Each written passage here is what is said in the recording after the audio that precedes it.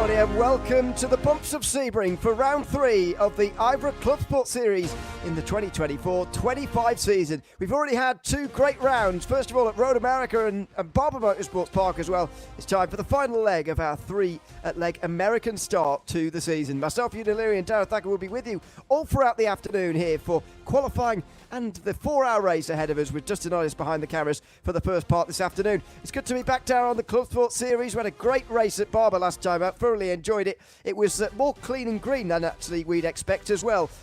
Wonder what we're going to expect here from Sebring. Probably a bit of a different race this afternoon.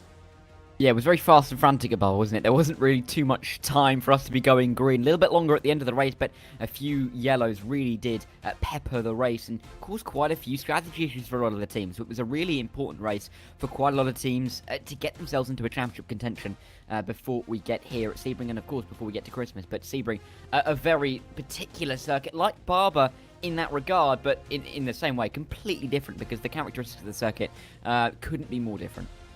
Yep, we'll be back again in about 2 months' time, almost exactly, for the next round of the season, where we've got our European leg of the season in 2025. Make sure you join us again on the 15th of February, where we will be live from Imola. Looking forward to that. But first of all, we've got Sebring. Qualifying is underway. TCRs have just been out there on the circuit, and the checker flag has just flown on their qualifying. And these are the classes we'll be working up. So Sport will be next up, then it will be Cup, then it will be LMP3. Good variety, especially in Sport and TCR here, Darragh, in this series, which is always what we like to see. And we do get good variety in IVRA as well, which is good. So, yeah, lot to look forward to as far as that goes. This is our format, as I was saying. TCR qualifying has just been completed. The green flag about waving on Sport now. I think they're just heading out. Yeah, some of them just leaving the pit lane right now.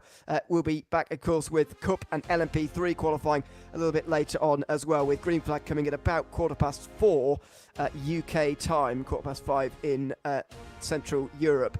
So let's get on with qualifying then, shall we? As I say, we just had TCR qualifying, and we will have a look at the pole lap in a few moments' time as well. Here it is, in a surprising amount of traffic actually here. It's Damien Owen Harris we're riding on board with here for Semper Racing, who's taken pole here in TCR at Sebring. Interesting to see how you get your car round here. To be honest, 2 minutes 13, by the way, in these TCRs. Sebring, a very long circuit in these pretty slow cars. Yeah, taking turn 1. Many different lines you could take into turn 1 here. Just trying to clip the apex and bring the car back to the outside of the circuit for turn 2. This little section of the racetrack, I think, is going to be very key when we're seeing a lot of the lapping take place over the course of the evening. Pace difference is going to be pretty high, but you really can't afford to go onto those sausage curbs, otherwise you're going to find yourself taking a little bit too much flight for your own liking. Yes, this used to be an old airport, but you don't really want to be doing that in one of these TCR cars, or any of the other cars for that matter. But hairpin, we've just come down to here with Damien Owen Harris. Important point for overtaking, particularly in the classes. So what? Keep an eye out, I should say, for down there throughout the 4 hours, but this is looking like a pretty clean lap time. It is interesting, as you say, that it is in a little bit of traffic. I think a couple of these cars probably went towards the top. What I've noticed as well from riding on board here is just how much he will be chewing through his front tyres by driving like this. I can't imagine he's going to do much of this in the race, to be honest with you, because otherwise he'll need new tyres after about 10 minutes. But this is what qualifying is all about, getting the fastest lap possible, and that's not always too kind on those front tyres. Out of Tower Corner now. That was turn 13 on this circuit. Now running up towards Bishop, which is pretty flat out, even in these cars, because of the speed. I know they've not got the downforce particularly, but they don't have the speed either to contend with. Then flicking it in to turn 15. You notice on the brakes, especially the sort of front of the car angling in, if you like, to the apex there, and it helps out a lot, especially if you set up your car well to just get that rear round a little bit into the corners. Especially helpful, of course, because these cars front-wheel drive, not able to use the power to steer the car in the same way as you're able to in rear-wheel drive cars, of which all the other classes are. Into the final corner, again another corner at this circuit where you can take 1,000 different lines, and only a few of them are quick. That though was how Damien Owen Harris took the pole position, a 2:13.6. That was just over a tenth quicker than the next best time, set by Miguel Freitas, who I believe was ahead of us during that lap in the impulse car just up ahead there, getting a bit of a distant tow from them. This was how they ended up with Freitas and Harris on the front row. It's going to be RD Simsport and Matthias Penteler in third place, followed by Konstantin Stolzenberg of WSR. Grow Racing Team are in fifth, ahead of Scherer Esport, with next up Veracious Racing Team. Dan McFarlane for G-Force Racing was 8th, ahead of Dominic Geisler for Carlisle. Then Sam Blees for Geodesic, 1.1 seconds behind, which is a bit of a surprise, really. Sim Motion didn't really get a proper lap together there. 2.5 seconds off the pace in 11th.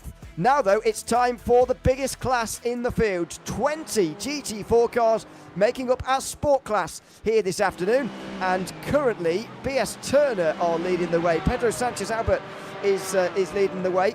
As I think relatively recently transferred over to BS Turner, or that could have been a little bit of a while ago now. Not entirely sure. That rain at the front has come to an end pretty quickly. It looks like, to me, Impulse have suddenly got to the top.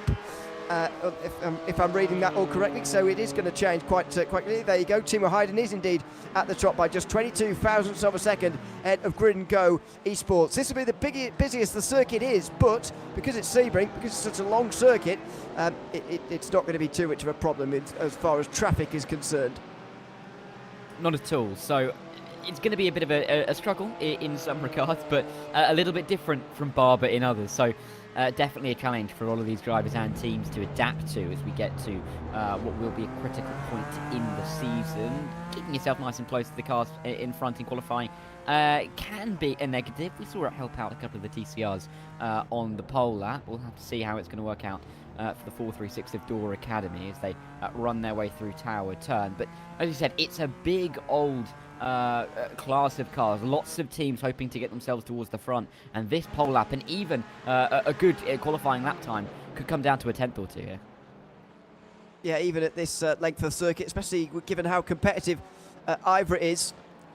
At the moment, towards the bottom, Altitude Esports only 1.2 seconds quicker than Semper Racing, so just underscoring again, in case you needed to know again, the sport class not actually that much quicker than the TCR class when you actually get these cars out there together, as we will, of course, later on. Florian Denzler is in the slipstream here of the Huge Ass BMW, currently down in 15th place. Door Academy, though, only in 14th themselves, so sort of trying to help each other, really, in the new BMW as they make their way out of the final corner. Huge Ass getting a bit wide there towards the wall. Will Denzler get any closer? No, only a little bit. Still over a second, or just about a second, away from Impulse Racing, who are still at the top. But Hydrace Geodesic Racing have gone up to third. Altitude are in fourth, and WSR Esports Bookkicker are in fifth. It's got a lot closer to kind of going to what you were talking about a couple of moments ago. These times have suddenly got closer. Grid and Go briefly went to the top. Impulse have retaken, and Alexander Peregrina, who you can see here in the Aston Martin for Fiercely Forward, has got himself into second place as well. Yeah, frantic action for a moment. Hydrace Geodesic Racing, I should say, were third and less than a quarter of a tenth off the pace. All of a sudden they're fourth. And they're over a tenth behind, with the top three split by less than a third of a tenth of a second. Incredibly tight between so many of these teams. The top 9 by less than half a second as well. And with still a little bit of time left for these guys to settle lap time. Not too many minutes, only 3 or 4, but we'll have to see if they can get any more improvements in. It does seem like the track is improving lap after lap for these guys, or maybe they're just able to dial the wick up a little bit more with the confidence that they can have in the car. So can Impulse hang on to this? Can Fiercely Forward get themselves to the front? But there are so many other teams in here that can definitely put themselves up with a good lap time. Certainly can. As we go aboard with one of those drivers, Antonio Regia of Geodesic, number 462. They're third in the standings currently, 23 points behind SimRC and Delta Sport. We'll have a full run through of the point standings, by the way, in warm-up, where we can dive a little bit deeper into that. But this is a decent start for Geodesic, sort of gaining a distant slipstream, and kind of on the fence really about whether you really want one here at Sebring. There are some long runs through turn 6 at Big Bend, I suppose. That's a slipstreaming possibility. The opening corner as well as the back straight, the Ullman straight, which we've just come down as well. But I can't see Slipstream making too big of a difference in any class other than the TCRs, where it is often fought over just a little bit. Regia here has got a bit of that, but let's see if it's made any difference. Over the line here, it's going to need to be a very low 209, and it is, but it's not any good enough for it is just about for a position change. Apologies. They are moving up briefly, but only to 5th place. Altitude move up to 3rd. Top 5 covered by half a tenth of a second. Yeah, I'm saying that it could come down to a tenth or two. I wasn't quite expecting the top 5 to be less than half of the tenth. Incredibly tight in this qualifying session. Then Grid and Go faster. Then Impulse go faster, swapping fastest lap times. We're now into the 2-minute 8s with Impulse's 2:8.991, the only team sub 129 seconds for the time being. So we'll have to see if they can stay there. But again, can anybody else jump themselves up? There are a lot of cars coming towards at the end of a lap and on another lap. So still a lot can happen in this qualifying session. Jordan Backmeyer in that 404 Delta Sport Simstrop car. Can they put themselves up any higher? Only a couple of tenths to get themselves into the third. A couple of hundredths, I should say, to get them onto row number 3. This is Otto Pustinen in towards turn 10, Cunningham corner, working his way through. This will be a very difficult section of corners, I think, in the Cup cars especially. You're really trying to get the power on through Collier. Turn 11, turning and accelerating at the same time. Never a great combination. It can be a little bit tricky, so watch out for that over the course of the day. Through Bishop now for Pustinen, fastest corner on this circuit. And mainly because you don't have to brake for it. Then in towards turn 15, which is Le Mans chicane, before getting yourself onto the Ullman straight in a few moments' time. So far, Impulse and Timo Hayden, the only ones into the 208. We're not too far away now from the end of GT4 and Sport Class qualifying. Only a few minutes to go. So if Ganosa Tarstelen and the rest of them are going to overtake Timo Hayden in the standings, it's going to have to be pretty shortly. Yeah, we'll have to see if they can do it on this time around. But also, we've still got a little ways to go in the season, so even if you don't necessarily get the result you're looking for in the qualifying session, we've got a little bit of time. But you need to get the points on early, don't you, to really give yourself and the team the confidence to push on in the new year. Glacier go up into top 5. They are not receding in the order just yet. We'll see if Aidan Young can go up the order in the 461. The Mercedes-Benz getting so close to the outside of the racetrack, and the WSR Esports bucket could go any higher. I don't think it can. A 229.246 will leave the 461 in P7. That is a backing off lap. I think what a lot of these teams have done actually is backed off on this penultimate lap and are going for one final one now, although I'm afraid it's already gone wrong for Grid and Go. They have come into the pit lane after their previous lap time, and they didn't actually go through and complete it. So Grid and Go are done with the session. Best they're going to get is second for Ganosa Tastelen. Alexander Pellegrini is still out there, so is James Boumet, and actually the rest of the top 9 all out on the circuit, although Zenith have just come in from 9th place. So there are a few pushing on here, but not everybody. Here's Pellegrina in the Aston Martin, finding himself in a bit of traffic here. Needs to make sure he doesn't trip over that Cayman on this lap. Yeah, let's see as they run their way down in towards the hairpin. Is he going to get held up too much? He looks like he's far enough back that it's not going to be a problem just yet, but if Peregrina's a little bit fast on this lap, gains even 2 or 3 tenths through this next sector of the lap, could find himself at risk from losing quite a bit of time in towards the last couple of corners at Le Mans and at Sunset Bend. So let's see what the 412 can do, but they just need 700ths of a second so far. Easier said than done, but Peregrina will know the margin, will know where he can gain and lose a little bit of time compared to his previous run, and can really try and zero in on those braking zones, those apexes, those traction zones as well. But it just doesn't help when you've got a car right in your windscreen. Doesn't really. Into the slipstream though, it's going to be a help. So it's sort of toing and froing. You don't want it through the corner, certainly. You will want the pulling on the straight in towards the right-hander at Le Mans. Turn 15 they go. Looking to just hook that car over the left-hand side curve there and then open out Le Mans corner itself. Going on to the Ullman straight. Pellegrina here going to be benefiting again from the Cayman. I think he's timed this just about well. He's got a decent slipstream throughout the lap, but He has not been tripped up in the corners, other than maybe a little bit into Sunset. There is a big enough gap, though, for him to break late enough here. And the Cayman's going pretty quickly as well, don't forget. He's a little bit tighter to the apex as well than the car in front here is Peregrina. Can he get this? Pole position maybe in the offing here for the Aston Martin of fiercely forward. Is he going to get there over the line? It's a 2:09.2. He doesn't go any quicker than his previous best. That's the end of the session for Alexander Peregrina, and he can't quite get to pole.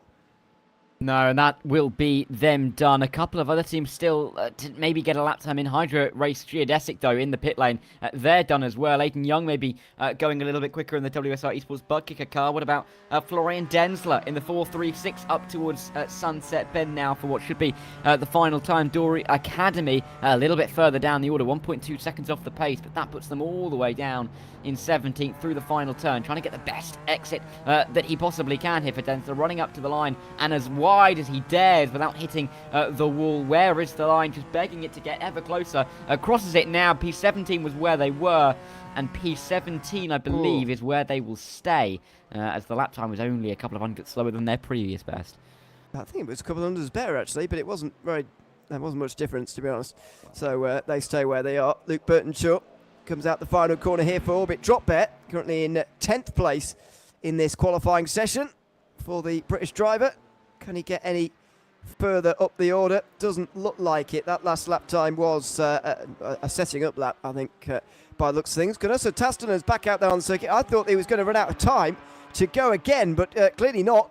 He has got some time left in the bank here. 88 thousandths of a second behind Timo Hayden, who's still going round. I don't think he's actually pitted throughout this entire qualifying session. So, interesting strategy from Hayden. I would have expected that he would at least pit once throughout the session. But anyway, he has decided to stay out there, and Gunasso Tastelen is going to be challenging him here. Hayden will be over the line first. I'm not sure he's going to improve because he's just pounding around and not really going anywhere at the moment. We'll see if Tastelen, though, is going to get any quicker on this lap here. He needs to find about a 10th of a second.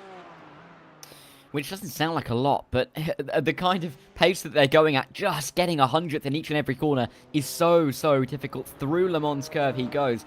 It does help that he has a little bit more room to himself on the circuit, as Delta Sport Simshot got up into P3. The 404 not having any errors to get themselves onto the second row. But what about Tazlan? Final turn for him. Can he just about nick pole at the end? In towards the final corner for Gunasso Tastelen. Brakes late. Down on the inside, he's going to try and get on the inside of Sunset as much as possible, and he's taking a good line there, although I'm afraid it's only a practice for pit entry. Timo Hayden has gone a little bit quicker. It's put it out of reach now for Gunasso Tastelen, and he pulls into the pit lane. This is Florian Densler again, down in 17th place. Doesn't look like he's going to get anywhere either. He comes into the pit lane. Only other drivers out on the circuit are Luke Burton-Shaw at the moment, and also that's it actually. Everybody else is in. So that looks like it's pretty much the end of the qualifying session. Orbit Drop Air here are going to make their way into the final corner now as well. A little bit wide, but he's just about got the right line, and there you go, he's into the pit lane as well. So that's the end of the session.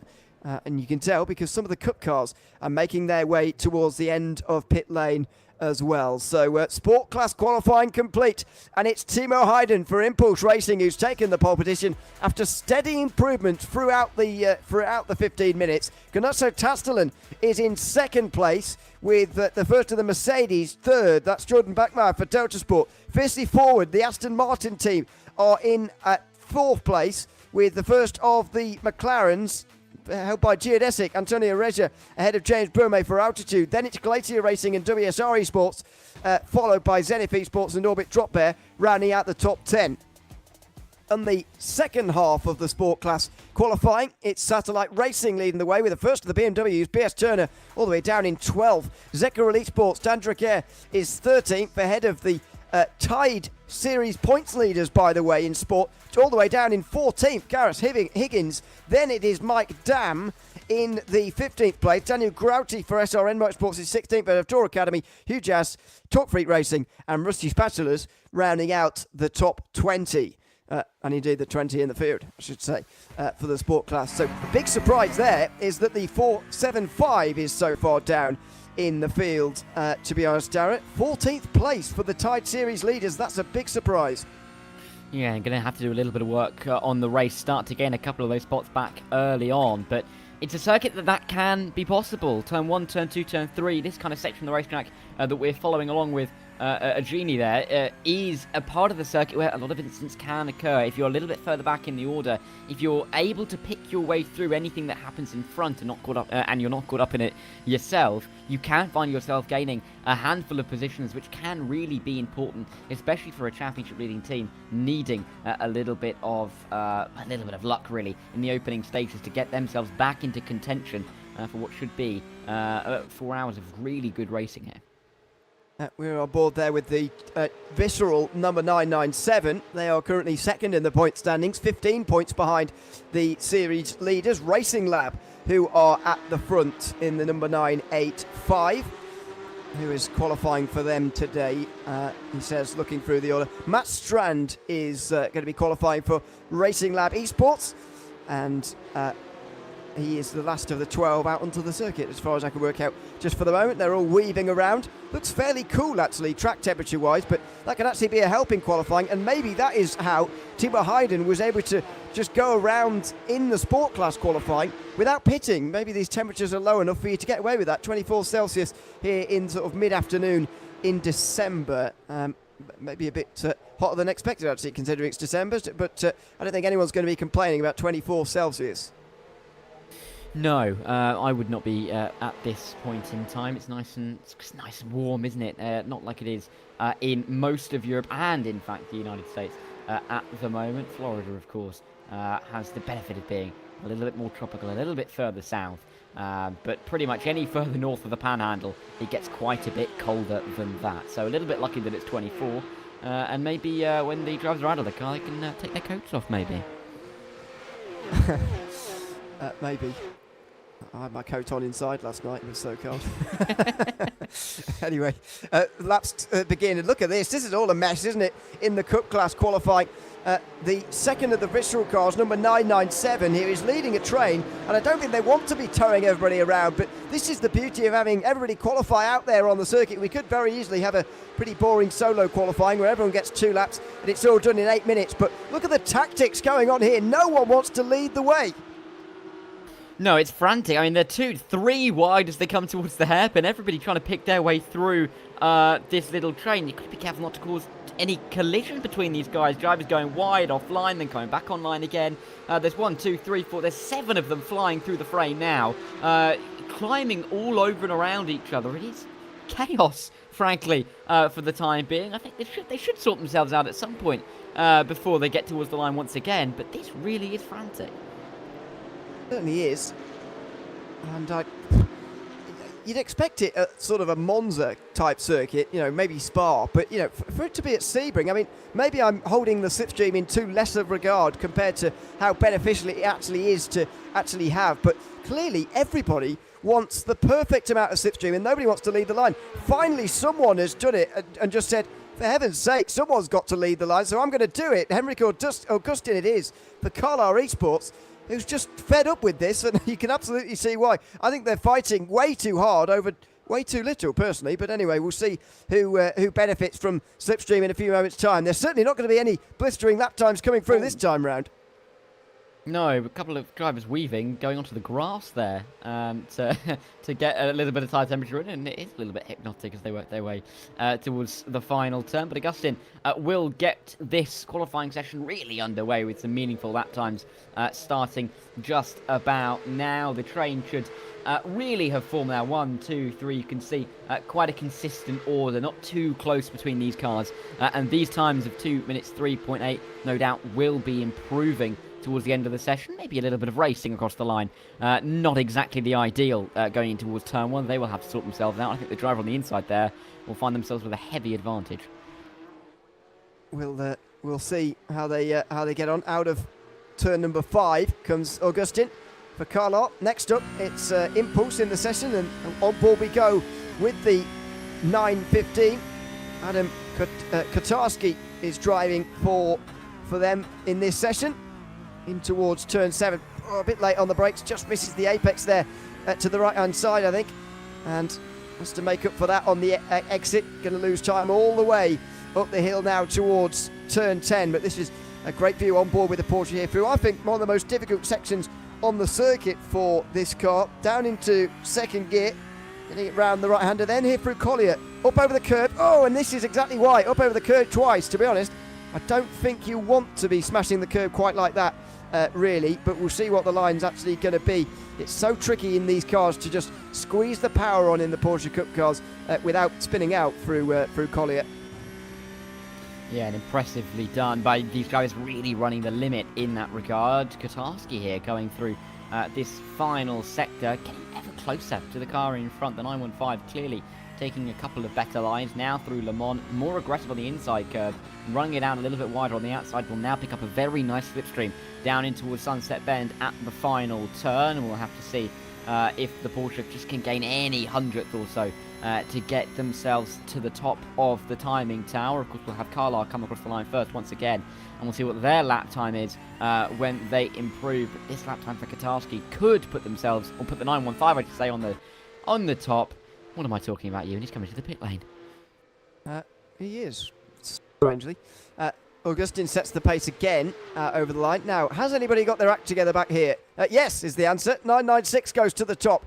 Gilles Gianni hasn't gone as quickly this time round. Still way down in the number 997. There goes Gregory Hovson up towards the front in the Delta Sport 902 as well. So some of them have got their act together here, but still there's a few at the back who really haven't got representative times in. Impulse, who we saw come in the pit lane, of course. Aztec Simsports Fitzgerald 997 and Olympus Esports still yet to really get going. Gregory Hovson as well looks like he's got damage down the right-hand side. We'll try and find out where that was picked up, but it's not holding him back, clearly, despite the fact he looks a bit bashed up. Yeah, let's see, as they run down in towards turn 7. This isn't what you'd normally see in a qualifying session, is it?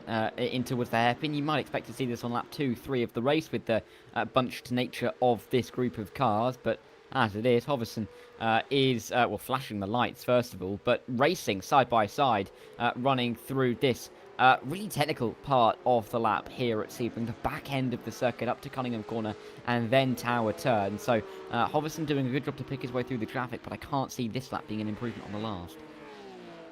No. We'll see, but I'd be very surprised. Unless they're really not at the speed, at the top speed anyway, just yet. I don't know. There is Corentin Lassine in the background for Valkyrie XP. And their traditional dark blue, white and orange. Into all the final corners for them at the moment as well. Trying to find someone who's actually on a decent lap time at the moment, which is a bit of a task. For now, everybody is backing off and maybe setting themselves up for another go a little bit later on. This, by the way, is the highest rated in terms of driver quality of the classes here today. 6.8k I rating on average for the Cup class. Plenty of these qualifying drivers, over 8,000 in I rating as well. These are some properly quick drivers, proper experienced iRacers as well. As we go on board with one of them, Corentin Lassine, 9k to his name. He goes over the line here from 5th because Fiercely Forward have jumped over him, and he does very slightly improve up to 4th place.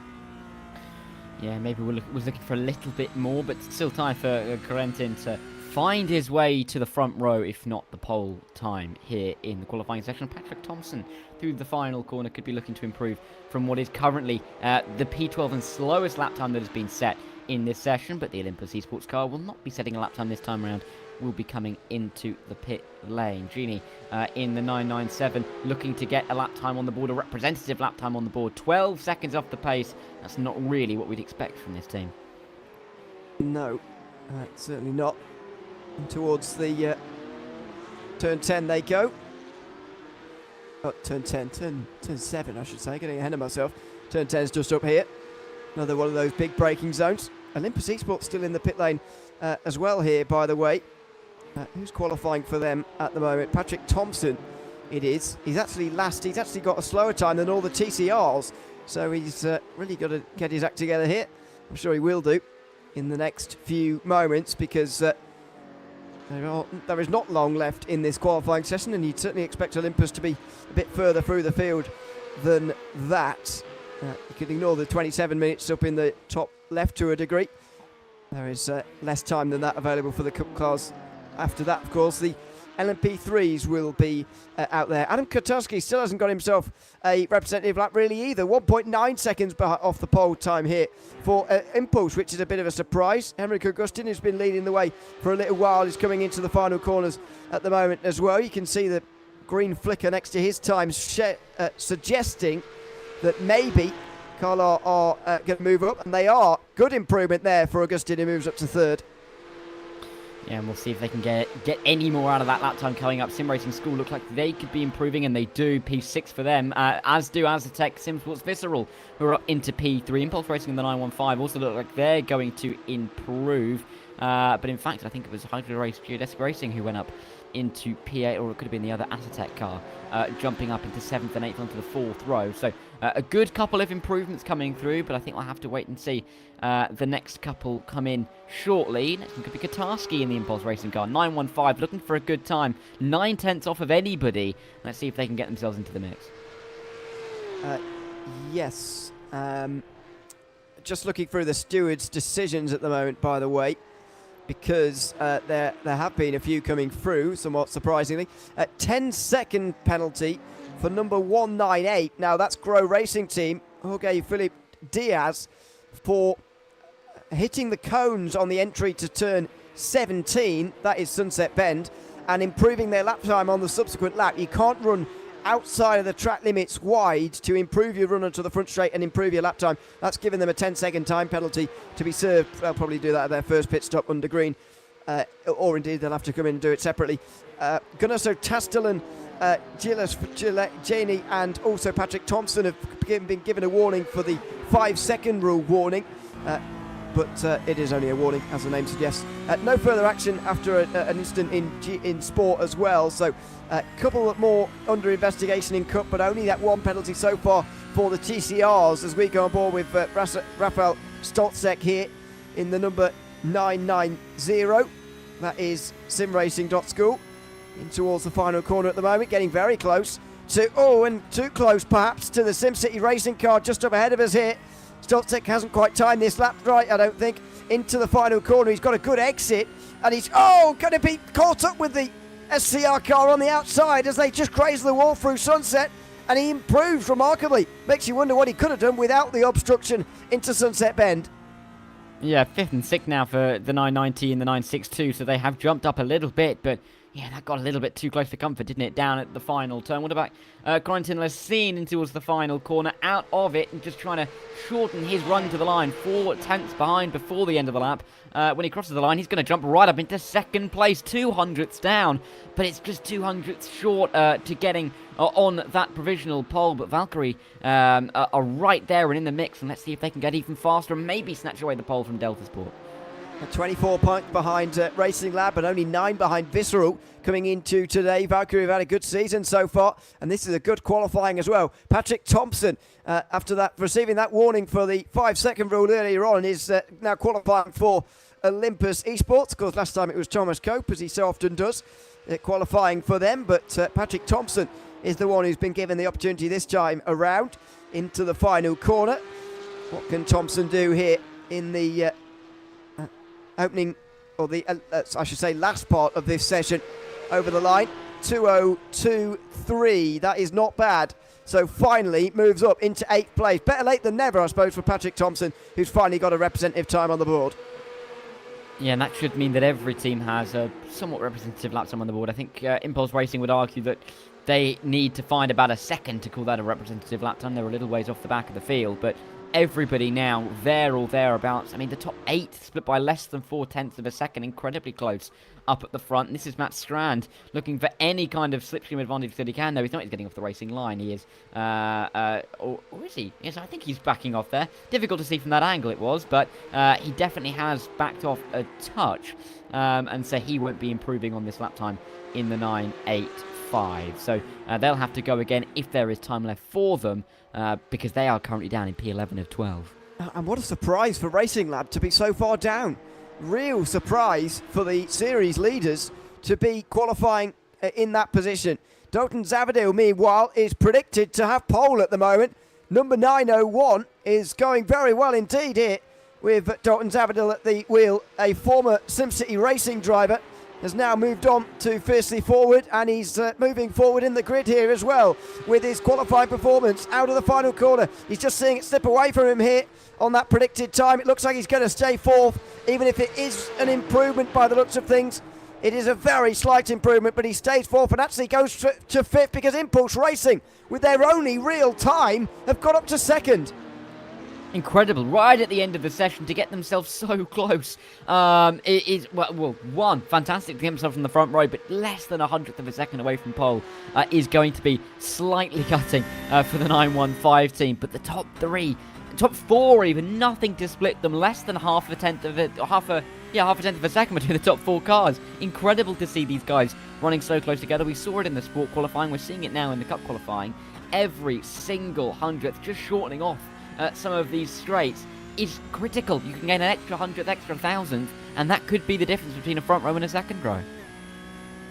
On board with Rafael Stotzek here through Bishop and into the braking zone of turn 15, down the gears to third, just to keep the car a little bit more stable, not using the top of the rev range, but just keeping the revs low to try and help the traction. That wasn't a very good run through Le Mans. He might have gone wide there, and maybe has got this last lap all wrong, I'm afraid.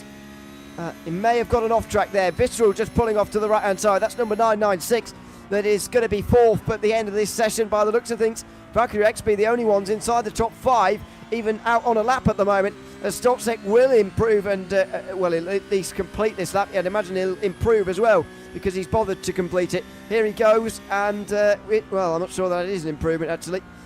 No, it isn't. He stays seventh, so that looks like it's going to be that in Cup qualifying. Looks like Delta Sport have just about held on.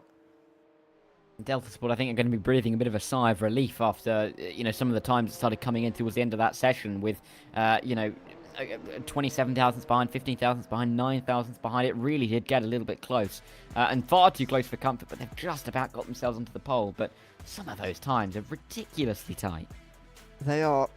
Three teams getting down below the 202s. Delta Sport, Impulse and Valkyrie, and they're 1, 2 and 3. Vince Peters was fourth, but still within half a tenth of pole for Aztec Sim Sports. Visceral, fiercely forward, round out the top five with a bit of a jump, then back down to Henrik Augustin. That's for Carlisle Esports. Then it was SimRacing.School, who we saw come over the line there very late on.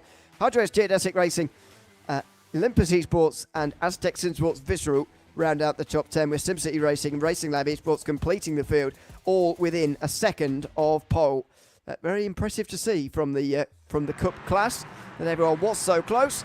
As finally, the final qualifying session of the day is upon us because the LMP3s are making their way out onto the circuit, ready for their laps as well. Yeah, we'll have to see how they can complete the grid. Of course, they will be lining up at the front of the grid in their fastest machines of the four all the four classes that we have. Of course, we have a little bit of variety down in the sport and in the TCR classes and what cars that some of these teams and drivers are using, but it's a little bit more monotone up here in the LMP3s and in the Cup class. So really is a battle between these drivers in their machinery. Not too much that they can change in terms of the differences between the cars, which means that we're likely to get, and we'd hope to think, that we're going to get another very close qualifying session. A good afternoon to everyone who's watching along at home. Let us know who you're supporting. I know a few of you already have. It's good to have everybody along board again for round 3 of the IVRA Clubsport series for 2024-25. This is the 4 hours of Sebring that brings us to the end of 3 American legs that start out this new season. The LMP3 qualifying is just underway now. One final 15-minute session for everybody to set the best lap time possible and get themselves a good position on the grid.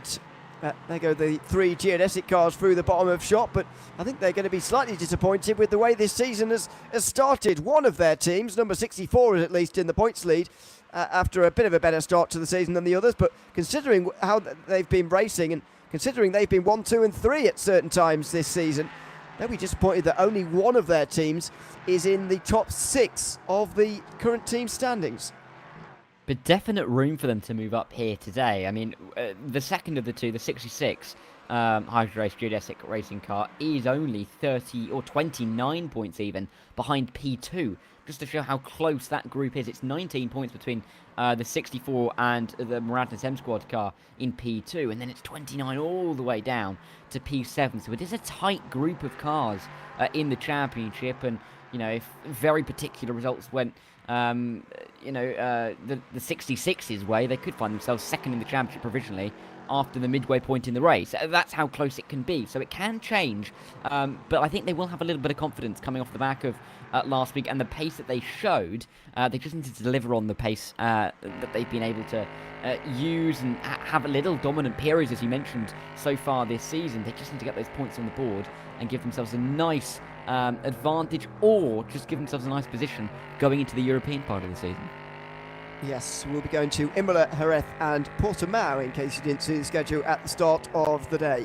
On board with Alessandro Lau for WSR Esports Bookkicker. They're 5th in the standings currently, 30 points behind Geodesic. It's actually very close in the top 7, all covered by just 50 points, which when you consider that all 4 of the series leaders in all 4 of the classes have got over 200 points, they're all in that top 75% in LMP3. That's the most within 50 points of any class in the IVRA Clubsport series so far. This is Graham Sanders in the slipstream, the final of the 3 geodesic cars in the points, number 62, the only one outside that top 7 and outside that 50-point bracket I was talking about there. He's in the slipstream nicely on the Ullman Straight. How much is that going to help him on the way towards the line here as they set the opening mark? This is not anywhere near as messy as the opening of the Cup qualifying, where people were all over the place. Let's see who sets the benchmark. Geodesic look like they have done there, and they, with that 154.0, are going to hold the top spot with Brandon Roseborough after the first round of times. Yeah, let's see if they can stay there. Of course, no surprise that the gap is only 32 thousandths of a second after what we've seen in the last couple of qualifying sessions, but Roseborough will be looking to just eke that advantage out a tiny bit more over the next couple of laps. The likes of Muradness, though, a couple of the other Hydro Race geodesic racing cars, the 62 and the 66, will be hoping to close in with them currently sitting down in 6th and in 8th respectively for the time being. But you've also got to look at teams like Solprek Precision Racing in the number 60 car. We'll see what they can do. Not really a representative lap time for Boris Angel Lavando in his LMP3. Echelon Sinsport as well, looking to get a meaningful lap time on the board from them, and you can see they are heavily improving, so we'll get to see where the 29 is going to be in the next minute or so. We certainly will. Mario Volnik saying go Carla. Carla Esports, of course, represented in I think a couple of classes here today. 6th place in the Cup qualifying that we just saw there, and they have a TCR as well, where they've qualified down in 9th place. We'll have a full run through of the grid just before we get going with the racing, in case you missed some of the qualifying earlier on. Zach Herbert on board with him now for Echelon. I would think he would argue that was not a representative time first time around, but second time round he'll give it a go. You can just see how different these cars are to drive than some of the others, especially the TCR, that goes without saying, but even the Cup and Sport classes, where you're relying a lot more on the mechanical grip and a lot less on the aerodynamic grip because it's simply not there, but you can lean on these LMP3s that little bit more, and Zach Herbert certainly is doing. Different lining towards Sunset as well, faster through the mid part of the corner though, as now they make their way up towards the line. Where's it going to be for Zach Herbert? It's a 54.1. That would have been good at the first time around, but this time around it's 6th place because the goalposts have been shifted and Tetris Automotive are now leading the way. Yeah, and by nearly 0.2 of a second, as they just try and get themselves towards 1 minute 53, as the times do start to come down just that little bit more. Jason Dilworth bouncing over the curb on the outside as he now makes his way towards the hairpin in the number 56 Prestanta Nomad car, and we'll see what Dilworth can do to try and close that gap. But it is a little bit wider at the top than we've seen in the last couple of sessions, but it is as close in the mid-pack. Of course, the 66 and the 29 1,000 between them. We'll see if who can come out on top between those two. You suppose that they will both improve on those lap times. We're still waiting for lap times, though, from the likes of Solprek Precision Racing, and a couple of improvements, the likes of Trek, who were up in P5 not too long ago. Improvements pushing them down to 9th, but let's see what they can do on a future lap. Still early days, though, relatively speaking, in this qualifying session for the LMP3s. Very much early days for now. Just under half a second away for Jason Dilworth, Prestanda Nomad. Not within that 50-point bracket, unfortunately, but this is a good qualifying performance so far. Look at that traffic just up ahead of him, by the way. A couple of geodesics look to be involved in all of that. Not sure why they're all running so close to each other, to be honest with you, but anyway, they decided that's the best way to go around. Jason Dilworth here is making improvement. You can see a very faint green going over his gap there, which suggests that he is just improving on his lap time that little bit, but he needs a big jump even to get onto the front row here. These LMP3s are only getting quicker as they go along, though, as plenty of those LMP3s just up ahead of him here come into the pit lane. In fact, 4 of the top 5 come in. He's the only one inside the top 5 still out there, and he's putting it to good use. Oh, it's up to third place. He's within half a tenth of Delatraz. Yeah, and that Trek car that I mentioned needing a lap time to improve has gone up into P2. Maradness. The 70 has gone up into P4. I thought we saw Echelon as well improve a little bit as well. Of course, in racing with Palok is not going to improve too much. Here's Solpek with Boris Nicholando. Where can the number 60 go here for the first meaningful lap time? It's going to be not much of an improvement at all. I think they're going to have to go again. Still 3.5 seconds off the pace. And that really is not representative of what the team can do, I'm sure. Certainly not. Liam Doyle supporting Prestanda Nomad as well, willing them on very well to a third place so far as the Geodesics get their ducks in a row. 6th, 7th and 8th in the standings. The annoying thing, though, Darren, is that they're not in the right number order. 64, 62, 66. They should probably sort that out. Yeah, and it's quite a big gap, though. I think the 60's got a little bit of work to do, considering that the top 6 is split by less than 2 tenths, and then the gap between 6th and 7th is then, what is that? Nearly 4.5 tenths. So a little bit of work to do for the 62, but I'm no way surprised that you are finding that a little bit irritating. Thanks. It is a bit irritating. The only ones improving really at the moment, WSR Esports Booking down in 9th place, number 16 for Alessandro Lau. Down the Ullman Straight he goes in towards Sunset Bend. The long right-hander really leaning on those left side tyres through here. They'll be screaming by the end of the stint for sure in LMP3 as they're the first ones to make their pit stops. Just short of the sport cars into the... oh no, I was going to say top 5, not quite. Alessandro Lau missing out by a tenth and a half on the top 5, but he does get up to 7th place at least. What he's done, he's got himself a bit off sequence with everybody else, so he's found a little bit of free track space there where everybody else is either setting up a lap or on an in-lap, and it's been quite helpful for him. Same for Mike Pulish as well here, who's into the 53 for the first time. That's 8th place now for Core Sim Racing. Yeah, and they're a little bit higher up in the order, but let's see if they can go any faster at all. I think they wouldn't mind getting a position or two, considering that it is going to be quite a congested midfield in this category in the early stages. Getting a little bit of an advantage could be critical. Van Handel, though, coming into the hairpin in the Trek 33 car, still 13 thousandths off of the fastest time by the Delatraz Automotive number 8 car. Let's see if they can get themselves to the pole time, but even if they're going to improve, there is still a lot of competition from cars in behind. You can see all 4 teams at the bottom of the order look like they're going to be improving. And Solpek, oh, they really look like they could be improving right towards the top of the order. Let's see. It doesn't look like it's going to be quite enough for that, but they may well get in the mix at least. Solpek, 42 points at the moment off the championship leaders, Geodesic, who are 6th at the moment in this qualifying session. Niels van Handel into the final couple of corners at the moment as well. Looks to be going a little bit gingerly to me. 13 thousandths away from Delatraz. He's backed off after going pretty quickly through the first part. Alessandro Lau doesn't seem to be backing off at any point during his laps. He's into the final corner right now as well. Taking that wider entry, of course. Not really paying much attention to the white line. Getting close to that wall, though, on the right-hand side. Probably needs to be a bit closer than that. He's going to need a big improvement here to even get onto row 3. Has he got it here? Alessandro Lau. Oh, he has. He's got pole. Alessandro Lau with a fantastic lap time for WSR Esports Buckinger. He's got pole at the moment by 4 tenths of a second. Yeah, and we've got a lot of other cars coming through. The number 62 is one to watch out for as well, in P9 for the time being. But Echelon Sim Sport going into P2. Zach Hebert can find himself onto the front row provisionally. Here is the 62 through Sunset Bend. I really think this is going to be very close for pole here. You can just see nearly a second, if not just over a second faster than their previous lap time. The 62, will they go fastest? Not quite. They'll go to P2 as the 66 goes to P4, but still more lap times in the offing. Oh, Delatraz, they've got it back again with the first 152 of the session.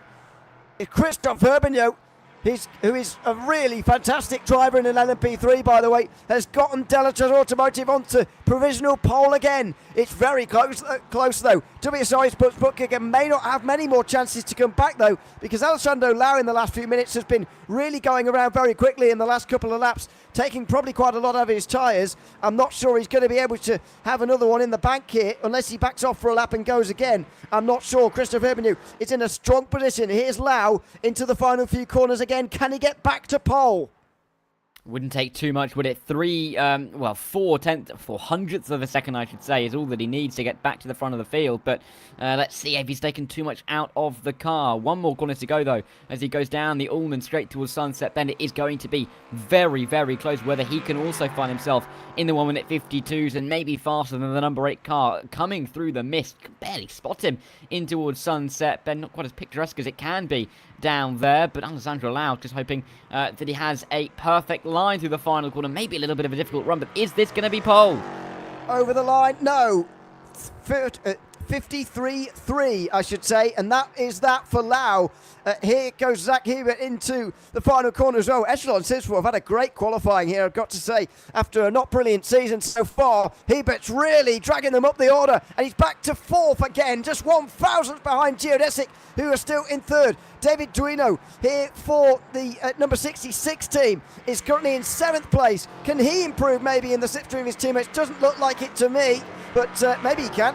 Oh, he certainly can. Oh, he can. He's got pole, has he? Oh, he has. He didn't look like he was maximising Sunset at all. He was nowhere near the wall, but he's taken pole briefly. Christophe Herbigno takes it off him again. What a session we're having. Just a couple of minutes to go. It might well be the last chance now for absolutely everybody in this session as the time ticks down. Delatraz at the moment are continuing to snatch the pole position back again from whoever takes it off them.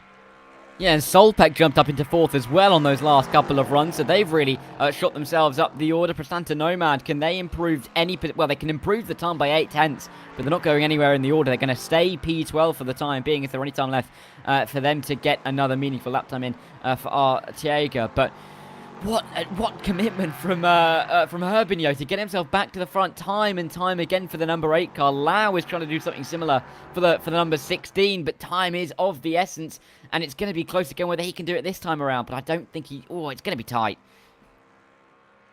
Let's see. Is he going? Yeah, sorry, it's just the camera angle. I thought he was going slowly there. It's just the camera angle in towards Sunset Bend. It's a long straight, of course, Ullman straight. Out of the final corner, Alessandro Lau needs a 52.8 probably here to get pole. Can he get there? Over the line. Oh, it's a 52 for the first time, but it's not quite pole.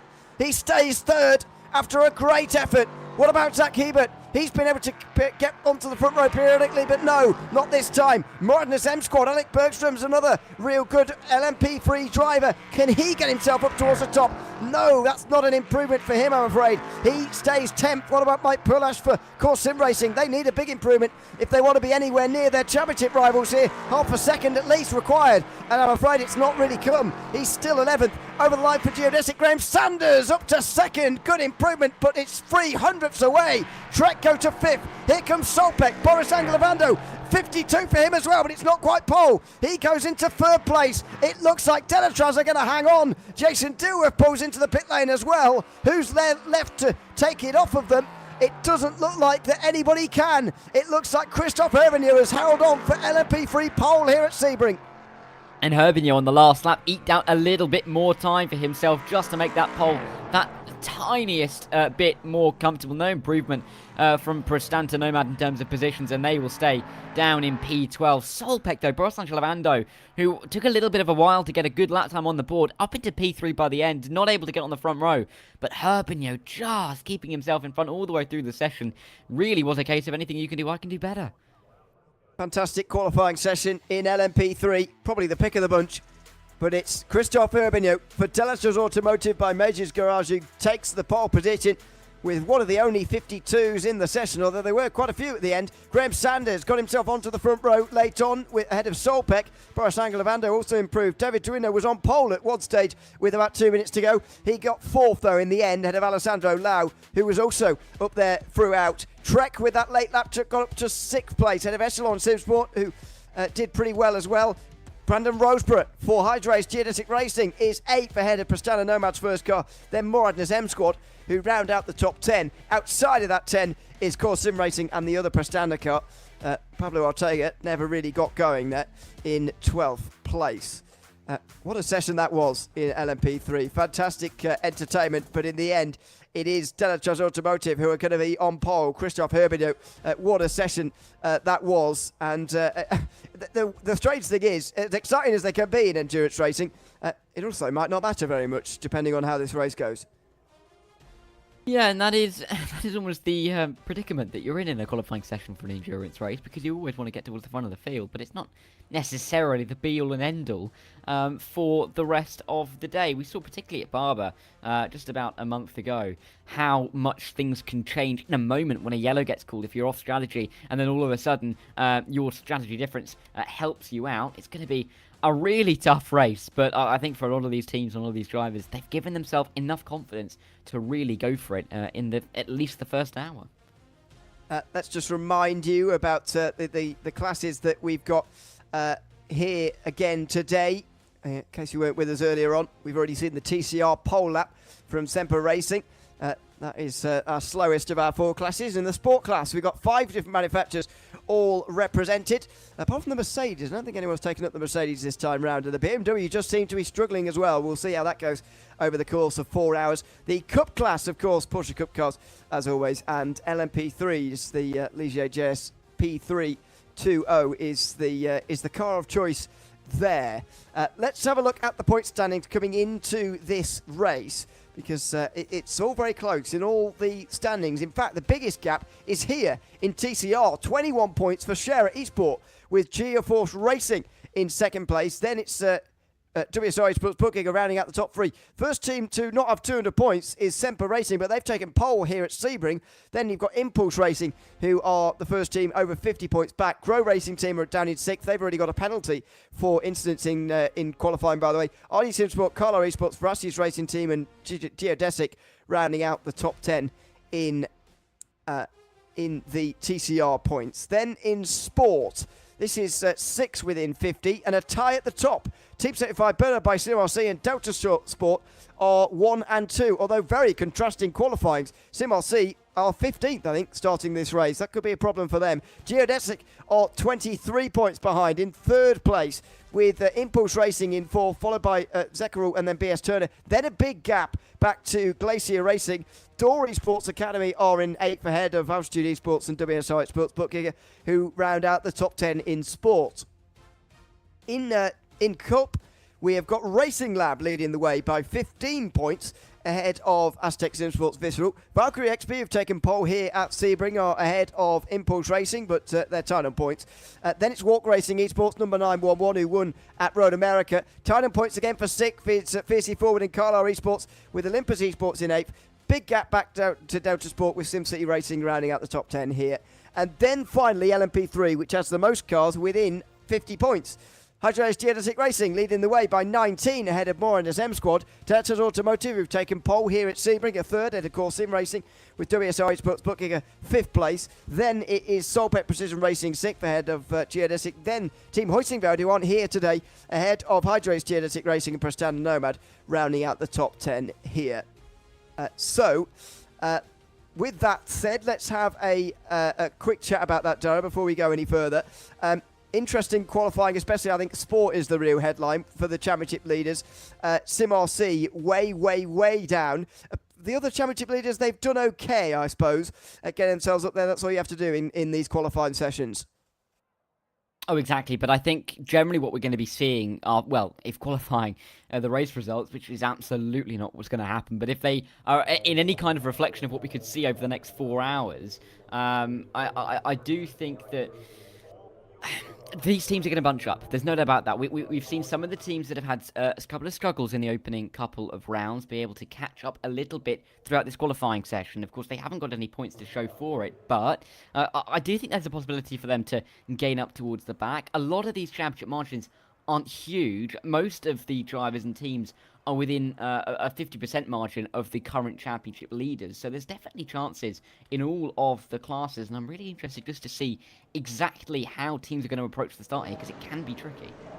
It certainly can. That much is true. Didn't get to see TCR qualifying, of course, but I can tell you that Share Esport, just to remind you, qualified down in 6th place. So they've done okay as far as championship leaders go as well.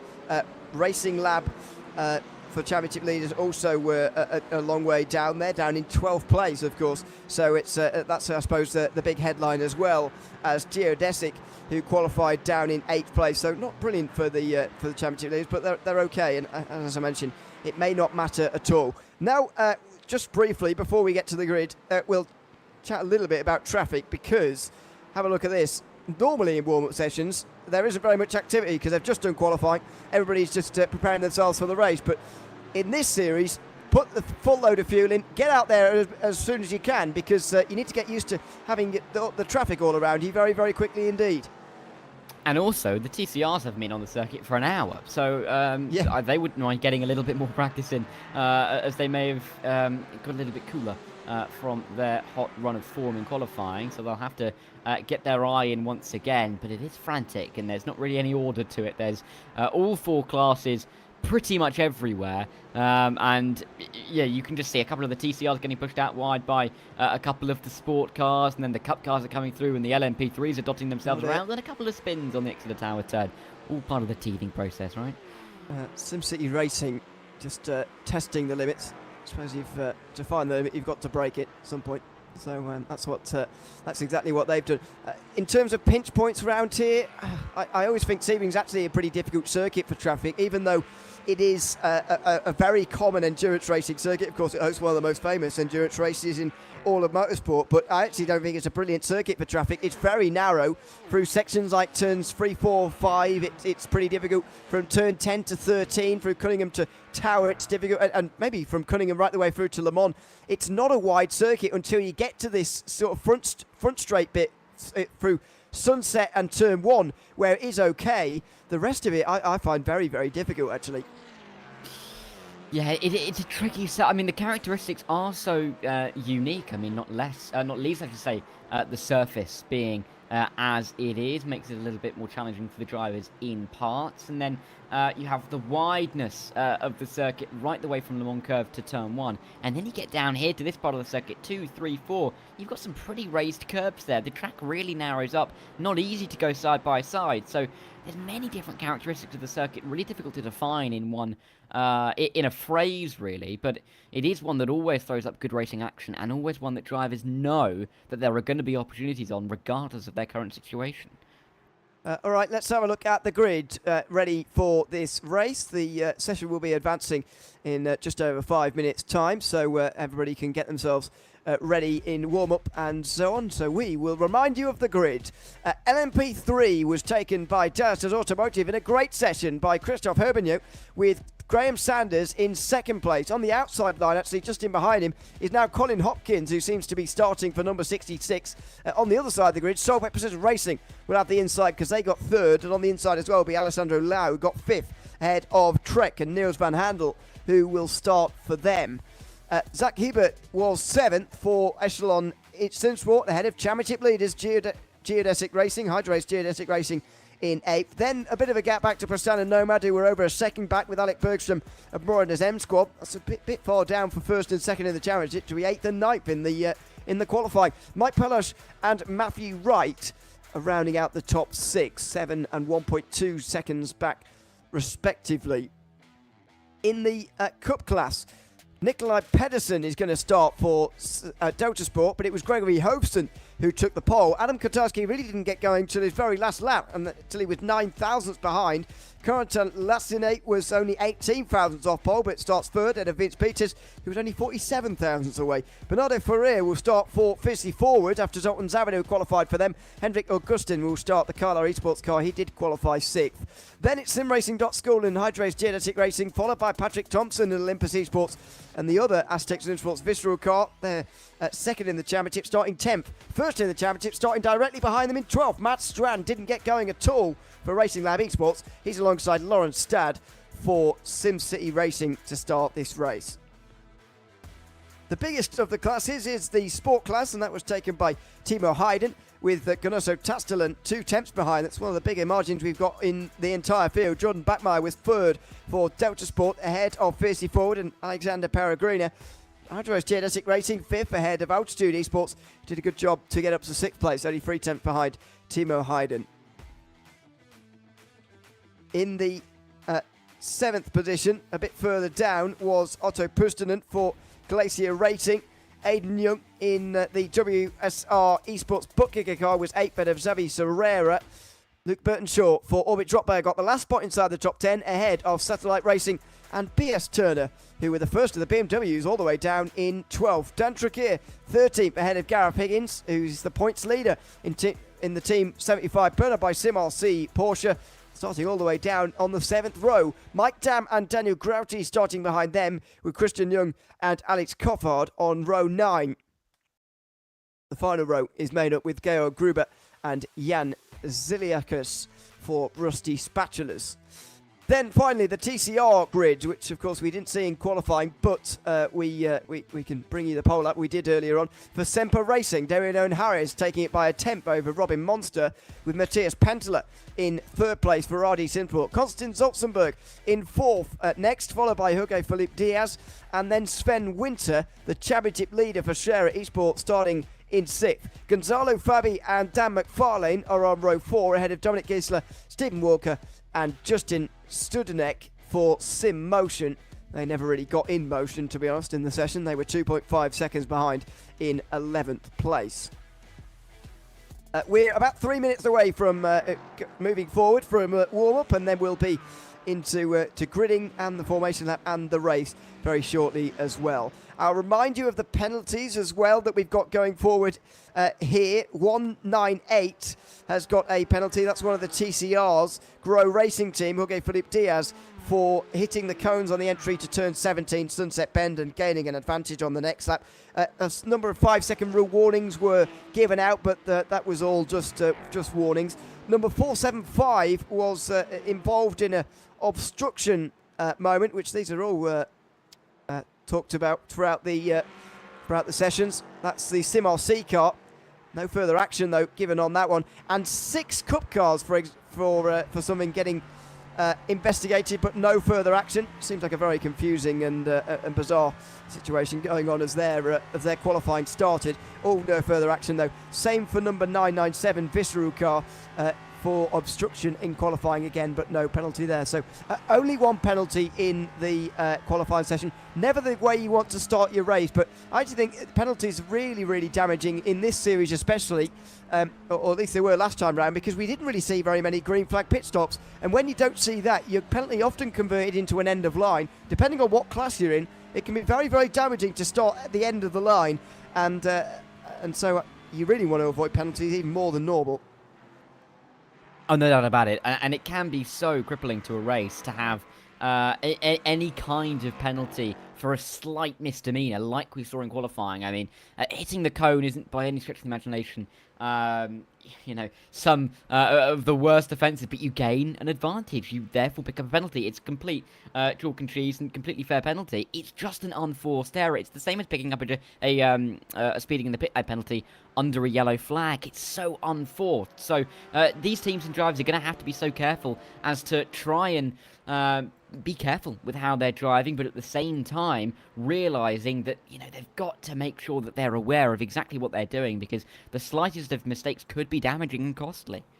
And just to explain that penalty as well, if you move the cones on the outside of Sunset Bend, there's some cones just off the racetrack there to sort of designate where you're going down here at Sunset Bend. There they are in the bottom of your shot. If you're knocking them out the way, you're going abnormally wide, which gives you a better run into the front straight to start your lap. You'd never go out there on a natural lap, but to set up your lap, you certainly would go out there. And you can absolutely understand why Race Control are monitoring and indeed punishing that, because I once did a series many, many years ago where we forgot to implement that rule, and everyone was going so far. They're actually running along the wall on the left-hand side. The wall is a very long way at the outside of Sunset Bend, as we know, but they were actually taking the sort of, I don't know, alternate layout, the one with almost like a hairpin before Sunset Bend, and then you go flat out through the actual corner itself. You don't want to be seeing that, so you can absolutely understand why that rule is in place. But we shouldn't see people out there unless things have gone very wrong in the race, because it's only really to set up a subsequent lap. You wouldn't do it to gain an advantage on a flying lap.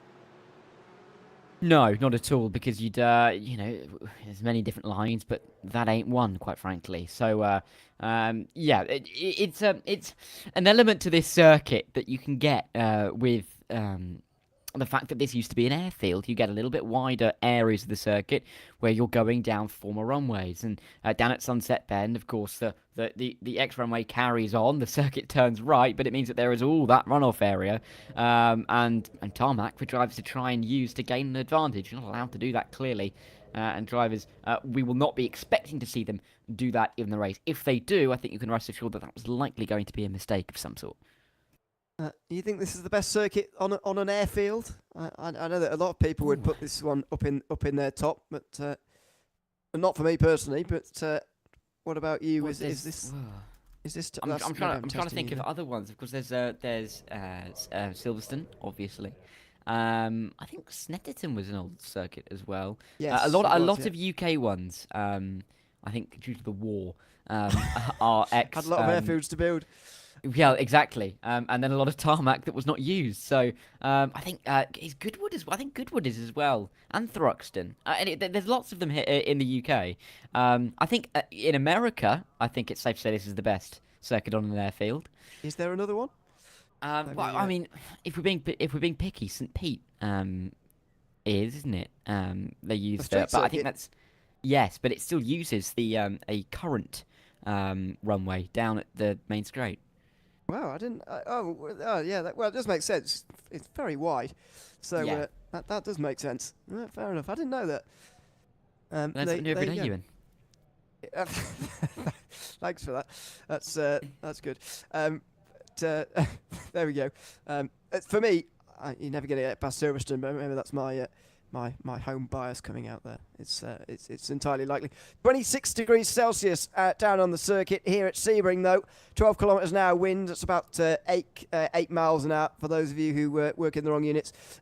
Pretty misty as well to start this race, but we shouldn't be getting into too much darkness later on, though it will be 10 to 5. So maybe this time of year we will. I don't know what the sunset is in Florida. I think it's a bit later than it is in England, so I think we will get away without darkness as we do in most club sport races. Do you want me to time and date it again? Let's have a look at the sunset time here in Sebring. It should be. Yeah, I think you're right. It shouldn't be. It shouldn't happen before we finish the race, but I think it definitely will start to get a little bit darker. Sunset is at 5:30 at Sebring, so I think we should be okay. If it stays relatively clouded over, then we may not get too much of a sunset, but I think the sun will start to dip towards driver's eye line and towards the final corner, which could throw up a couple of surprises. You can get the sun lingering around for a very long time as well, because it's so flat around here. So once the sun goes, it really does go. It's not hiding behind a mountain or anything around here in Florida. It's just gone below the horizon. So it's a bit like drawing the curtains, but you do, or we're not, I should say, going to be experiencing that here today. The drivers are just out on their formation lap now, and by the time they get round to the beginning, they'll be it'll be just about 4:15 UK time, 5:15 Central European time. We'll be underway for 4 hours of racing. There's always so much anticipation before an IVRA race because of the build-up beforehand. I really like the way we go through qualifying class by class in this series and sort of build up the tension before the racing. We've got a long formation lap as well. These drivers get a very long time to think about what they're going to do on lap one. Yeah, not least the TCR drivers who, as we were saying, sit there for an hour after their qualifying session waiting for everybody else to set themselves on the grid before they can get racing. It's a real stop-start nature for them. They could likely do a couple of stints practice in the meantime if they were able to. But, yeah, we're going to have to see how a lot of these cars get themselves off the grid. Of course, not all of these drivers were in qualifying either. So there's a little bit of a discrepancy there. So we'll have to see how they can adapt early on. So this is going to be an interesting start, I think, and an important one for some of those teams who didn't necessarily qualify where they wanted to be. They need to try and pick a way through. But if there are incidents in the LMP3s, that is going to cause a knock-on effect all the way back. And one prediction to make: what are we going to see? Cautions? You don't have to put a number on it, but what kind of caution filled or not race are we going to see here at Sebring? We got plenty at Barber, but that was expected. I'm not sure what to expect actually at Sebring. I think I will put a number on it. I think we'll get 3. I think we'll get one in the opening few laps, and then I think we'll have a nice green flag run and another couple at some other point. But I'm going to go for 3. I don't know if that's optimistic or not. I think Dustin's gone for 7. I feel like that's too many. Well, I think I know he's gone for 7. I think somewhere in the middle you might, if you two meet in the middle, maybe you'll get there. But I don't know. I think like this is one of those circuits where you could have a full 4 hours without anything caution-wise, but you could also have a very, very stop-start day. It just depends which way it goes, or indeed somewhere in the middle, as I say. We will wait and see. Out onto the Ormond Straight, everybody starts to weave around a little bit more, knowing that a bit of tyre temperature at this stage is absolutely required. Cool track temperature, of course. It is the middle of December here in Sebring, and so get your tyres up to temperature and get ready to go racing. Round 3 of the IVRA Clubsport Series in 2024-25 is set to get underway. The 4 hours of Sebring set off by Christophe Herbigno as he gets in control of this field out of the final corner. As the pace car pulls in now, it's up to him as to when to let the green flag fly. I believe he has now gone in towards turn 1, immediately able to take the racing line. Great jump from Christophe Herbigno, side by side for second as Geodesic are pushed to the outside line by Solpek in towards turn 1. Alessandro Lau has gone to the inside as well, but he's just been caught up there and he has to hold off Niels van Handel now in the Trek car on the outside line, side by side to hold on to his 5th place that he qualified so hard for in towards turn number 3. Out of turn 5, Christophe Herbigno leads ahead of Geodesic, then Solpek. Geodesic again in the top 4 as Cup and Sport also now getting underway. Another good start for the pole sitter down there in GT4 as the Impulse Racing Timo Hayden takes the lead there in towards turn number 3. Yeah, frantic though in that sport class as they fly their way through behind the leader. 2-3 wide it was through turn number 1 as we have one of the geodesic cars off of the road. I think it's the one of the cars at the back of the field. They're going to have to recover early on. Not good for them. 462, that was off the circuit as there's more little bits of contact as they make their way through the hairpin. This is a little bit technically off the start. Xavier Serrera is also miles away in the Zenith car, by the way, in GT4. Something has gone on down there. We'll have a look when things settle down. Olympus down the inside of SimCity Racing down here into turn 10 at Cunningham. Oh, just squeezed through. Just about, though. That was very close indeed between Patrick Thompson and Lawrence Stad. Not a great start for Matt Strand, I'm afraid. He hasn't made any places so far. But off. Visceral have gone off. One of their championship rivals off at Tower. And so they will make up a place now. That looked like a solo error there for Gilles Gianni there in the number 997. Yeah, not what they needed as we see more of the TCRs now come through Cunningham corner. Oh, big contact on the exit as they run their way through. I think nearly losing some big positions. I think 3 wide into Tower Turn. No, not quite. It's 2x2 for a split second, but that was quite a hefty hit as they made their way through Cunningham corner. A couple of misjudgments, I think, from a couple of the drivers. The last LMP3s gets all out of shape, and I think that was going to be Pablo Arteaga in the Prestanda Nomad car, nearly hitting the wall in the exit of the final turn. Out through turn 1 they go, and in towards turn 3. Prestana Nomad still on the outside here. Morinus will hold the inside, and they will get 9th place away from Prestana now. Good start from everybody in LMP3 actually. A clean start from everybody. Pablo Ortega still bringing up the rear, and Puerto still at the front. Meanwhile, in GT4, 462 trying to regain some of those places. Antonio Reyes qualified in 5th place, already right down towards the back. So we'll see what happened to him in a few moments' time, but that's a lot of recovering to do for Geodesic so early on.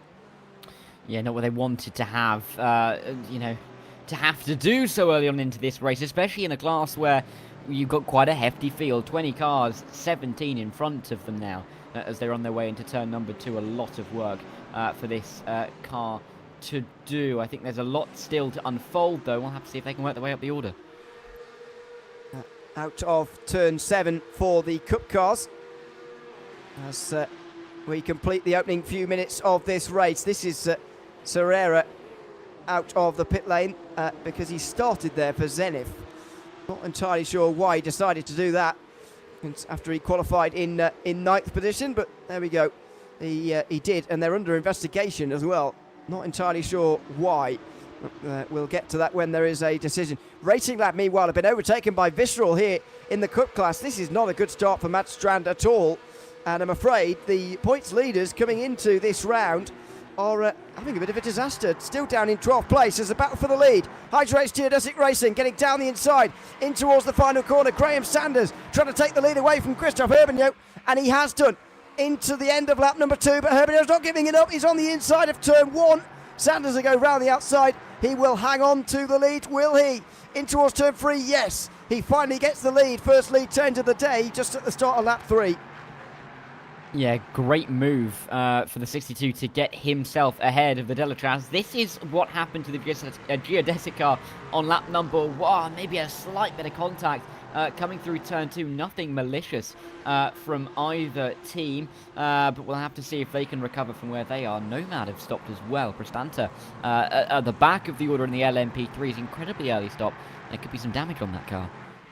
Not sure why yet. We'll get word on that as soon as we get it.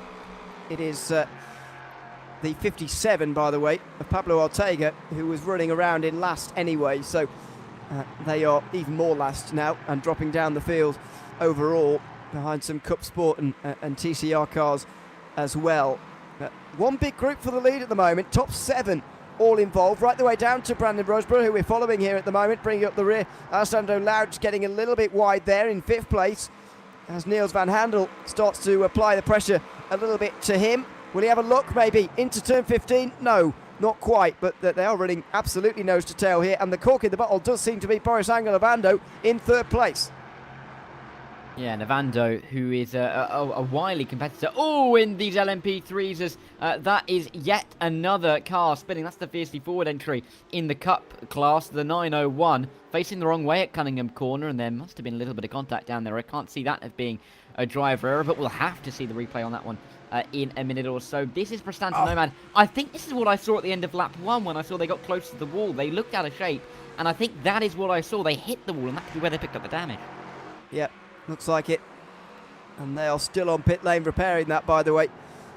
Dalton Zavadil, by the way, is driving for Fiercely Forward. So in warm-up, he'd gotten out of that car, but he's back in it again to start this race.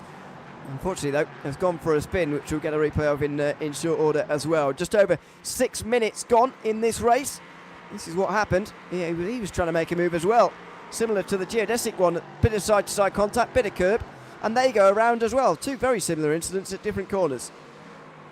Yeah, it's disappointing for them to have the incident down at Cunningham, especially when running so early into this race. But hey, at least it means that they've got a lot of time to try and recover and recuperate their time and positions that they've lost. But we've still got a lot of time to wait to see even the first pit stops in this race. Very much a positioning stint from a lot of these teams, trying to reorder themselves from qualifying. Teams that qualified a little bit further down the order, trying to get themselves a little bit higher up on the tower, but struggling to do so for the time being. I'm thinking particularly of the Geodesic cars in the LMP3, still stuck where they started with the 64, that is, down in P7, although the 66 is up to P4. In towards turn 3 for the Sport class. GT4s, of course, in this one. Side by side, a bit further behind, as Talk Freak Racing overtaken by one of the BMWs a bit further down in the order. That is Door Academy and Florian Denzler, who is just up ahead of them. Then Hydra Race Genetic Racing, who are getting very close. Antonio Richards making good progress here. 16th place already. Now looking at the inside of the Mercedes, driven by Georg Gruber, who have made 3 places up to that point. We'll make that 2 now, because Hydra Race Geodesic Racing are on a march here. 15th place, only a few minutes after that spin. Yeah, and doing a good job to try and keep up this momentum. The 462 wouldn't mind getting another position or 2 in this in this tightly packed train, of which there is still the car in front, which is going to be at a relatively high risk, I think it's fair to say, running through towards the final part of the lap, because the 462 is looking pretty quick. Door Academy are going to have to defend somehow, but I think there is that equivalence of how much do you defend compared to how much time you're going to lose defending. So, yeah, I think there's a conversation to be had within the team there. Carlisle are getting smoked here by Veratius Racing Team. I think that was on purpose. They lifted off on the way towards turn 10, and so Veratius go through pretty easily in the end. Carlisle looking to just save a bit of fuel early on, bed themselves into this race. There's the track map for the first time in the bottom right of your screen, and look at this, the LMP Freezer on the TCRs already. The real race begins right now. Yeah, and this is where we're going to start to see quite a bit of the chaos of this race here at Sebring. I think luckily for Graham Sanders, he's going to meet the first TCRs at a relatively nice part of the circuit where he can use a lot of that extra power that the LMP3s have to power his way past one on the exit, a fellow teammate of a geodesic TCR, first versus last overall at the moment, crossing themselves over. But you can see just the pace advantage down to the final corner that Graham Sanders has. Will he get down the inside of another before we get to the apex? Yes, he will. 1, 2, 3 dispatched in his wake. He'll get another couple, I think, on the run towards turn number 1.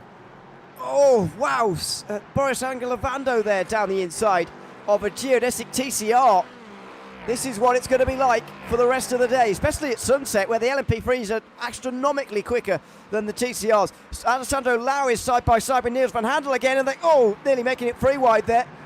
That was sensibly done for Van Handel to just back off there, but now it gets narrow again. Now they're off the sort of airfield bit. They are in a very narrow section. You only really fit 2 wide, so it's almost like the LMP3s are sort of queuing up and they can't pass each other. They've just got to wait for the other in front of them to pass the TCR, then they do it, and they're all sort of stuck in their positions. Through sunset, though, it's a much different story. Look at this from Angelovando. Yeah, this is really quite, should we call it brave? A brave move to try and get past some TCRs. It was it was definitely bold. There's Trek going off the road, and there's also a spinner of the 66 Hydra Race Geodesic Racing car down at the hairpin, trying to get themselves righted and reversing onto the racing line. Oh, that could have been much worse than it ended up being. Oh, my word! Dear, oh dear! Don't do that. That was David Duino there in the number 66. He's down to 11th as we go from the air now, looking at this exceptionally close group now, headed by Alessandro Lau, who's got ahead of Brandon Roseborough. And, it's reversed very quickly. It's not a good run for Alessandro Lau out of Tower Corner. Even Niels van Handel gets through as well. Brandon Roseborough, by the way, up 4 positions so far in just 11 minutes. Yeah, incredible work from Brandon Roseborough in the opening stages of this race, but we'll have to see if he can continue this move up the field or whether he'll get a little bit stagnant or stuck where he is for the time being. But with the lapping of the Sport and the Cup cars to come, I think it should be a little bit easier. Here is what we saw from the Hydra Race Geodesic car. Kind of got stuck where he was, and the TCR came across. Nothing wrong with the TCR did there, but difficult to really judge. This is now the reversing. Oh my word, that is. If you were the TCR there, I mean, that is not going to be. I think there's some shouting in the cockpit going on after that. Yeah, he said they got away with it, but only because the TCR slowed down. So yeah. I'd imagine he'll get a penalty for that. So that's a reminder to look in your mirrors when you're rejoining the circuit. Have a look at this. 154 would have had to stamp on the brake. Yeah, have a look at. Yeah, that's definitely affected, I'm afraid, the TCR. That's Sim Motion, who are riding around at the back in TCR, but there probably will be a penalty there for Duino. As meanwhile, the traffic has left them, but the battling hasn't. Oh, look at this. That was WSR Esports Bookkicker down the inside for third, and RD Simsport are going to lose out to Share Esport as well in a pretty aggressive move. Yeah, and Scherer are going to be trying to now get after WSR Esports Buttkicker in the 1-2-7. So RD Simsport have to be aware, because even though they've lost this position, there's definitely going to be a chance for them to gain 1, maybe 2 back when there's battling up in front. And there's battling up in front in the LMP3s, because Murad and SM Squad are looking to try and get past on Echelon Simsport. So real tight battles in the early stages, but I don't know if we expected anything different realistically, even. No, not really. Now, the busiest part of the race, I think, when the sport class are right close together and the LMP3s are coming through, that is when you can get some real close moments. And Hydro Genetic Racing are right in the traffic there from the lead right now, by the way. So they're going to lose some time. There you go. There's the track map again on the bottom of your screen on the Ormond Straight. Oh, off! Alessandro Lau through Le Mans goes off and drops to the back of that group for 6th place. Yeah, and Lau, who was doing so well in qualifying, not quite having the same kind of luck or really exact and out-and-out pace in the race, but he's still trying to find his way through and struggling to do so. These sport cars now really proving to be a little bit tricky to get through for the LMP3s. As we come down towards turn 1, I think this is going to be side-by-side in class here, down in towards turn 1. This is the view on board with the number 80 car as we come down into the corner. In fact, they've all single-filed out, but a couple of drivers going left, going right. Oh, and this is going to bunch up into turn 3. That was Moranis going around the outside of turn 1. You're not really advised to do that, to be honest, on a GT4, because they haven't got the grip and the downforce that the LMP3s have. In towards turn 5, it's now Echelon who are at the front of this group for 6th place. Zach Ebert at 1 from his starting position. Alec Bergstrom had been making good progress, but he's just been knocked back 1 as they go in towards the 7th corner again. Bergstrom on the outside line, braking relatively late. No, can't quite do it. Hebert holds on the inside line. They've got GT4 battlers going on ahead of them as well here. How are they going to negotiate this in towards Cunningham Corner? This is going to be a very close moment indeed. Down the inside. Well, they're not going to make it 3 wide. They just have to wait. Oh, yeah, they are. Sorry, I thought for a moment that we were going to see a move in the LMP3s. As drivers did have to wait, and other drivers trying to take advantage. Here comes Hebert. He's trying to get himself to tower turn ahead of his rival. We've got another couple of the LMP3s around the outside. That's a tricky place to be. Ducking and diving, weaving and slaloming through the traffic as it gets close as they make their way towards Bishop's Bend, but they would just about stay line of stern. But that was real hard-in-mouth moments for a lot of this mid-pack in the LMP3s. And I think they're lucky to all have got out of there alive, frankly. That was a bit wide for BS Turner, who didn't get a great run onto the Ormond Straight, but they're okay. In the bottom of your screen there, by the way, in this sport class, is the battle for the lead. I think it's all stemming from. Firstly Forward are certainly creating their own battle from 4th place, and they've just been overtaken by Altitude. There you go. James Bome gets down the inside in towards Sunset and gets through into 4th place. They can't run too wide. Oh, it's always so nervy when they do that in LMP3. They can very easily get washed out on. It is the battle for 4th indeed. Doesn't quite come back all the way from the lead. Here it goes, fiercely forward, looking up the inside, and they have to be on the brakes very late there.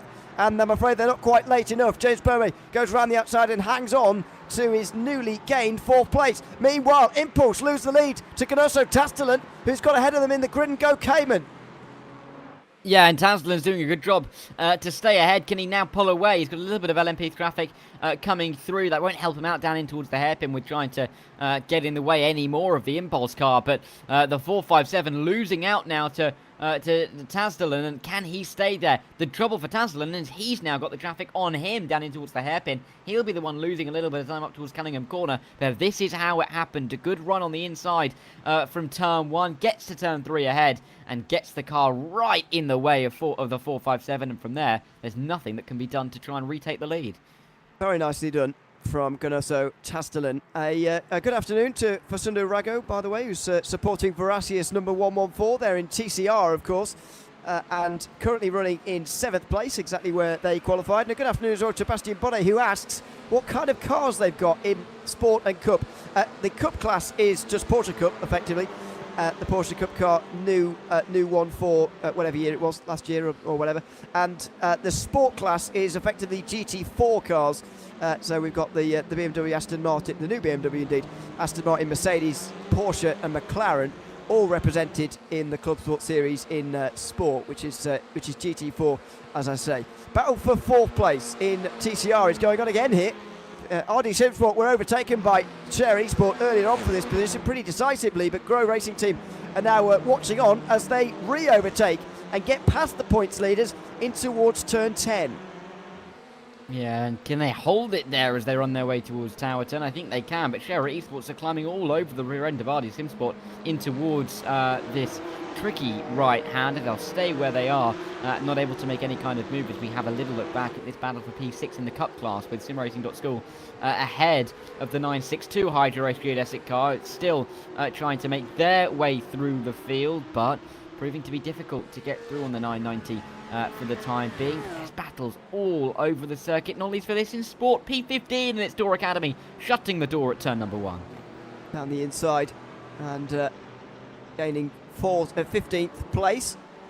It's the biggest class in the field, by the way, as we know.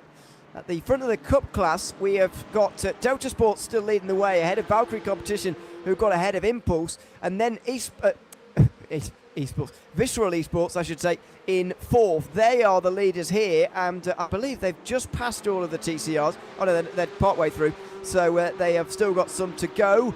And it's their first bit of traffic of the day as well, just under 20 minutes into this one. And the LMP Freeze, by the way, won't be too far away from lapping these Cup cars, so they'll be watching their mirrors pretty shortly as well.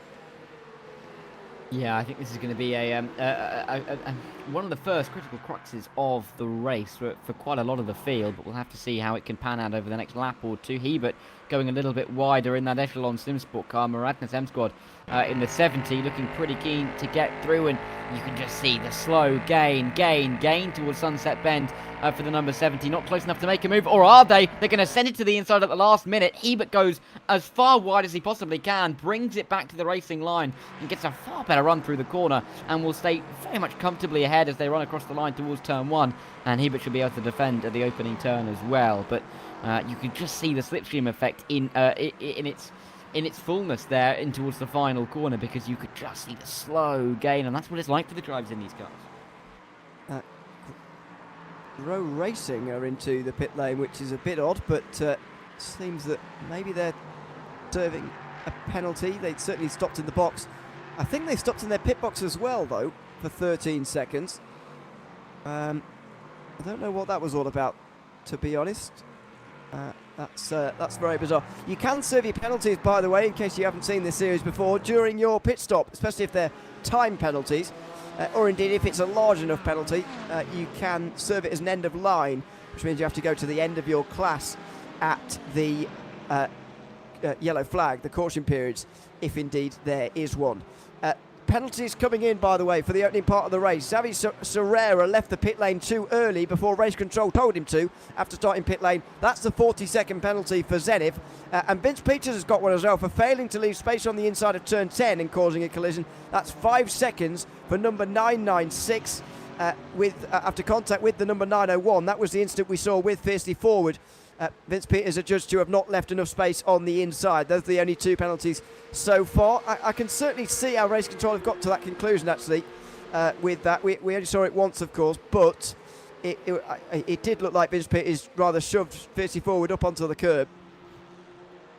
It did, and that'll almost certainly be why they have been given the penalty. And yeah, once you've been given the penalty, there's not really any real way to argue with it, especially considering that these stewards will have all the information that they need before them to make any kind of decision. And so once you've picked up the penalty, you've got to serve it, and that's exactly what we have been seeing. But it's how you can see drivers and teams having their races tipped on their heads when they pick up a penalty, and they've got to be careful about doing so in the future.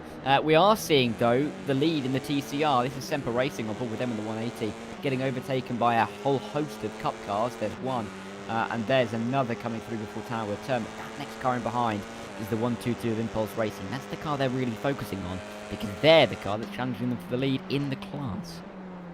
I apologise profusely. Angry Langham Service letting me know that end of line is gone these days. I should have known that. I apologise. Instead, the ruling is all penalties and stop-go penalties must be served in the penalty area. in order to count. Not the 12-yard box, but the box at the start of the pit lane. I think it's at the start of the pit lane here at Sebring. And you've got to make sure that you serve them with in their entirety with a 0.1 of a second tolerance. So if it's a 10-second penalty, you can do it in 9.9, but no shorter. And to be honest, you wouldn't want to be running it that close, in my opinion, anyway. So there you go. You've got to be a little bit careful on that front. Yeah, thanks very much for letting me know about that. Meanwhile, Jan Ziliakis, as I say, has had a big bit of contact here, and his car is toast. Rusty Spatzula's off at turn 1. Yeah, I mean, the rear right, you could see him run over a few times. It was almost like he was going over some sleeping policemen that weren't on the circuit. Let's see what happened into turn 1. And I think it's fair to say that he didn't really know much of what was going on there. And yeah, run into a marshal zone. So if that had actually happened in real life, it'd be very good for the recovery efforts, for sure. I think that's what they've done as well. I think we're going to get away without a caution here because they were just dragging behind the wall down there. So, well, I'm not seeing him back in pit lane just yet, but we'll see. Hopefully we do get away without a caution here. This is on board with this. Oh, no, we do get a caution. I apologise, went too early. It's easy to misjudge, isn't it? When you're following someone so closely, very easy to misjudge and running straight into the back of them.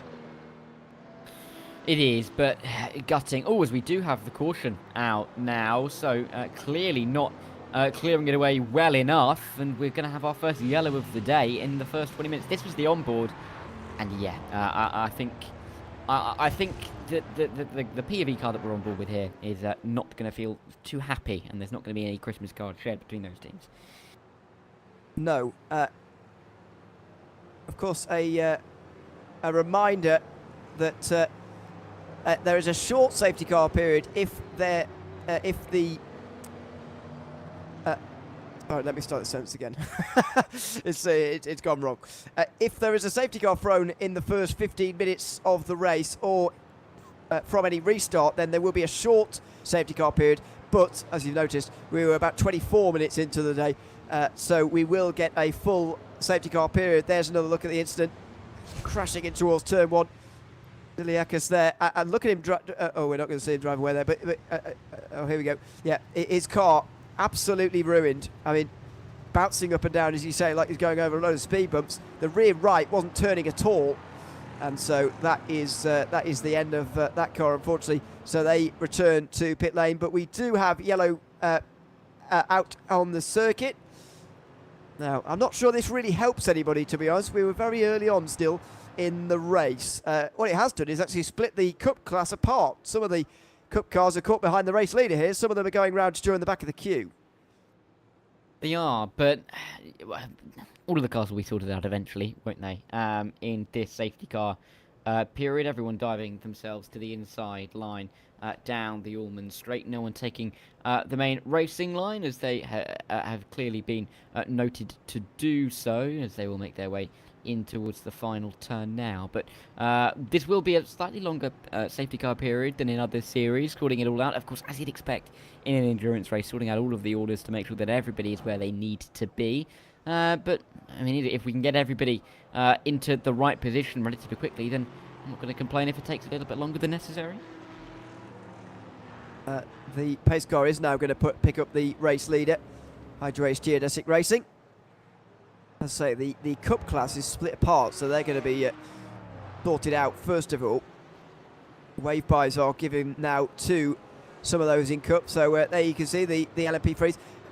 I wonder who this helps in LMP3, because I reckon a lot of them are going to pit in here, but we've already got Geodesic number 66 a lap down after their incident and spin down at turn 7, and we've already got Prestana Nomad 5 laps down.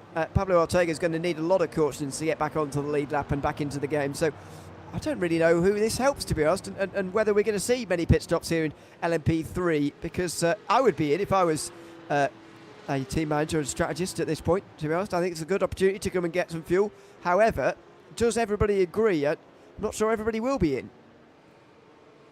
No, I'd hazard to agree there because I can't see necessarily exactly what the benefits would be to coming in this. I think some teams and drivers will think that it's a good idea. There'll be a couple of benefits, but I can't see the clear and obvious reason that everybody would come down pit lane. So I don't expect us to see a raucous nature of the pit lane this time round. But you never know. We may see something a little bit different to what we're expecting in the next couple of minutes, but we will find out shortly. Interesting, I think, that with this safety car in the first 20-25 minutes, how drivers are going to approach a restart, because of course this first stint will have completely changed, and the plans therefore knocking on to the rest of the stints will change as a result of it. So I'd be interested to see how exactly this is going to work out in most of the classes.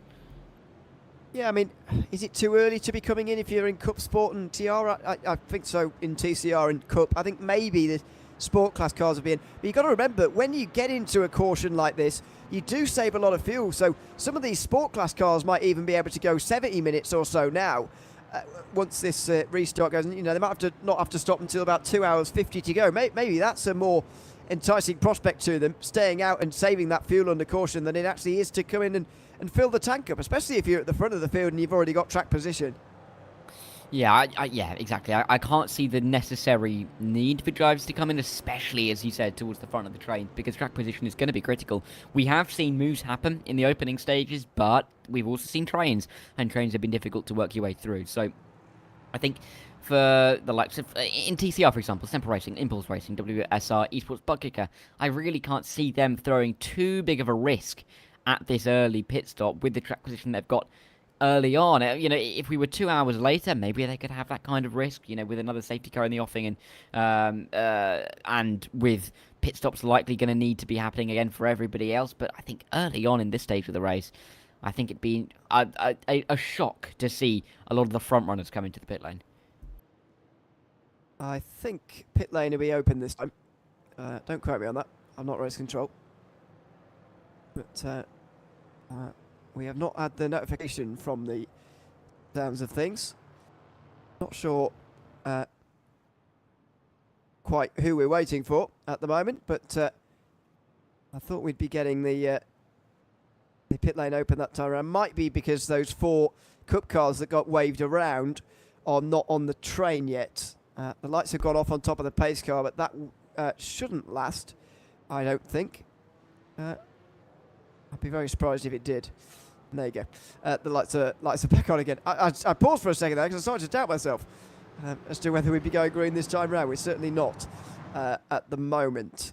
No more penalties given out, by the way, in the last few moments. But the SRN and Zekerl incident, Rusty Spatula's incident is being investigated at the moment. You'd imagine a penalty would be going the way of SRN there. So no penalties other than the ones for Zenith and Visceral that I've already spoken about. David Duino only given a warning for rejoining with a car oncoming there.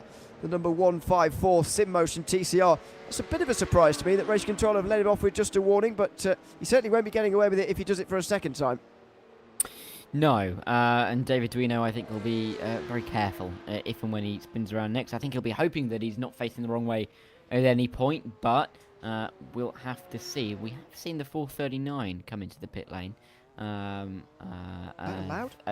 I'm not too sure, but they've come into the pit lane either way. It's the huge ass car, and they're hoping to not make a team out of themselves. I don't know what that was all about. According to our graphics, they didn't stop in their stall. My timing's showing them having stopped for 13 seconds somewhere. I don't know what was going on there at all for them. And also, don't think that was legal, to be honest, either. If I'm totally honest, I think they may have. Maybe you're going to receive an end of line penalty at the end of this one. But whether that's a thing anymore they can do or not, I don't really know. They just drove straight through, we're hearing. So our timing screen wrong, first of all, but more importantly, Alex Coffer just driving straight through the pit lane with no stopping in the pit lane. That was a little bit bizarre. Hopefully this time pit lane will be open and we'll get some answers to some of the questions we've got at the moment as to who's going to come in and who doesn't. I'm going to place my predictions in the LMP3s coming in a large part, and the rest of the field largely staying out. But of course there will be some takers, I'd imagine at least one in all of the classes. Yeah, and it's going to be interesting just to see, in the likes of the Clubsport TCR classes, who those one or two are going to be, if there is only a handful. But they'll make their way around what is the penultimate corner. We'll find out our answer pretty soon. The pace car revving it up as much as it can down this back straight, I'm sure, towards the final turn. But actually, to be fair, I think it's probably go a little bit quicker than that. But it's the pace car. It's keeping us safe. And that's why it's going that little bit slower. Hydro Race Geodesic Racing, the 62. Are they going to be the first to dive in? Could Delatraz be on a do whatever they don't do plan? We'll have to wait and find out. But they are now coming to Sunset Bend for what should be the final time for the pit lane opens. I just heard, by the way, that Hydro Race Geodesic Racing 66 and David Duino had his power go out soon after the incident down there at turn 7, so they've lost a lap, and Colin Hopkins is now driving in that car. Now, pit lane cams out because we're into pit lane for some of them. Prestana Nomad stay out because they're a lot of laps down. They want their lap back, or one of them. And Geodesic, the other Geodesic LMP3 wants its lap back as well. All of the TCRs, interestingly, look like they're coming in here as well. Other than Geodesic, they have stayed out, and so have RD Simsport in TCR. Now the GT4s and Sport Class being led on by Gunnoso Tastelen. This is a lot more uptake than I was expecting, I've got to be honest. Into the pit lane for every single GT4 by the looks of things here. Oh, a Cup car stays out. Who is that? That's the first of the Cup cars. That's Delta Sport, but all of the others have decided to come into pit lane. So that's very interesting indeed. Delta Sport, the only Cup car staying out. Only 2 TCRs. It was Grow Racing Team, apologies, not RD Simsport, who stayed out as well. Now, who's going to win the race off pit lane? It's going to be Geodesic out first. Impulse win it in TCR. Then it's Delatraz, then Solpec, then the Scherer TCR. There's quite a queue going on down there because the pit stops are so short. Here's WSR still in pit lane. The TCRs are very much in amongst the LMP3s at the moment. It is all a big mix-up at the moment. We'll get a run through properly in a few moments' time, but a much bigger uptake than I was expecting. No doubt about it. With so many of the cars coming down the pit lane, the 977's won it in Cup, the Valkyrie car, which will be in P2 behind the Delta Sport Sim Shop car, the only car to have stayed out in the Cup class. It was the 445 in the Sport, and it was the 162 in the TCR that won out in their respective classes as well. But pretty much everybody coming into the pit lane, with the exception of a handful across the entire field, as that's the marshals watching on. Just to get them on the broadcast, isn't it? But yeah, interesting to see so many cars in the pit lane, and I think a couple of the teams, not least Hydro Race Geodesic Racing, who of course stayed out in the TCR class, clearly going different between their teams in their respective classes, because they know they need to find their way towards the front, and so we're going to throw anything at it, frankly. And get this, Delta Sport, Simshop, Cup class are leading the race overall. Gregory Hovson is leading the race overall because he didn't get lapped before the caution, while some of his others in his class did, and so he's now at the front of the field. Briefly, there goes the class split. LMP3 have been told to overtake, and so now they're going to move upwards and forwards. The 2 LMP3s who stayed out have been allowed to go around. Colin Hopkins is into the pit lane now, though, and Pablo Ortega's carried on, so he's 4 laps down now. Hopkins is going to be on the lead lap, but he does need to be quick and get himself out of pit lane before these guys get round in time.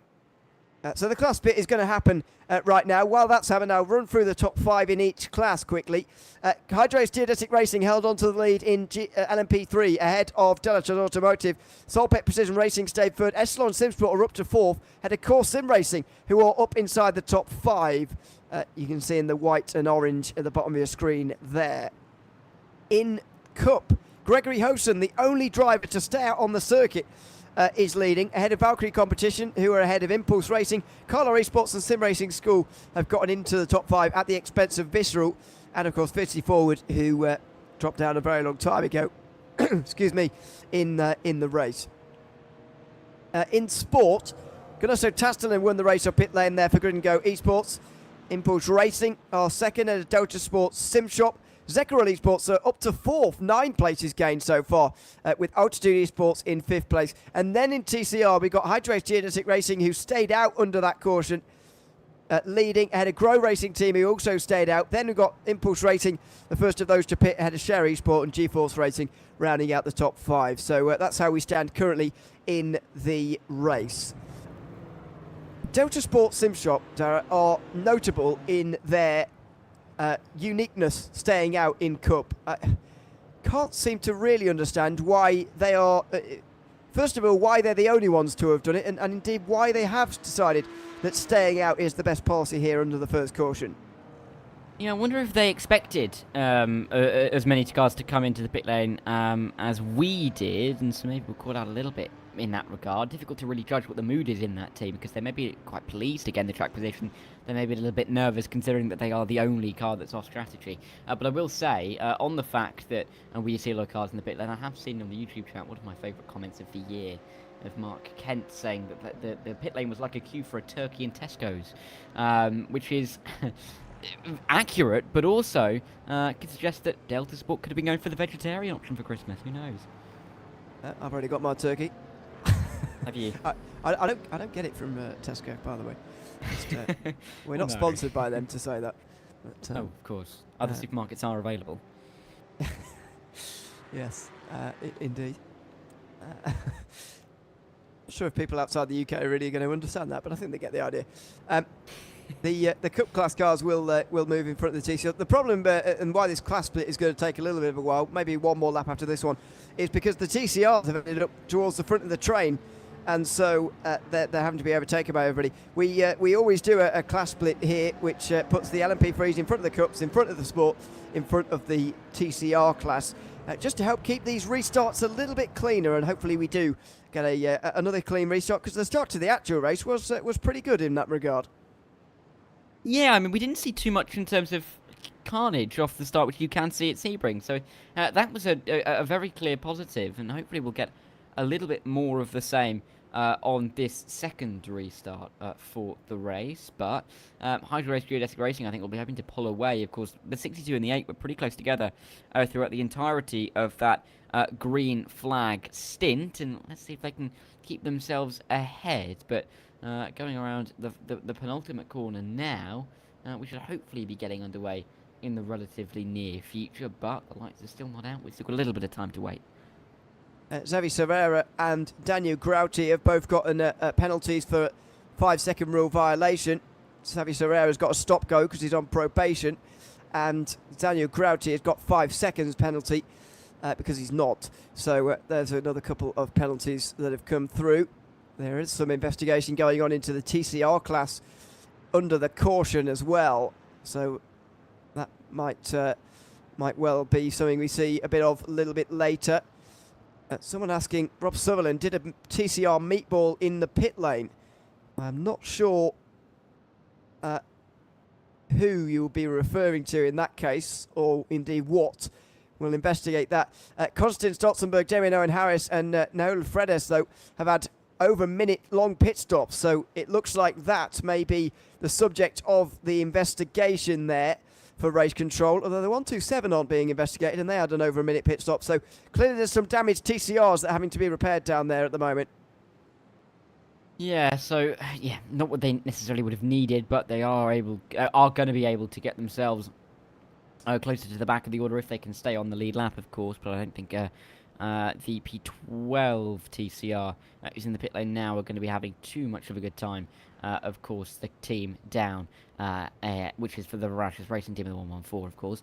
But we are seeing drivers getting themselves ready, trying to pick where they're going to go. I think this is going to be an important restart, particularly in the LMP3s. We saw how tight that they could be off the line. We saw the change for the lead as well, but we'll have to see if that changes around. I think we're about to get a replay here that we're not going to enjoy.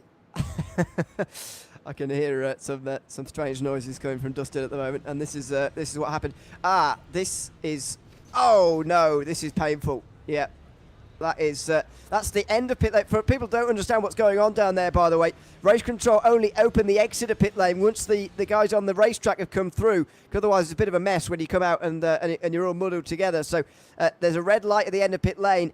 And when there's a lot of teams and drivers that come in, there can be a queue at the end of pit lane, and that was a big smash up down at the end there. That's why we've got such long pit stops down there for WSR Esports bookkeeper, Semper Racing and Verasius Racing Team. We were on board with a driver who smashed into the back of Verasius, and they are still on pit lane more than 5 minutes later. Yeah, they are. It's not looking good, frankly, for 114, and it's not the first time we've seen a bit of a smash up in the pit lane on the exit when there's been a bit of a misjudgment of when cars have been able to leave. So disappointing, but I mean, when you're that far back in the train, you can't necessarily see past the car directly in front of you. When that car stops, what can you do, eh? How about this for a bit of admission of a wrong choice here? Delta Sport Sim Shop came in the second lap around, or indeed on this last lap, I should say, to pit in and I would say correct their mistake. Gregory Hofston is now at the back of the Cup class. He's racing through the Sport class to get in position just in time for the restart here. I don't like this decision at all, personally. If you've made your decision to stay out, stick with it, in my opinion, even if you think it is now the wrong one. Yeah, I'm surprised it took them this long to make that decision as well. They've had a couple of laps where they could have come into the pit lane but chosen against it. So, yeah, an interesting decision. And clearly, when I was saying that we don't necessarily know what the mood is in that team, it was very much uneasy. They'll now feel a little bit more comfortable, if that can even make any sense, at the back of the field, because at least they know where the strategy lies with themselves and everybody else. And as they duck and dive and weave their way towards the final corner in a very almost hypnotising manner, we will get ready for the restart here. We certainly will. Lights off on top of the pace car for the first time this afternoon. As the second time, I suppose. The first restart, though, just about 44 minutes into the 4 hours of Sebring. Hydra's Geodesic Racing, after stealing the lead away from Daratas Automotive in the first 10 minutes, are still leading here at the beginning of the restart. They're going to wait out of the final corner. Hopefully that doesn't cause a big stack up further down, as now finally they go. Preston and Nomad pull out of line very early on to get alongside Core Sim Racing for 5th place. There you can see in the background a bit less of a stack up as they all make it through pretty much full speed. Preston around the outside through turn 1, can't do it. Then you've got just up ahead of them Solpek going on the defensive from Echelon in towards turn number 3. Big dive down the inside though from Geodesic, who try and move forward as well. A lot going on here at the start of this race. Valkyrie XP getting off to a good start in the Cup class. Same for Grid and Go in the Sport class. As further behind, there's a lot of side-by-side going on here. That's Altitude going very wide indeed.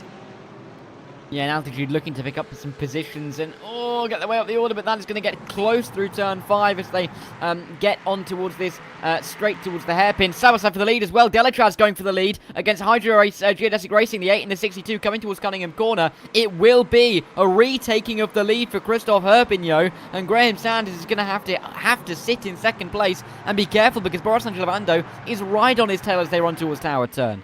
First lead change in over half an hour. Delatraz Automotive getting back in front again. Preston Nomad meanwhile side by side with Geodesic. They were trying to overtake Core Sim Racing for 5th. Now Echelon are ahead of them. Now Geodesic are trying to overtake them as well. That's Brandon Roseborough in number 64. Number 66, by the way, Colin Hopkins is back on the lead lap, as I mentioned earlier on, and they are trying to come through the field as well. There goes Roseborough. He's up past Preston Nomad, who are not having a good restart. Not at all, and Nomad have had really struggled on the 2 starts of the race so far. This is how the lead changed hands. It was a very bad run. It was a lock-up, in fact, from Graham Sanders into the hairpin. Through came Herbigno, so thank you very much. Took the inside line, and that was all she wrote for that lap, and there was nothing else that could happen between the 8 and the 62 as they now run through the final corner at Sunset Bend side by side. This is Trek and Nomad running themselves through. What action. Sabasad further up and behind as well. Incredible. Yeah, that's Colin Hopkins trying to do 2 for 1 there. Alessandro Lau trying to stop it from happening. Oh, Roseborough. Oh, contact. Echelon Simsport have to really hang on there from going in the wall. That was Zach Hebert way out wide. And now he's under a sudden pressure from Alessandro Lau on the inside for WSR Esports Puckkicker into turn 3. It will continue into 4 and 5. It's a good run down the outside there for Hebert, who will feel pretty aggrieved that after contact with Brandon Roseborough. Yeah, and Brandon Roseborough maybe not going to be too happy with all that's happening around him right now, but going to have to be careful down in towards this hairpin 2x2 as the back end of the LMP3 class run their way through. Muradin's trying to make a couple of spots, as is one of the Hydro Race Geodesic Racing cars as they make their way towards Cunningham Corner. This is Zach Hebert trying to find a way through, back up into P4, ducking and diving inside, outside is where he's going to have to stick, but no move in the offing as they run their way through P9, I should say. I thought it was a 5 on the side of the car. It's all very close, let's put it that way. Glacier Racing, meanwhile, around the outside there in towards turn 7, making a place down here in the sport class. That is on Piercy Forward and Orion. Mike Dam in the BMW going backwards here, but he has moved forwards overall in the race, I suppose, since the start. This is what happened into turn 1.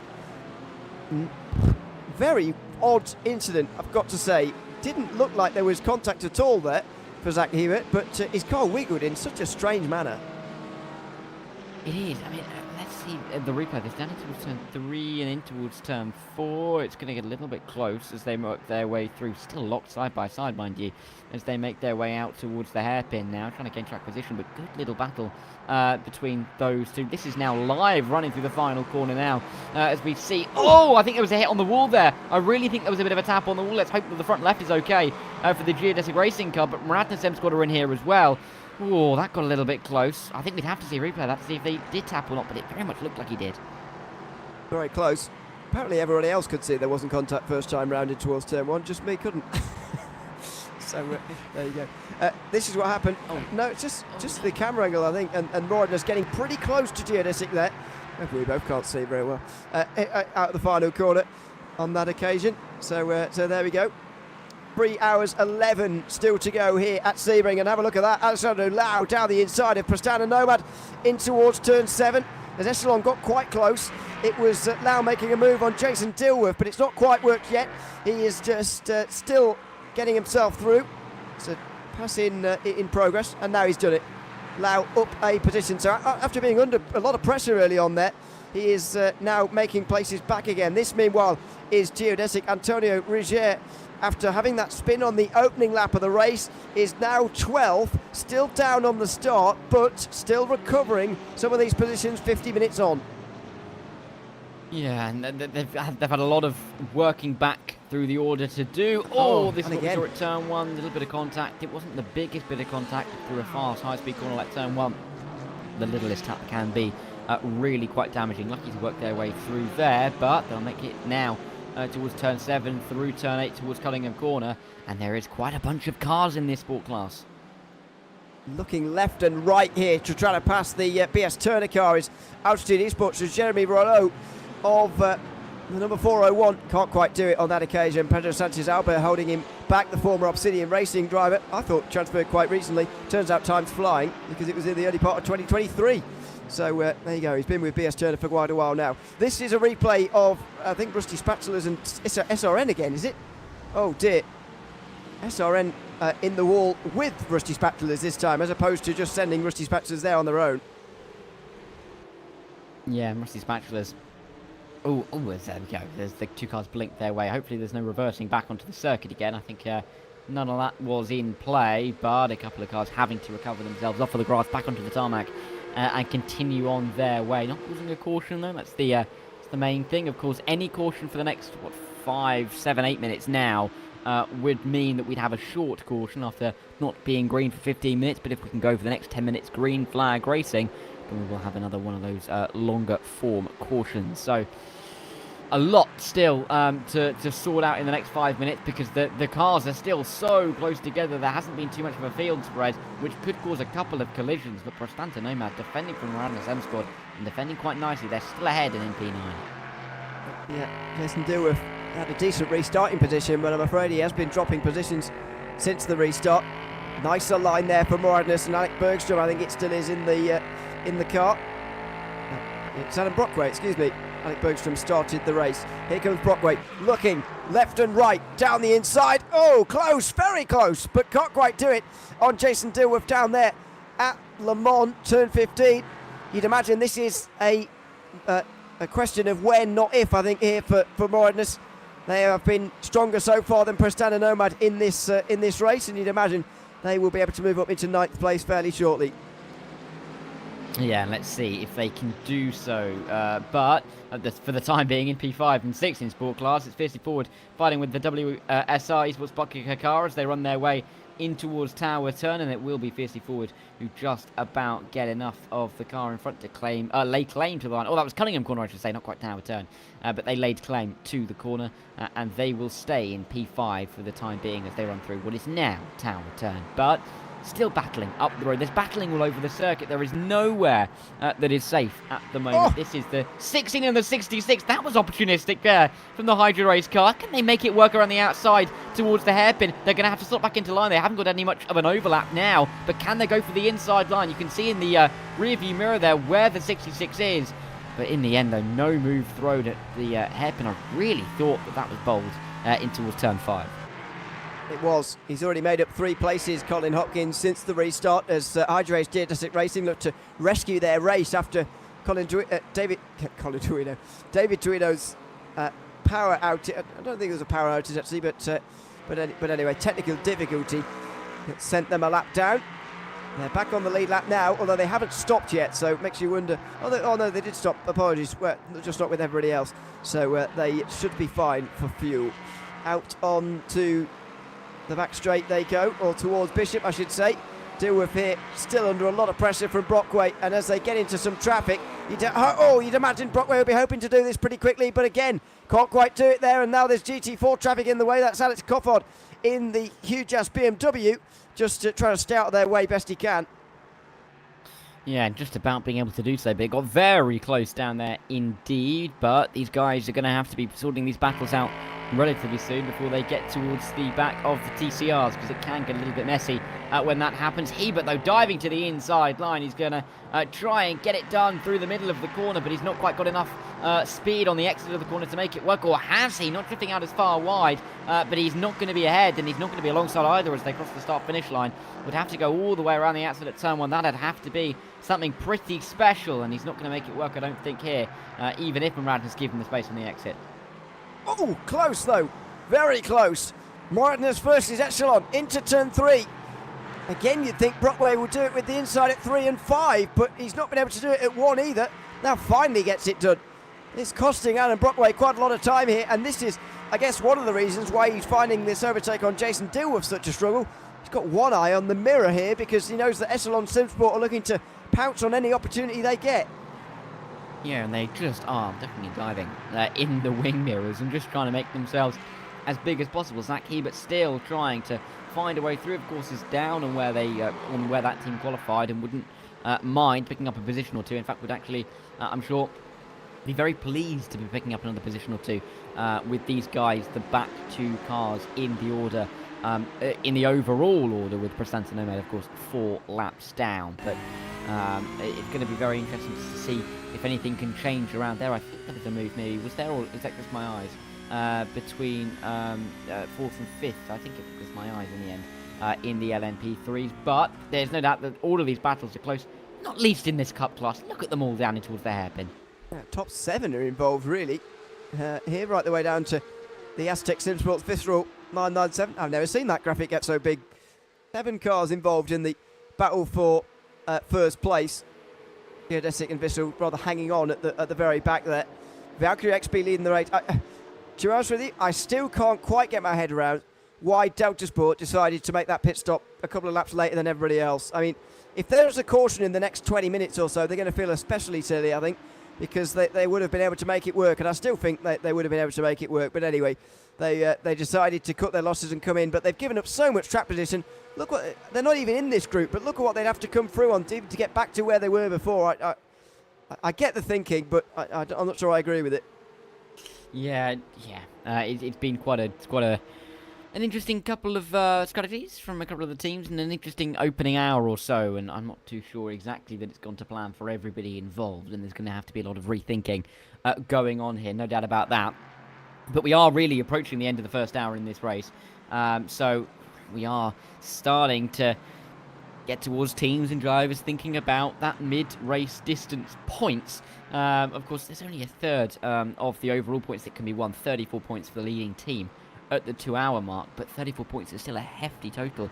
As I said, you can go from 9th to 2nd in the in the LMP3 class with those penalties, with a first place and other teams falling into place. So this is going to be interesting over the next hour or so, but we're also seeing a starting of the lapping between some of these LMP3s and the TCR and Sport classes. This is the look in the track map there at just the spread of the field now. It's not quite like the start of the race, where we had them coming really in clumps here, the traffic. Not really happening anymore. TCR's a bit more split apart, a few gaps in Sport, and the LMP3s are really spread apart, considering we only restarted less than a quarter of an hour ago. Meanwhile, 99... what am I talking about?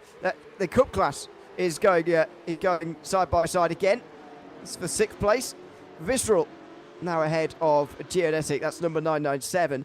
And they're currently 2nd in the point standings, gaining that little bit on Racing Lab. And, of course, they're going to have to start thinking about points quite quickly. In exactly 62 minutes, the halfway points will be allocated. That is 30... or 1/3 of the full race points dished out after 2 hours. Yeah, it's going to be very much an interesting one to see if these guys can get themselves in towards the 2 hour mark in a good position, as we are seeing Semper Racing go for the move on G-Force inside line for them, and I think they'll get that one done. G-Force will have a nice enough run around the outside to maybe lay claim to an outside line at turn number 3, as they will definitely do, but Semper controlling the inside line again, and in fact it's WSR who's trying to find the position now for P7 on G-Force. We've dropped 1 and not quite going to drop a 2nd, but they will continue on as they run up towards the hairpin once again. But let's see if we can see WSR make another move, but also if we could see a little bit of running away in that battle from the team that just got that position. Oh, look up the inside from Geodesic on WSR. Dear, oh dear, that was Colin Hopkins trying to pass Alessandro Lau for 7th place. In towards Bishop they go. Oh, switching between the two. No, not sure Hopkins would be quite willing to do that in the same manner, because one of his cars is teammate, of course. In towards Le Mans they go. And Lau is going to hang on down the back straight here. He's got a better run, but further in the foreground there, Core Sim Racing versus Trek. Free wide briefly with the fiercely forward Aston Martin in towards the final corner. Sunset Bend round the outside for Trek. That would be impressive if they can hold on. It looks like they might just be able to here. Nick Tisson, who just got into the car at the first stop of the race, has just pulled off a spectacular overtake. Around the outside through Sunset, gives you the inside at the first corner, and he's got it done. Yeah, incredible stuff. Incredible to see him make that move work into that tricky part of the racetrack, but can he really make or use it to his advantage? Through we go at turn 1 now between Altitude and Hydro Race Geodesic Racing, the 462 car, as they do have also an LMP3 finding them way through down at turn 2. We've got the 462 around the outside of the 401. Not quite able to make the move, but can they go all the way around the outside? No. And Altitude will stay that little bit higher up in the timing tower, but how long will it last? Down into the hairpin, inside line, outside line, either one open for the time being for the 462. Are they going to throw a shape, throw a move somewhere? On the inside, it's going to have to be Geodesic have got it done. Have they in towards turn 1? Not quite able to hang on there. Altitude Sports, Geodesic do get through. Zenith are on the back of them as well here, by the way. Xavi Serrera has made a great recovery after darting from the pit lane, exiting the pit lane when they shouldn't have done and getting a 40-second time penalty. And then they're coming back through the field again. I don't believe they've served their stop-go penalty just yet. No, they haven't, so that will drop them back again. But this is a very decent recovery indeed. As we go back to TCR, the battle for the lead is on here. Grow Racing Team versus Geodesic, absolutely on. And, of course, these two didn't stop under the caution, so they're a bit lighter on fuel, but they're not putting that to good use at the moment. They're battling, squabbling with one another. They are, and they are bringing in others to the conversation as well. RD Simsport Impulse Racing right on the tail as they run their way in towards Cunningham Corner. Now, Geodesic going wide, losing 1, losing 2, losing all 3 positions in the 162, going from 1st to 4th in TCR. Dramatic stuff down at Cunningham Corner, but could Impulse Racing get back towards the lead inside line at Tower Turn? Not quite able to do it there, but this is an incredible battle at the front of the field. Still going, still side by side.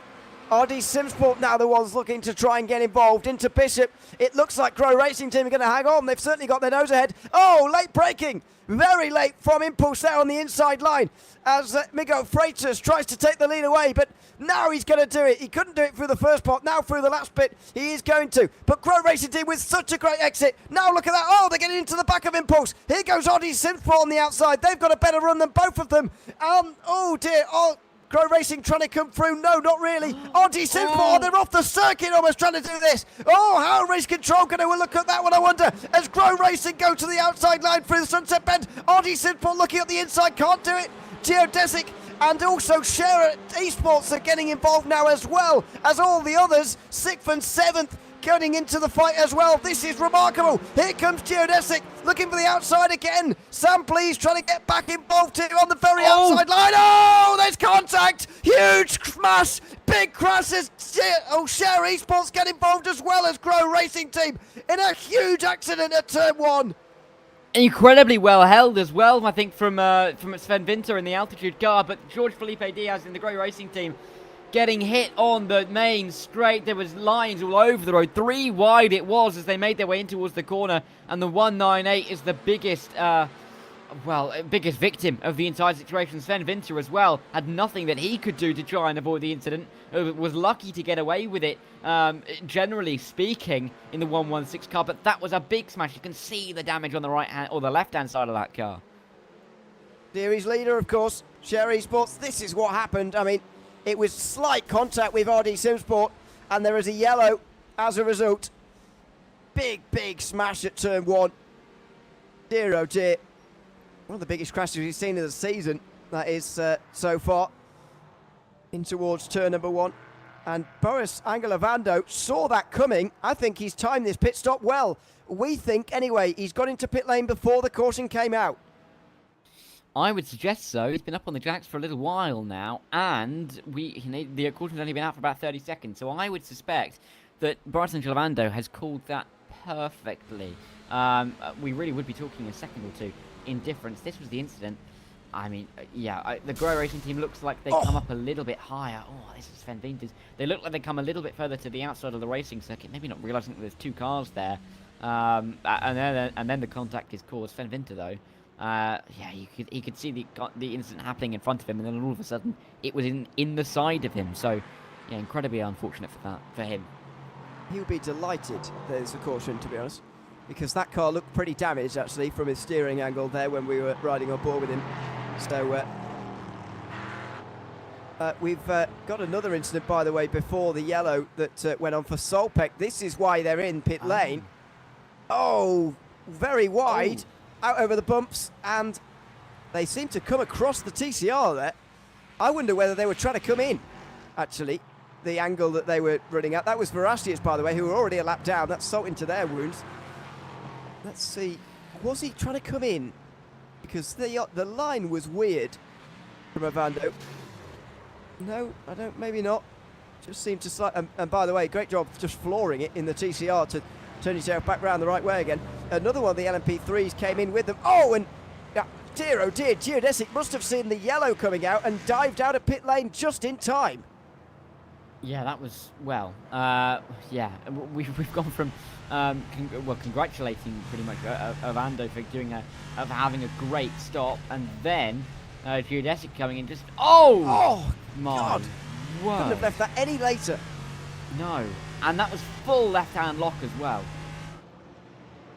My goodness. This is the onboard. Is he trying to turn right here a lot? He might be, you know. I mean, one thing's for sure, he certainly cut across that TCR in a way he certainly shouldn't have. Whether he was trying to come in or not, I'm not sure. But that is how he's ended up in pit lane. Now, after only 11 seconds in the box, he's back out there again. And he'll run around to join the back of the queue. You'd imagine that they might actually be in pretty decent shape now. This is what the TCR saw. I mean, nothing that the 114 Verasius car could have done. You could barely see him coming, to be honest, but they can continue on. They'll be frustrated, though, because they would have wanted to stay out under this caution, trying to gain a lap back, but they're not going to be able to do that now, you'd imagine. They'll have to stop. Yeah, yeah. I think this caution is going to cause a lot of different strategies to unfold here, and I think a couple of the teams, particularly there for the Hydro Race car, thinking, yeah, I think this is a good opportunity, and then, oh no, not at all, at the last moment. But I think it's going to be interesting just to see how many cars now come down pit road this time around. It's not been as long since we had the last caution, so I think we'd see more cars stay out, but again, it should be a little bit up in the air here. But yeah, I can't see as many cars coming to the pit lane, but we did say that the first time, and look what happened then. I know. Just almost as if we don't know what we're talking about. Yeah. So, we'll see what happens this time round. I must admit, to go back to Delta Sport in the Cup class, by the way, for a reminder for those who weren't with us earlier, didn't stop with everybody else last time round when everybody else was coming in. But they realised that they'd made an error and they came in second time round, putting themselves right at the very back. Surely they've got to feel exceptionally silly now, because they'd still be in a better track position with still fuel on board. They wouldn't have had to stop yet. And, you know, you can never bank on a caution, I know, but surely they've got to be thinking, why did we do that? Yeah, it's been... I think a couple of teams are going to be questioning some of their decisions on the strategy front, but hey, that's part of endurance racing, isn't it? That's why it's one of everybody's favourites forms of racing, because you can make mistakes in the strategy, because there are lots of different options, there's lots of different ways to go, but you've got time to try and recover it. I mean, the longer the race gets, you know, the more fraught it can be. You can have, before the race, written down a perfect schedule timed with exact lap times and exactly when you're expecting to come into the box, how long you'll be in the box, when you'll come out, who you roughly are going to be around. It's never going to work out that way. It's constantly changing. And teams just have to think on their feet. And that's exactly what makes this series so tricky, and then what makes the champions so impressive. Pits are still closed, by the way, as they make their way towards Sunset Bend. We will have to wait a little bit longer for the stops to be made. 2 hours 51 remaining. As you say, we did about 20 minutes there under green, so our shortest of the two green flag runs so far, but not short enough that we open the pit lane and whatever. So we will be seeing, you know, I'd be more inclined to come in this time actually, because the halfway points are being awarded in 50 minutes. Now, you can't get to the end on the current amount of fuel that everybody's got, I don't think, maybe other than the TCRs, but probably not.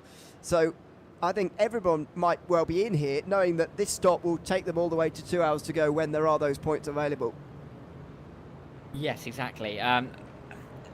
Again, those points available could be critical. I mean, we have seen some teams pick up pretty much, well, more points before half distance than we have after half distance. I remember there was a couple of there were a couple of teams in the opening round at Road America who got big points at half distance and then weren't actually able to finish the race in any kind of meaningful entity in the second half, and so they really did benefit from those points at half distance and would have been even more negatively damaged in terms of the championship because of it. Delatraz even were leading the race at Road America for the opening round and then absolutely plummeted down the order, and even though you get triple the points at the end of the race than what you get at the 2 hour mark, they got less points at the end than they did after 2 hours. So it really did give them that extra boost and more than doubled their points tally, despite I think finishing last of the finishers in the class.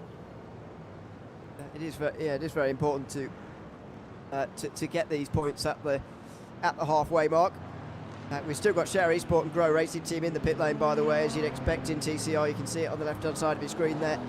They will have some long stops, I'm afraid. SRN Motorsports are already into the pit lane as well, repairing damage from earlier. But I'm happy to report that every single car is still in this race.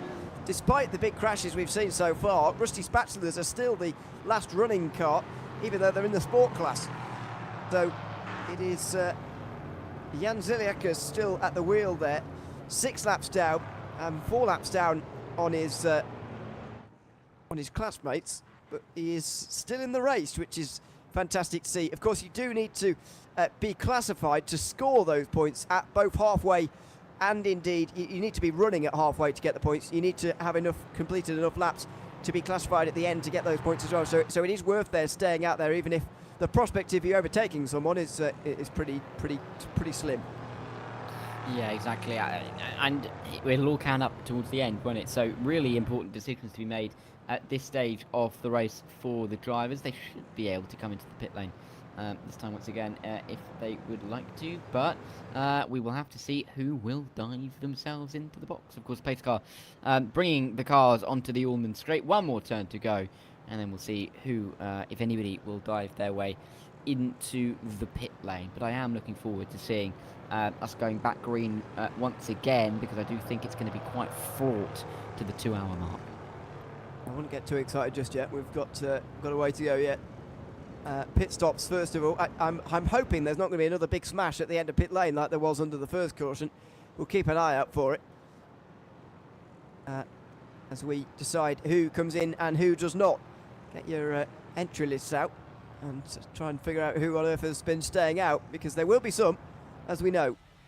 Lights off, not lights off, sorry. The green light at the pit lane is on, and Delatraz lead the field in all of the LMP3s, apart from Prestado Nomad, who are looking for another lap back. They're still 4 laps down, so there'll be 3 down after this. Goodness me. The Grid and Go Porsche comes flying in. I'm not sure why he left so much of a gap there for them to come flying in, but anyway.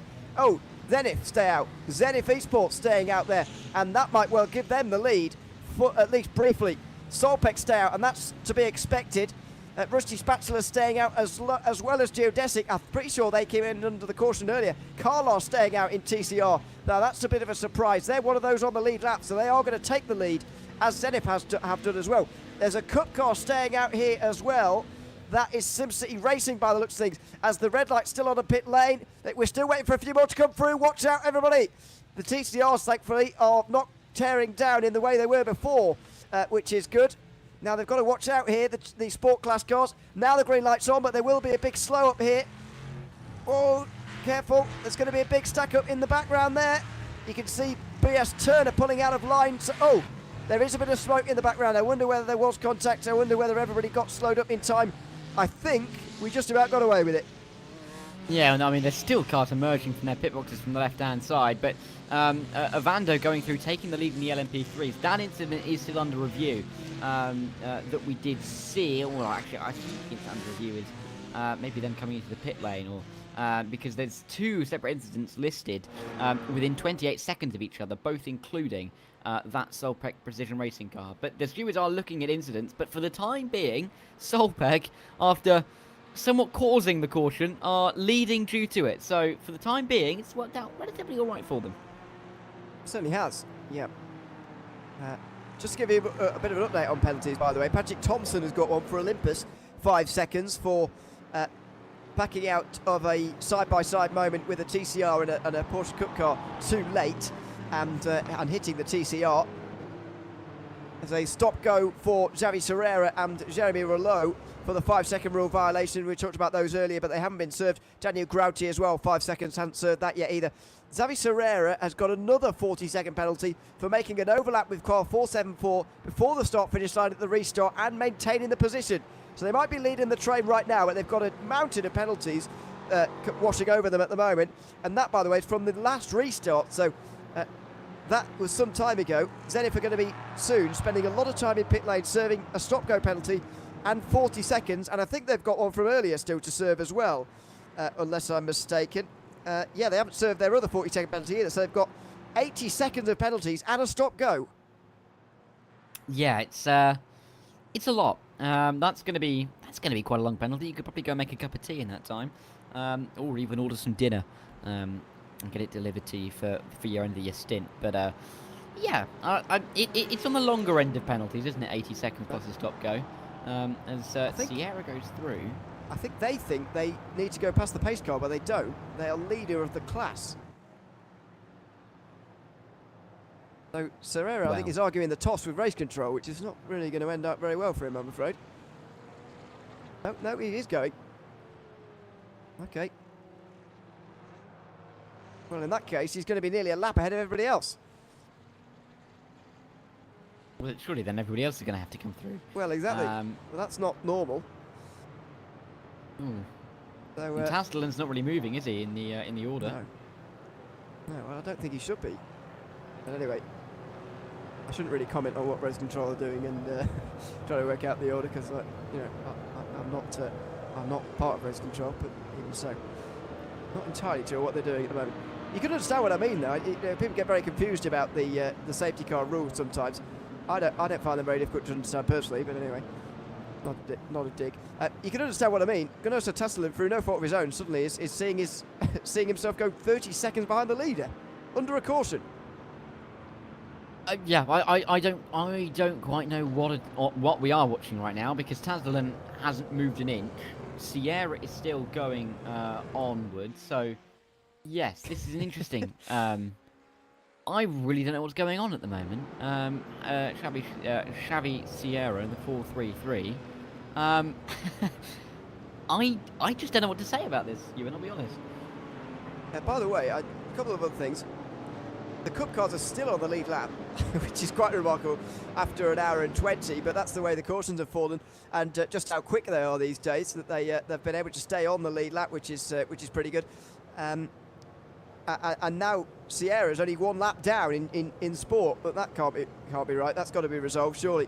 I wonder if he's under investigation now. Just have a look down. Yeah, yeah, he's under investigation again, I'm afraid. Sierra is not having a good day, and he's on probation, by the way, as well. So to be serious for a second, when you're on probation and you're getting investigated this many times, you're getting this many penalties from race control, might be a problem for them later in the season. They might actually be barred from a race if they're not careful. Yes. Yeah. Except he's not. Yeah. Xavi Sierra. He's now coming around towards the pit lane. Is he going to come into the pit lane here? I mean, I doubt it. But I was going to say, I'm open to any eventuality at this point. He's going to have a lap on everybody else. My question would be well, of course, race control are going to deal with this, but I'm interested to see how. Because if he's going to have gained an entire lap on the rest of the field, what could possibly, what could a penalty even be to negate the time? Like, I mean, yeah, there's a lot to think about. Disqualification, seriously. I mean, well, yeah. There is a note in the rules attached to the safety car procedure that mentions a time when a safety car was extended by 20 or 30 minutes because a team was doing the wrong thing. Now, and they say, don't be this team. Well, I'm afraid for Zenith, they might be being this team at the moment. Not sure, really, what's going on. Alexander Peregrina, by the way, has dropped down the order for our club business. Now he's returning again.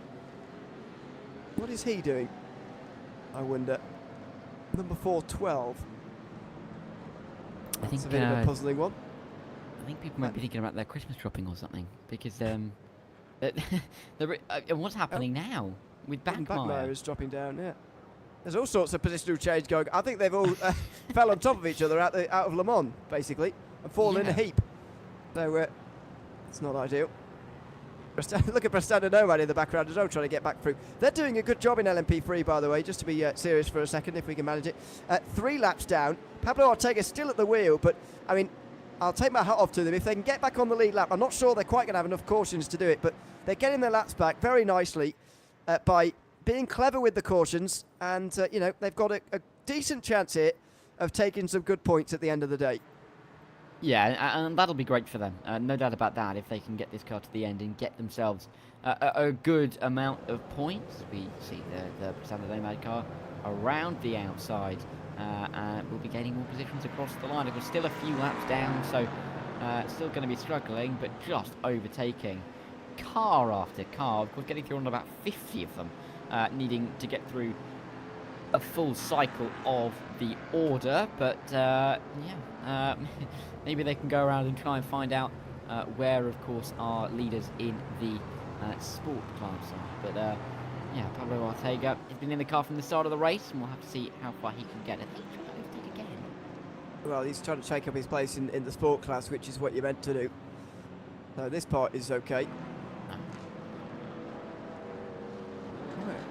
No, he's now passing some sport class cars. Not really sure they've quite grasped the rules here, if I'm honest with you. But anyway, no. Let's talk about Cup class, by the way, just for a second. I know I mentioned they were on the lead lap, but probably more importantly, SimCity Racing are in the lead. The only team to stay out under the caution in the Cup class. Lawrence is leading the way. 19 laps into the stint. They could probably go quite a long way further here, actually, and maybe even as far as another 25 minutes or so. However, I don't think they're going to make it to 2 hours, which is the point of the points, but they might do. What they have done, though, is given themselves a nice bit of track position here in the race, which is a positive.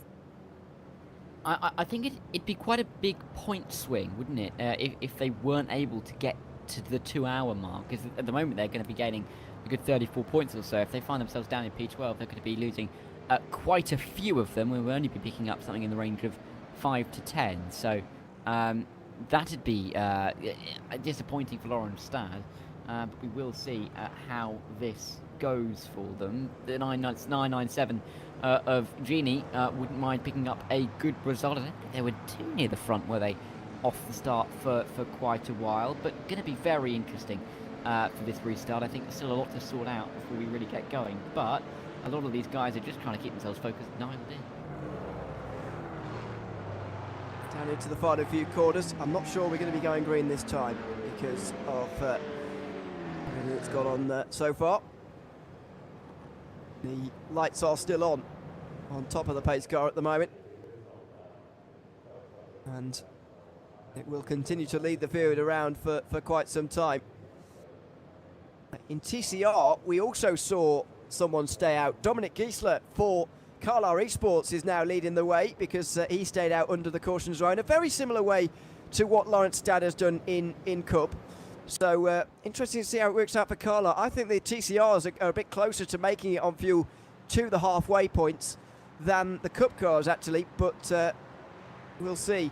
The lights are off pretty late on the back straight, and we are going to be going back green here with 2 hours 36 remaining. So Zoe Serrera will indeed start this race with a 2-minute lead. We'll see how long that lasts in a few moments' time. Into the pit lane comes the pace car. Boris Angelovando with that great timed pit stop is going to be leading the race and leading the field to green. A big stack up in LMP3 as they all go side by side into the green flag. And looking down the inside, more SM squad are going for this on WSR in towards turn 1. Prestanda Nomad on the outside of 3 wide, but they get away with it. Now down the outside goes WSR. They get the position ahead of Moranis on this restart as they go in towards the turn 1 in sport. That is Tastellan who takes the lead there in the Grid and Go Cayman, just ahead of the Mercedes at 3 wide there as well into turn 3. Yeah, and this sport class are now fighting over some key positions, of course, though. Xavi Sierra in the pit lane for the 433, so they are going to be losing a lot of the time that they will have gained. Herbigno going past Boris Angelovando, though. It's a very similar move, clearly, down at the hairpin that he made for the lead on the last restart. But Christophe Herbigno back into the lead, and also following him through is Graham Sanders. A little bit of contact. No! A lot of contact, but Sanders, I think, should just about get this done, and he will towards Tower Turn, and it's from first to fourth, it seems, for Ovando, but I think he might be able to defend that one into Tower Turn. He will. Oh, he's shoved Curl Racing off the road there, I'm afraid, and Trek and Geodesic are both going to be coming through here. Ovando going to be under pressure again in towards Le Mans, and Trek are going to be, not quite down the inside on this occasion. They stay behind, but it's not a good restart for Ovando. As Impulse, Rafael Burgess has gone for a spin out of Tower. Yeah, Burdis will have to try and find out at some point what happened to Burdis, but it's not good either way. Possibly a little bit of contact with the back end of the class. Solpek down to 10th, though. Cars off the road. That's Maradnas. You can see the front right there. That is not what the front right is supposed to look like. There's some big damage, and they'll be coming down pit road. And the front left as well, my word.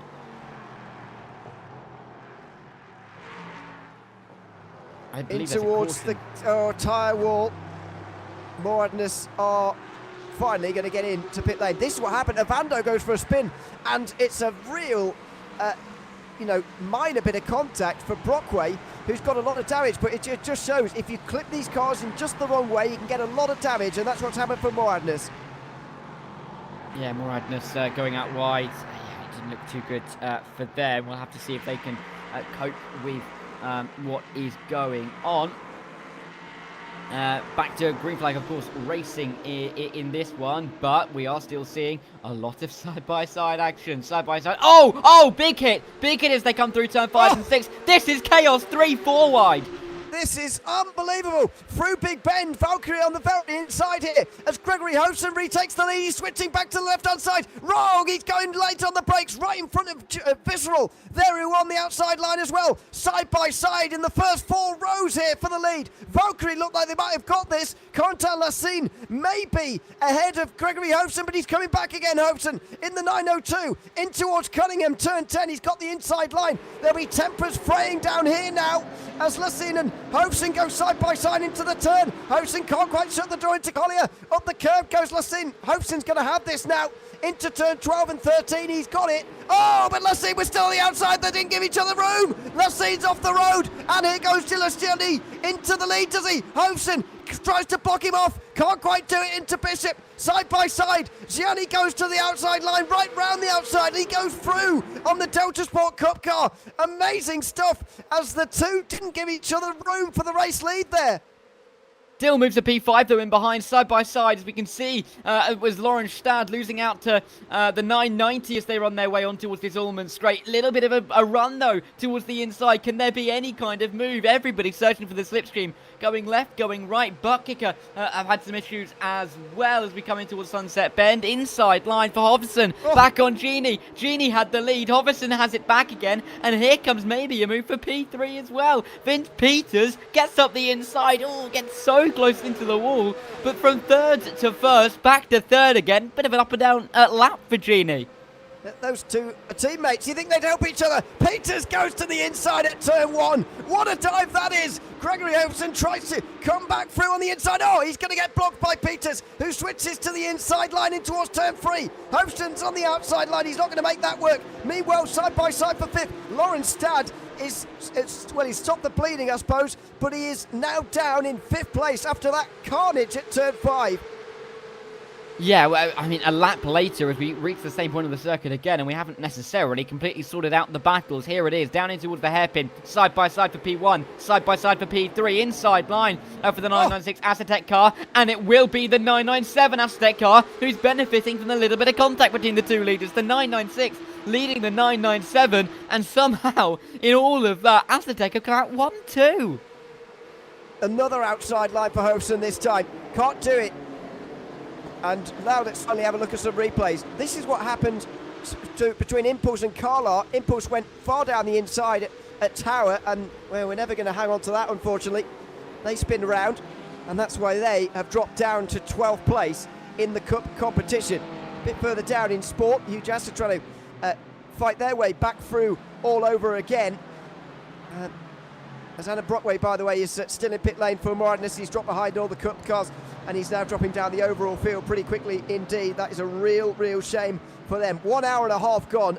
That restart was the liveliest yet. Well, yes, absolutely. There's no doubt about it. So much carnage and chaos. I mean, there weren't even too many cars off the road. Just some great racing action at the front of the Cup class particularly.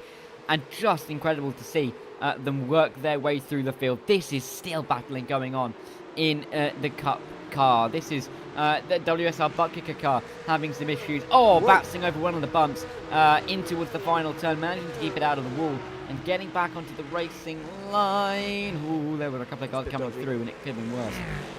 But yeah, a little bit dodgy from them. We'll see if there's anything to be said about, from Race Control about that one. But there's still lots to be said by these drivers about the battles in the Cup class, because they will not leave each other alone in this part of the field.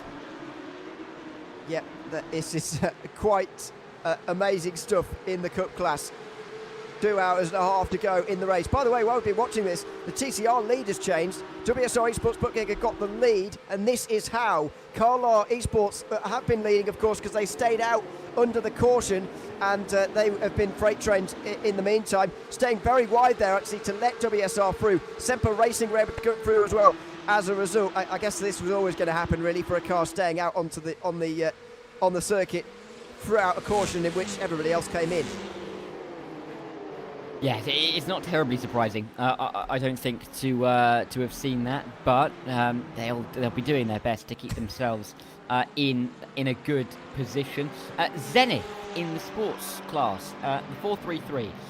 Were leading by 2 minutes a couple of minutes ago, and are now only leading by 0.2 of a second. So I wonder if they've given up that advantage, but at the same time, they weren't there for the restart. Again, lots that probably will be said by race control about that. We haven't exactly had anything. Well, actually, we have had something through for this. Zach, I'm so sorry. Wow. I said Zach because I'm saying Xavi Sierra as overtaken to the safety car, gains a lap on the field. The penalty is a 2-lap penalty. Well, they've just given up 1 lap themselves. So I'm not sure whether they decided, oops, sorry about that, let me redress that. Hopefully they didn't do that, because otherwise they're going to lose 2 laps now. As there's been an incident in Cup. There has been an incident in Cup. Visceral are in. Serving a penalty, number 996.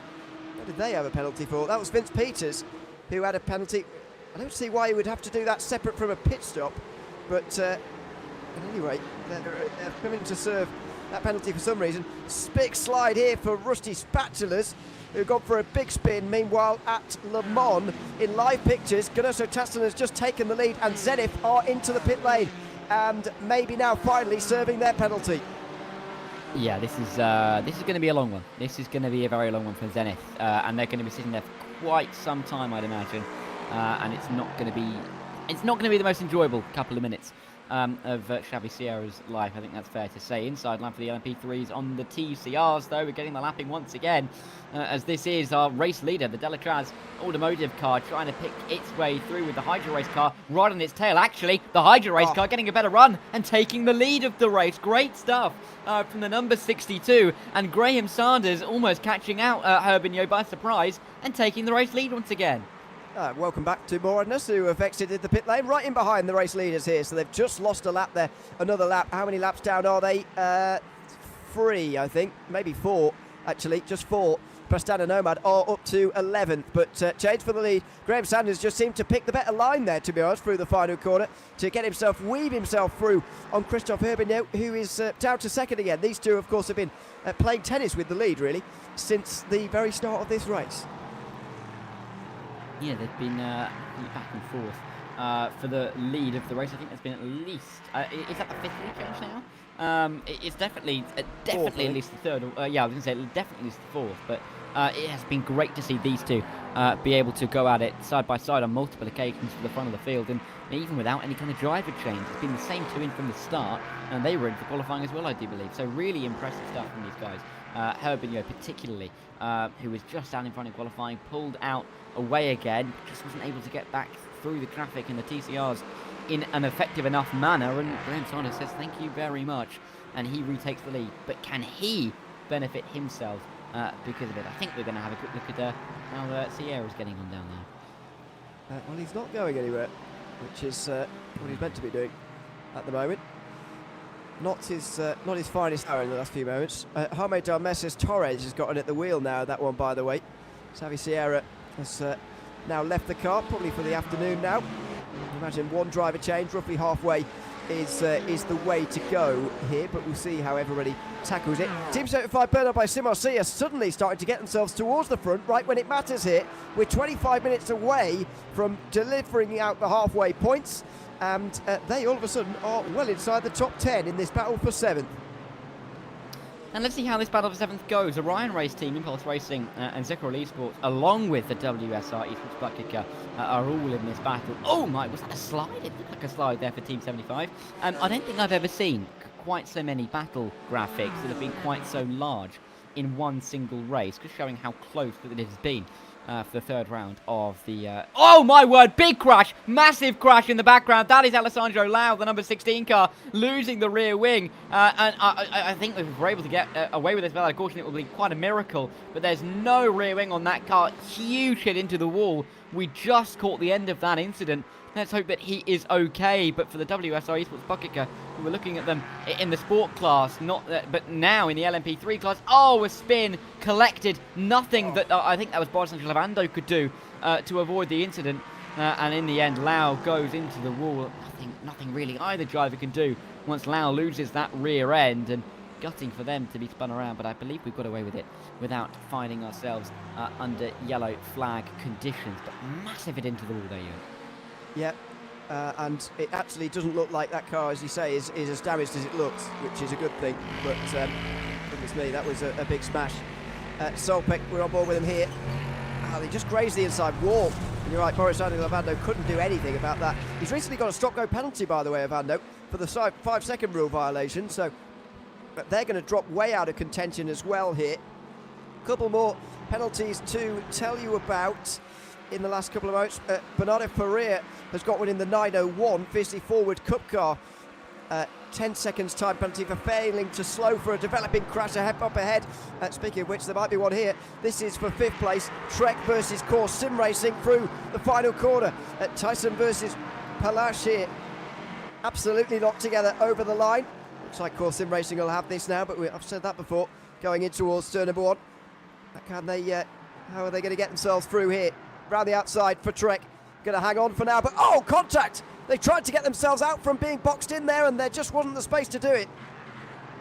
There wasn't, and they're going to have to try and find a way back through, but this is not the part of the racetrack that you want to be trying to find a way back through another car, because you've got a whole lot of other problems directly in front of you, and there they are inside line 1, 2, 3 and 4 in a line of all of these, oh my word, sports cars. It's nearly a move to the inside and a dive to the inside here for this Echelon SimSport entry, as we see Trek getting all over the rear end of Core Sim Racing and getting through on Core Sim Racing ahead, or were they? Oh. No, they weren't. There's contact, a bit of a spin, well, not a spin, but a bit of a moment there. Can Echelon take advantage inside line at Cunningham Corner? This is frantic racing inside line for the purple machine. Can it get it done? I don't think it will, and Trek will hold on. But what a...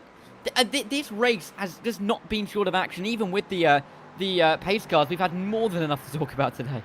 Yeah, nearly a crash, by the way, right in front of the points leaders in sport. We've had an incident in Cup as well here, by the way, for one of the Aztec SimSport Visceral cars.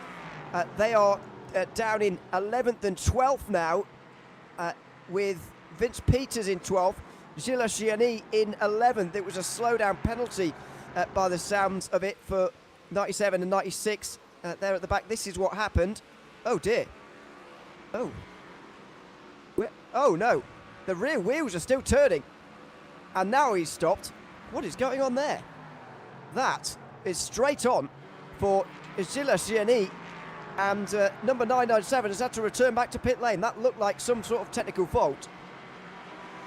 Yeah, it looked like a bit of a lag there, possibly. Again, though, tying back to pit lane immediately means that it's not good news either way, and driving into the wall generally isn't good news, but very strange incident down there. Not too strange to see Fiercely Forward try and get past Geodesic Racing up at Cunningham Corner. We've got Tower Turn to fight this one out as well, but Fiercely Forward look like they've got this move done. Sim Racing School are just in behind and looking to try and pick a way through in this battle, but these guys have got to be careful because the Delta Sport Sim Shop team are looking to try and pull away. That gap now at 1.5 seconds in this Cup class, and they would not mind eking it out another 10th or 2 over the next couple of laps. But the 962 of Hydro Race Geodesic looking for the move. Can they pick a way through towards Sunset Bend? We'll have to wait and see. Have a listen here.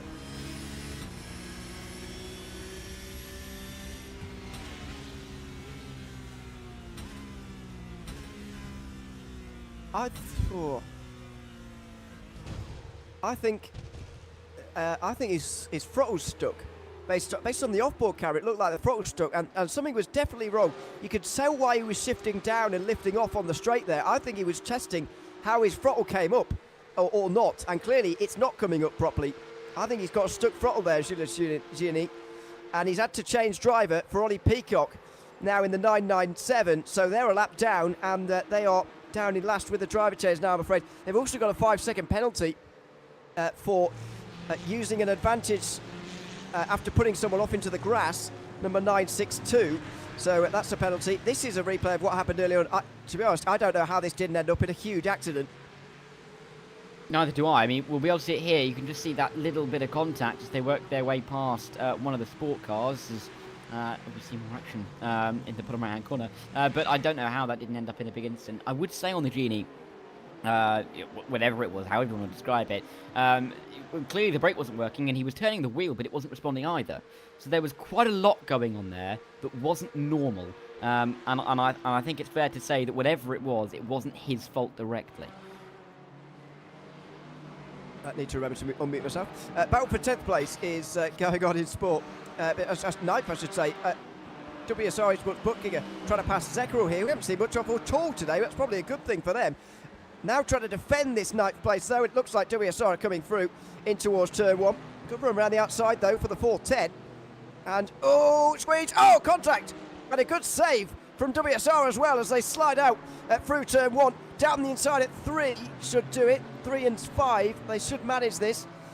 Well, they're not quite doing it just yet. Now they finally get clear into 9th place. That was a good overtake in the end. And WSR move up to 9th place.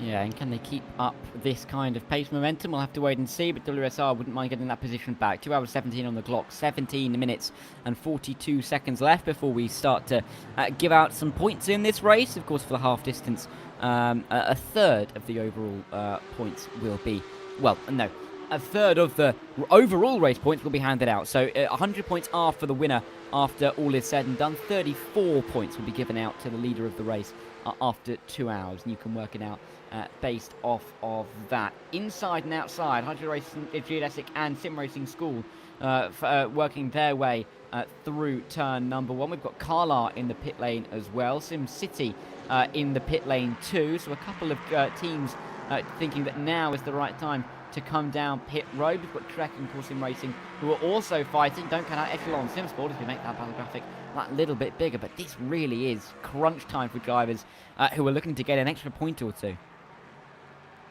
Through turn 1, they going to stay single file, are they? Yes, just about into the corners. Race control really ripping through a number of incidents and investigations now that I can tell you about. Jason Dilworth has got 20 seconds time penalty for trying to make a 3-wide scenario into turn 15 and causing a collision. That's 20 seconds, as I say. 20 seconds also for Gunnoso Tastel, and the leader in the sport class, for leaving a gap to the car in front of them when coming into the pit stops to try and gain an advantage. I mentioned at the time they came flying in. That's because he slowed down, trying to gain an advantage by sort of pulling away from the rest. 20-second penalty for that for them, which is pretty hefty, but it is against the rules. Alexander Peregrina slow to respond to the class split. They lost positions and then recovered them, which you're not allowed to do. That's a 20-second time penalty to them as well. Lots of procedural sort of silly penalties being picked up this afternoon for some reason. It's kind of what I was talking about in qualifying when we were talking about little penalties and the penalties that we received for hitting that cone on the outside preparing for a lap. Just unforced errors that aren't necessarily going to gain you a whole lot of time, but can really affect the rest of your race. We're seeing a couple of those happen so far, as we see Geodesic Racing take a very inside line. Valkyrie went, well, no, I'm going to go around the outside. It's not going to work out well for them, as they're far offline in comparison. Oh, was busy forward. What happened there? That was a mess. And we just about get away with it. That's Valkyrie, of course, who were leading this race earlier on. Not anymore, of course. Valkyrie are down in 4th place, Corentin Lassine. Behind Hydro's Geodesic Racing, SimRacing.School and Delta Sport, who are leading the way in that class. This is what happened. Oh, they did hit the wall there, Valkyrie. And causing a TCR just to shove themselves to the right-hand side there to avoid. But this is now what you get from proper long green flag running. We're really getting into a rhythm now. There's lots of cars all over the place, partly because of problems, but partly because of the long green flag run. This is what this series is all about, and having all 4 classes out there on the circuit together, making things very busy. You've got to keep yourself absolutely on top of things, otherwise you can get caught up in an incident quicker than you'd think. Yeah, it just shows how quickly things can turn on its head, and I will be honest, when that initially happened I didn't see it, but I immediately went back to try and see it on the YouTube, and my word, that was close. I know it's for the replay as well, but that was a heart-in-mouth moment for the TCR, and very lucky to still be running in this race. Could have found himself hitting into a concrete wall pretty quickly and pretty hard as well, so lucky to avoid. This is one of the Prasanta Nomad cars. I think this is the 56. I do not know how they've not hit the wall. They'll get back onto the circuit at turn number 2 before turn 3, and then they realise they've got no grip and lose it at turn 3 once again. So an awful set of corners there from the Prasanta Nomad car, and they're going to have to try and recover some of that time, but be careful on those tyres for sure. Good afternoon to Alessandro Torchio, by the way, who just as that replay was playing said, "Come on, Nomads," and unfortunately they went off the road immediately as he said that. I'm not sure the two are related, but once again, a good afternoon to everyone who is watching. 6th place, 3 wide, Echelon Simsport moving up a position with Core Sim Racing taking the undesirable line right round the outside of Olympus Esports as well. I'm not sure they really had much choice, but that's certainly not the ideal way to go through Sunset Bend, and they lose out on a position as a result. Still though, the entire top 9, by the way, in LMP3 covered by roughly 30 seconds, just over 30 seconds. So although WSR Sports Bookkicker and also Moradness have got off under this green flag run, still got 9 on the lead lap, covered by a pretty small margin. Yeah, and we've got quite a few cars covered by a pretty small margin coming towards the hairpin now. A couple of the LMP3s, a couple of I believe they are Cup cars, and also some TCRs in front, so a real convergence of quite a few different classes. Careful, LMP3 are on the outside of the hairpin, nearly getting hit by one of those Cup cars, but just about emerging, well, surviving, quite frankly, that little moment. That is the car down in P7, number 80 LMP3, that was finding itself side by side down there, but still more traffic to overtake. This is the kind of stage, well, part of the racetrack where if you're an LMP3 you're thinking, when does it end, because the traffic just keeps coming, and you can see it on the track map there. We've got a pretty empty circuit from the start finish line to up towards Cunningham Corner, but the back end of the circuit is packed with cars. And in case you're wondering, the purple icons are LMP3s, just as they are on the left hand side on our tower. You can see the likes of the number 57, that is the delayed Prestana Nomad car, 3 laps down. Pablo Ortega just having to come through on a lot of cars all at once here. TCRs, Cup cars, then Sport all at once. It's going to be a busy few laps for them as we go to one of those battles. It's TCR back here where Konstantin Stolzenberg is leading the way ahead of Semper Racing's Damien Owen Harris. Then you've got RD Simsport versus Impulse Racing for 3rd place. That's what we're seeing on our screen at the moment, with Scherer just up in front of them. Scherer Esport are 2 laps down, don't forget, but they are the points leaders. They need these points. Yeah, there's no doubt about it, and they need a position, therefore, so let's see if they can get themselves past a couple of the cars in front, because they're in this nice little train that we are seeing in the timing tower. Oh no, I'm thinking of somebody else. Sherry's are a long way down, aren't they? I was thinking of Semper, I was looking, but they are a long way down, my bad, and they need a lot of help, really, to try and get themselves any more points before we reach the 2-hour mark. But Semper Racing are looking to hold on to their P2 for the time being, which is looking relatively safe in the 180 car, but they have still got the challenges from the likes of RD Sport and Impulse Racing, who are about to go nearly side by side through here, but that is actually one of the sports cars. I mean, this is, again, this is where we're going to see a lot of convergence in a lot of the classes. 3 classes pretty much in the one shot there, 1, 2, 3. A sport car, a TCR, and an LMP3. Oh, there's an LMP3 off the road, though, as they come towards Bishop's Bend. I don't know who that was, but we can see it in the background. I think it was the leader, was it? One of the geodesics, I'm pretty sure it was the leading one, with Delatraz pushing them all the way here, and the gap is going less than a second. They're certainly in traffic, the leader, wherever they are at the moment. In towards Le Mans, there they go. Oh, trying to get through on Torque Freak and Orbit drop there all at once. There you go, down the inside, and you'd expect Delatraz will have a bit of an easier time of things. That was on replay, by the way. They'll have an easier time of things getting themselves through, and there you go. The gap comes down to 1.0. As they run through, but they are coming through the sport class for the 2nd time since this restart, but the last time before the halfway points. And actually, as you were commenting earlier on, there is a very big gap of clear air just up ahead of the sport class that these LMP3s are going to be able to dive into in a few moments' time. There it is on your track map. These guys are going to be in that pretty soon, and that is probably where they'll end the first 2 hours, which is probably a good thing. Yeah, I mean, they'll be able to just get a few laps under their belts without too much distraction. You can see that little purple dot behind the greens going down in towards the hairpin. That is our race leader of the number 62 and, in fact, the number 8 as well. Oh, that's an inside line. Bit of a throw to the inside line. I think it's just about going to work out for the Delachaz Automotive team, but that was a little bit risky, maybe a little bit too risky, or riskier than made it, well, than it was necessary to be. But they know that they can't lose too much time to hide the race at the moment. They are in a range where if there's any kind of mistake again from the 62, which they have just made, then they're ready to pounce. So they can't really afford to spend, 5-6 tenths dawdling behind one of these sport cars. They really have to be on it now. Out of Tower Corner and onto the straight they come, chasing down the race leaders, but they're not going to get the rub of the green here through Le Mans this time. And immediately you just heard lifting off there in towards turn 15, because he knew that was not going to be any beneficial to be any closer, and he just had to back away. Delta Sport meanwhile have had a bit of a battle to hold on to second place in the GT4 Sport class, fiercely forward, and Alexander Peregrina trying to take that away from them. But don't forget, 2 of the top 3 in GT4 have penalties. Tastellan has 20 seconds and Peregrina has got 20 seconds as well. So that is going to see 2 of the top 3 drop out, and the 404 of Jordan Backmeyer is surely going to be leading after those penalties are served.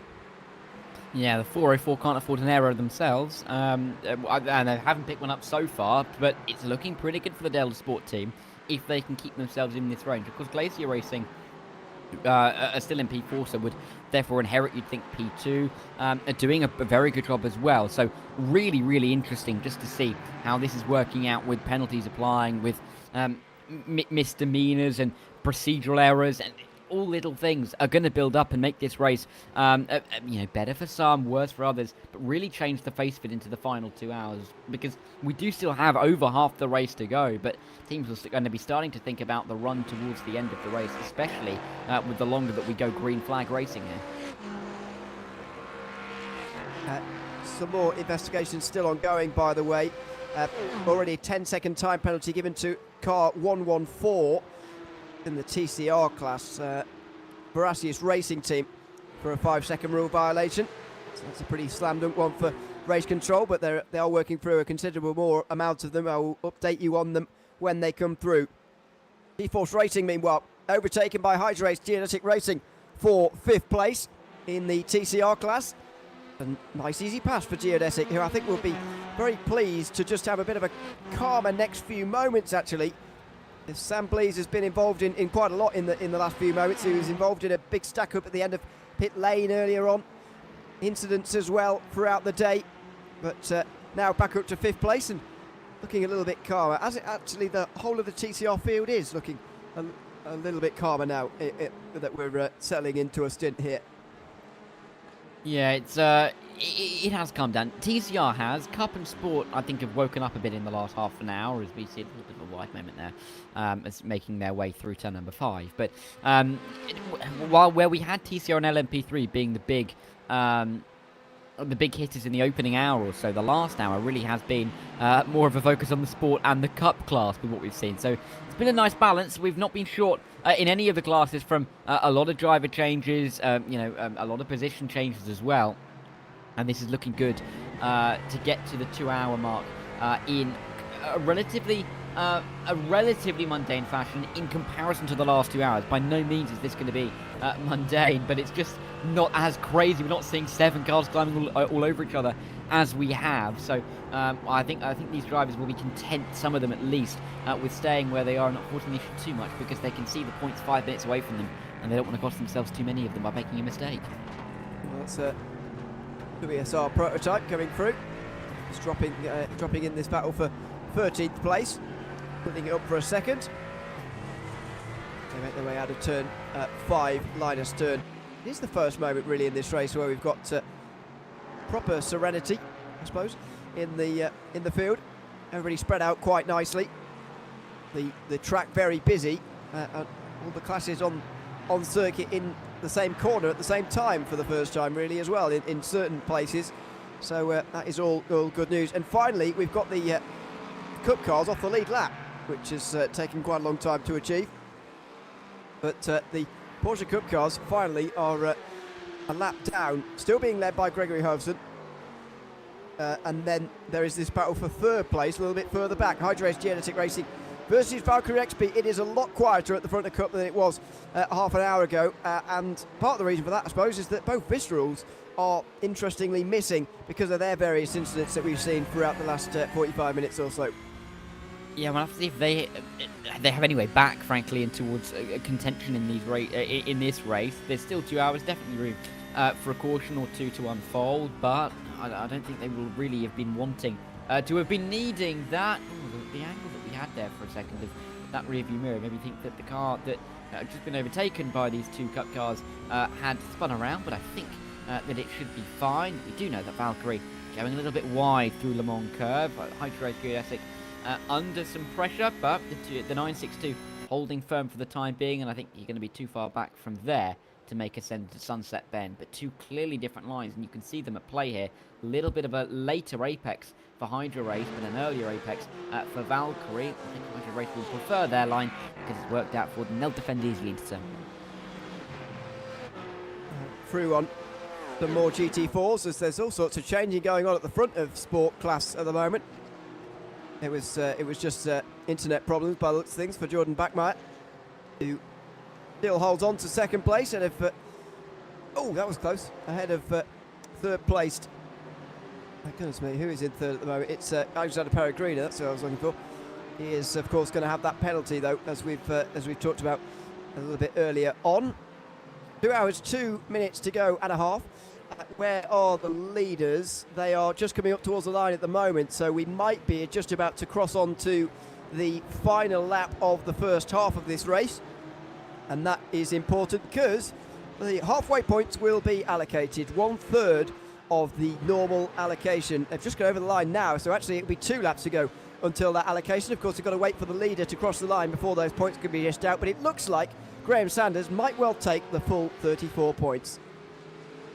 Still a couple of laps to go, though. I mean, we've seen traffic be a little bit of a problem, and that gap is coming down to Bigno by a few tenths. It was 3.2, it's now down to 2.7, but that just might be a little bit of an ebbing and flowing. The 56 maybe having a couple of issues of Jason Dilworth. Let's see how... oh, and that's the spin on the exit of, I believe is that Tower Turn? Yes, I believe it is. And so he's spinning around, and it's just not been a good race so far. It's fair to say for Jason. Just got on the grass slightly. He needs to pick up the pace slightly there, otherwise you'll be in a bit of trouble with those coming up towards the back of him. Down the Ullman Straight they go, and in towards Sunset Bend. Geodesic ahead of Valkyrie. Two of the teams have been right at the top throughout the day so far. Valkyrie currently third place in the points, but they are ahead of Racing Lab and Visceral, who are ahead of them in the points, so they will gain a little bit here, although they would like to gain just a couple more points if they possibly can here in the final few moments out through turn one. See if they can do it, as we see another sport battle going on right in front of them. We'll see if that changes anything in the Cup class. Of course, all these Cup classes interacting with each other, and the battles being changed as a result of other classes as well. Yeah, but the sport guys have been fighting it out all race long in the midst of these battles. They've kind of got used to it, I'd say, at this stage of the race. Of course, when newer drivers get into the cars, which we are likely to see over the next half an hour, and we have been seeing over the last half an hour, will mean that the drivers maybe get a little bit fresher, maybe aren't as used to or as in the rhythm as their teammates would have been. So we may see a couple of other little moments occur due to that. But the Cup and the Sport guys have been overtaking and being overtaken with ease in the last 30 minutes or so. So it has been really impressive to see. This is the battle for P3 in the Cup, though, with Valkyrie trying to find a way through on the 962, but still the 962 holding firm and trying to keep as close as they can to the 990 simracing.school, because that 990 was in P4 but got through on both of these cars and has been able to pull away, and they can't afford to let the 990 do that for too much longer. So the halfway point has now been crossed, and we're waiting now for the leader to come through. There's still a few moments to go, though. Yeah, it's only around halfway round Graham Sanders. So we will be waiting for a little while just yet. Valkyrie XP, though, need to make this overtake sooner rather than later if they want those extra points that come with the halfway mark. In towards the Sunset Bend they go now. Slightly defensive from Geodesic, really. Valkyrie are going to look for the exit. Oh, parking on the apex there. Geodesic, almost as if they were coming into pit lane, but no, they're just trying to halt the exit there of Valkyrie, as meanwhile, just before the points, Impulse have got into the wall. Yeah, and towards the Le Mans chicane as well. Really bad spot to lose the car. Very smartly spinning it back around without getting onto the racing line, though. So the 916 is now in the right direction. Battling, though, still ongoing for P3 in the Cup class as they made their way down into turn 3. Battling still ongoing further back into turn 1 for P6 and 7. Racing Lab Esports and Olympus Esports are getting pretty close together. Racing Lab look like they're going to defend their position, but they're also being overtaken, and they're overtaking. It's a complete mess at the moment down here at turn number 3, with 3 classes climbing all over each other. All 3 of the Cup Sport and TCR classes coming in. This is really frantic action.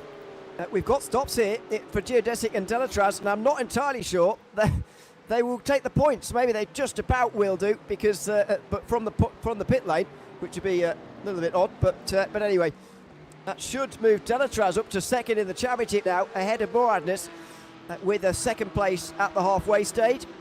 I won't give you the full maths because I'll probably get it wrong, but they probably will move ahead of Moradness, who are multiple laps down, don't forget, and I think still running last. Yeah, they are in 12th place in the field. Can Valkyrie do it here? They've still not crossed the line yet, I don't believe, to end the halfway mark in the Cup just yet, because of when the leader crossed through, but it may be too late, we'll see. But Valkyrie, if they are going to do it at the very latest, need to do it right now. But they've got a couple of GT4 traffic right ahead of them here, just getting in their way through the Le Mans chicane here, and now onto the back straight.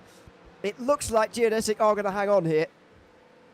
Yeah, and I think they will be all right to stay where they are, at least until they get towards the line and pick up the points. It may be a little bit different by the time we get around one more time, but this is where they should be able to pick up a handful of points and stuff it into their tally. Across the line they will run, and that'll be it. That'll be their points in the bag for these guys. As they cross the line, they can now think about fighting to the end. There's no more markers in terms of points paying positions, and they can now race all the way for the next 1 hour, 56 minutes to the end of the race for the full 100 points for the win. And that's where the points really are awarded, aren't they, really, I suppose. It used to be 50% points a couple of seasons ago for this series, and indeed the Endurance Series. That's been scaled back a bit. So it's a bit less important, but you still do need to pick up those points. So 1 hour 56 to go. We're just going to have a change of producers behind the scenes. A big thanks to Justin Hollis for taking us through the first few hours of this broadcast. Hugo Louise will be joining us in a few moments' time. In the meantime, let's ride on board with one of these great sounding Porsche Cup cars. This is the Valkyrie competition car, with Corentin Lassid running in 4th place as he chases down Johan Shirazari with 1 hour 56 to go here at Sebring.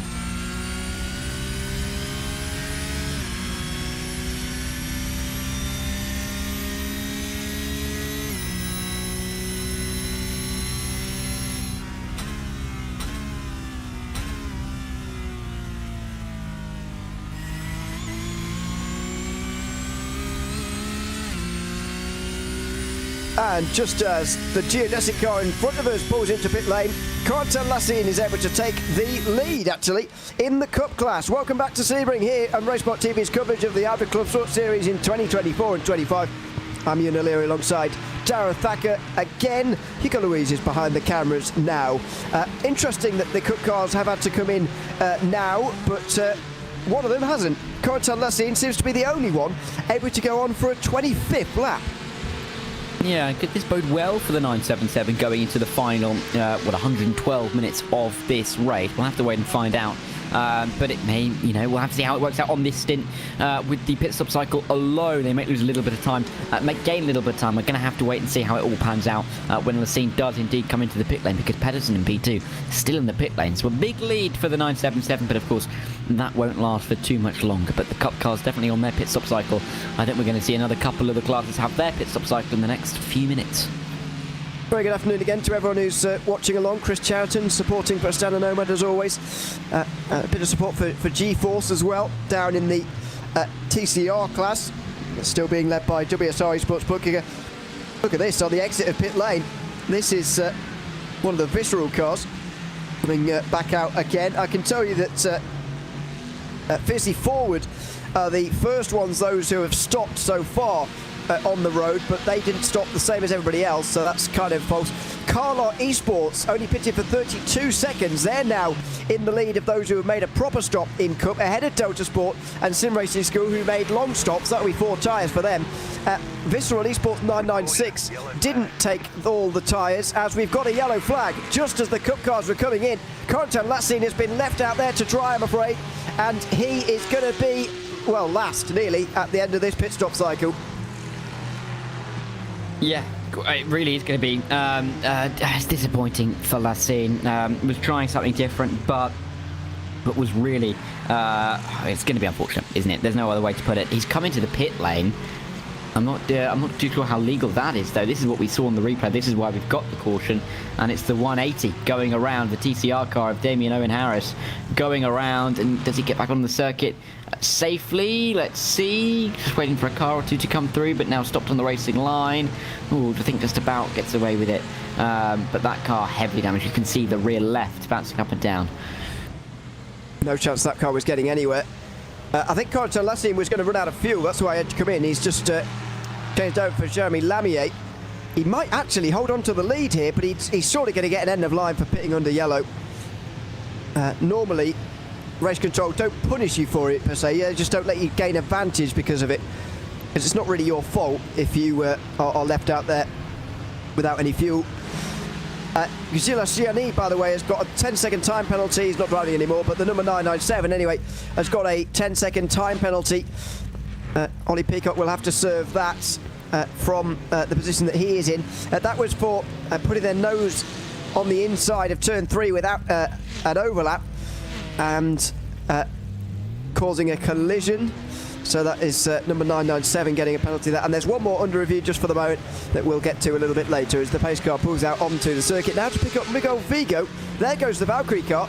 They will stay in the lead, or second place, I should say, just behind Bernardo Ferrer, but that's not going to stand. There'll be some discussion about that under this yellow as now some of the Cup cars get away by. Yeah, and we've had a couple of wave buys by the race control. We've had a couple of wave buys by the drivers themselves so far this race. So we'll have to see how this procedure takes its course, and let's see and hope that it is all sorted out and we don't see drivers unluckily or unnecessarily picking up a couple of little penalties. We've had the 2-lap penalty for Xavi Sierra for overtaking the safety car and getting a lap on the field. Peregrino was slow to respond to the class split, got a 20-second penalty because of it. So there have been a couple of misdemeanors under the safety car, and let's hope that we can avoid some of them as we get ourselves back into line for what will be our 3rd caution of the race. Justin's blaming Hugo for this caution. A bit unfair, but it is on. We've had a change of personnel immediately, a yellow flag after that big crash down the way towards turn 15. It was the pole sitter, wasn't it? Semper Racing who found themselves into the wall. They were on the pole earlier on. Damien Owen Harris is now in pit lane and has been for the last 3 minutes. everyone, though, is still in the race, which I'm delighted to say. Even Grow Racing Team, get this, Jarrett, Grow Racing Team had a pit stop of 47 minutes, 57 seconds. That is extraordinary, but they're still in the race. I think they had team dinner and a meeting during that, but yeah, that's it's going to take them out of contention. I think that's fair to say. I don't think they're going to be getting that many laps back under safety cars to the end of the race, but it's nice to see that they're still in the race. It's nice to see that they are still involved and they're not necessarily giving up just yet. They're 18 laps down, but they're still having a whale of a time, and that's all that, well, I hope they're having a whale of a time. That's all that matters. And we'll see if they can, because if there's another couple of crashes in the next hour, they could gain a couple of spots because of it and gain the points. So real full credit to them for staying in the race, because it can benefit them. But I think if we don't see anybody else dropping down the order before about, well, in the next hour, they might then come into the pit lane to finish the race. We'll wait and see. But it is it's an annoying place to be in, but full credit to them for sticking it out. Yeah, exactly. Once they sort of do the 75%, of course they don't know how many laps that the leader's going to complete, so it could be difficult to gauge whether they've done the 75% just yet. But yeah, you might be right that they are 16 laps behind the next car, so they might well park it in the last half an hour, to be fair, because then they know that they can't even gain any more places even if they carry on. So that's not ideal, particularly for them. We'll talk a little bit about pit stops here for this round as well, because I believe we are yet to see the pit lane open this time round. I think we are going to have one more before we see pit stops. I'll just hang on before I make this point. And indeed, they will stay to the right, but that's because they're letting people through on a wave bike. There are going to be many pit stops in sport. Interesting, though, whether LMP3 or not they're going to do it, because at the very most, the leaders are on 4 or 5 laps. You know, that's not very many at all. We've just seen a round of stops in Cup, as we know. Interesting to see what happens to Valkyrie a little bit later on. In sport, they're all on their 26th lap right now, so they're actually going to be struggling to stay out for too much longer. And in TCR, quite a lot of them haven't made their stop yet either. Geodesic, GeForce, for example, haven't made their stop. So, you know, there's some scheduled pit stops here, and not scheduled because they think that it's tactically good to take them, but actually pit stops because they're about to run out of fuel. Yeah, so I think we are going to get more of a mix than what we have already seen in the opening couple of pit stops. So I don't think we're going to get quite the, well, third time's a charm, isn't it, Ewan? We said that we didn't think everyone was going to come in the first pit stop. We said the same for the second pit stop. I really don't think we're going to see everybody coming in for the third stop.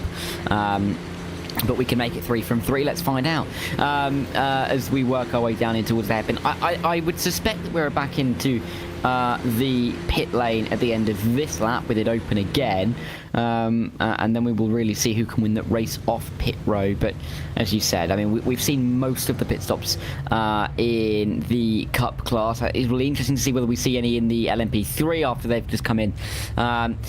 Yeah, I don't think there is as much cause for pit stops now. We're at the stage of the race where drivers and teams have planned out their way to the end, and there's less wiggle room. There's less. There are less options on the table. Only just over 100 minutes to go. Your pit stop windows aren't, or your stints aren't going to be that short, so there's not too much to play around with. We'll have to wait and find out. We've not got too long to wait and find out, Ewan. Nope. They're just making their way through turn 10. I believe pit lane will open this time round. We will wait and see what happens there. Of course, I should probably remind you about the upcoming races here at IVRA. You won't be surprised to learn there's no more in 2024. It's Christmas about next week, isn't it? So we'll be back in 2025 with, I think there's still 4 endurance rounds to go, and there's 3 rounds of the Clubsport series to go as well. So we'll be back with this series again in the middle of February. The 4 hours of Imola is on the 15th of February, followed by the 15th of March, which is the 4 hours of Jerez, and then 5 weeks later, I think it's on the 19th of April, we've got the finale of this series. All live here on RaceSpotTV, of course, from start to finish, and we look forward to that massively, as always. Very much hope that you can join us for those as well. As the pace car now makes its way down the back straight, I wonder whether pit lane will open this time, and everyone will have a pretty big decision to make here in a few moments' time. Yeah, let's see. Hydro Studios Racing leading the way, the 62, and they have been for quite a while. And the 62 and the 8 have been the top two in this race all the way through. They've been swapping the lead a couple of times, but will they stay 1 and 2 after this sequence of pit stops? Final turn at Sunset Bend, they are now in the midst of. Where will they find themselves? Will they come down pit lane in this third caution? We saw everybody in on the first, everybody in on the second. What about the third? Oh, bit of a dummy maybe from Alexandre Delatraz on Miguel Vigo, but nobody being duped. Nobody's coming just yet, so very much chalk and cheese to what we've previously seen. Sticks is in though, Pascal Sticks. Tastel as well is leading the GT4s in, and they'll all be in, you'd imagine. Sam Blees is in from the TCRs as well. Here they are. There is, I think the Moradness LMP3 is in the background, but that's to be expected. There is the view onto pit lane, and look at the carnage as they make their way in, but it isn't quite as busy as it has been on previous occasions, you'll be glad to know. Might mean that the green light is on at the end of pit lane a bit earlier. Of course, Sim Racing have come in. They clearly don't believe there is much to be lost by filling up with a bit of fuel. They're probably right. Preston and Nomad feeling the same. WSR and Moradness know that they might as well make a full pit stop because they're not going to get a wave around with everybody staying out onto the circuit. So those are lapped down especially will be encouraged to come in. 2 Viscerals in from Porsche Cup car class as well. That's to be expected. When's this green light going to come on? Long stops in GT4, of course, and so there'll be a bit of waiting back there. Now finally they go. Team 75 better by Sim RC on their way here, and they're going to get out first. It looks like ahead of Grid and Go. Then it's going to be Fiercely Forward, who are going to be in 3rd place, followed by Jordan Backmeyer, if that's still him, in the Delta Sport car. In fact, it is not. It's Ryan Van Grip who has gotten at the wheel of that one. So WSR Esports booking a stay out, as do Orbit Drop Air Venus, because they both were able to stop before that caution. Team 75 Burner by CMRC won the race off pit lane though, and they will restart from 3rd after making a slightly shorter pit stop than everybody else. We'll do a full run through and a more full rundown of where everybody is in a few moments time. We'll be back in a few moments time though with the restart here from Sebring in the IVRA Clubsport Series. 4 hours of Sebring, 100 minutes to go. Back in a moment.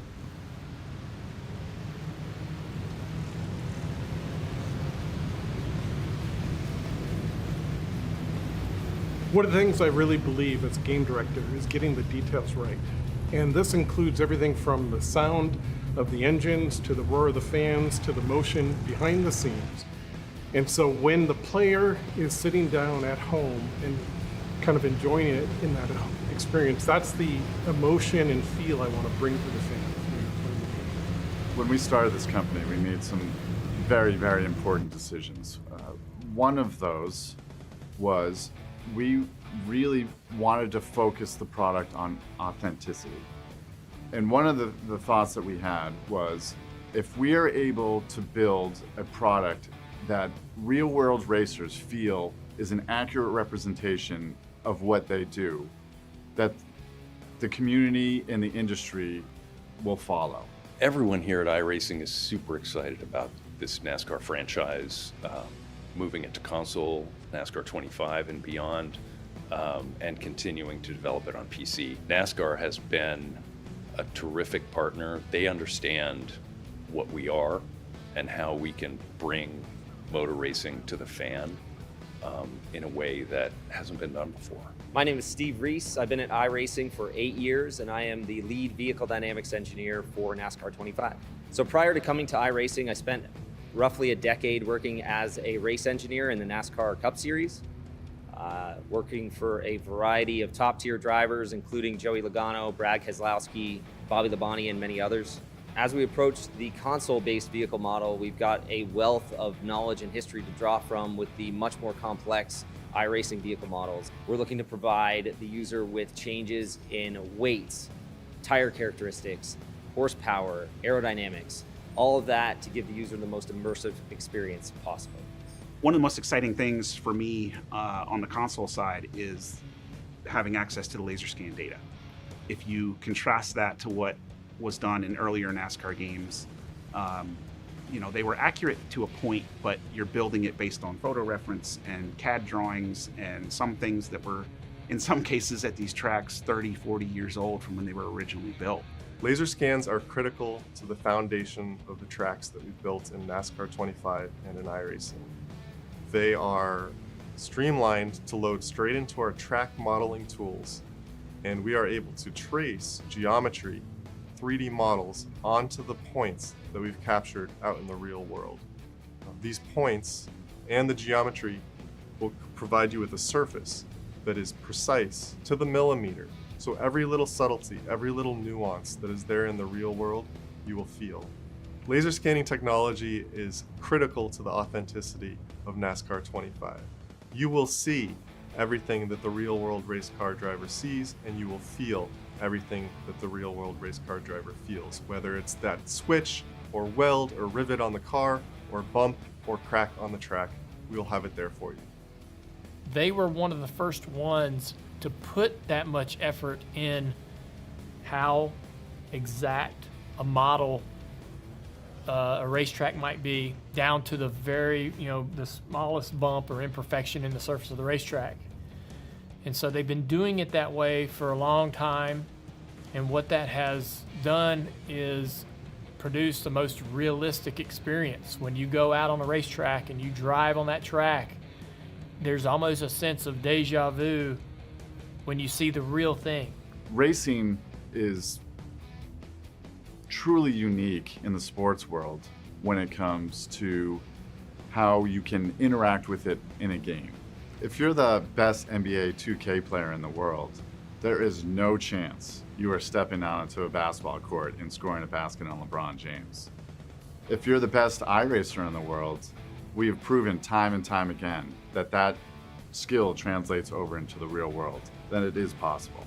It's not like you can go to your local sporting goods store and buy a go-kart and take it out to a local racetrack and just begin racing. And there are significant barriers to entry. If you want to become a Cup Series driver, there are steps involved.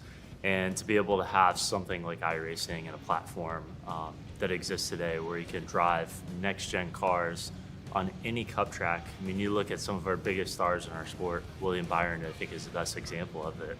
He began in iRacing and still uses iRacing every day today. And if you look at the progression of him coming up through our series, from the Craftsman Truck Series, Xfinity Series, and Cup Series, he probably accelerated quicker than anyone else to get to Cup. And I would say a big reason for that is his experience on iRacing. I remember my first race, and I knew the sport intellectually from watching it on TV. But the first time I was inside in the infield at Martinsville, and the cars kind of roll out, and I watched them line up and ready for the flag to go green, and the roar and the sound and the smell and the cheer of the fans really was part of the experience that make NASCAR work as a sport. And I was so thrilled there that I remember thinking that I need to bring this feeling home. So the most important thing is, for me, is to regain the trust of the NASCAR video game fan. To make certain that they believe in what we're doing, and that when they play the game, they think it's authentic and enjoyable, and to get all the little details of the sport correct. We've been working really hard to make this the very best NASCAR game it can be, and I'm really excited to share with you our progress as we get closer to the launch of NASCAR 25.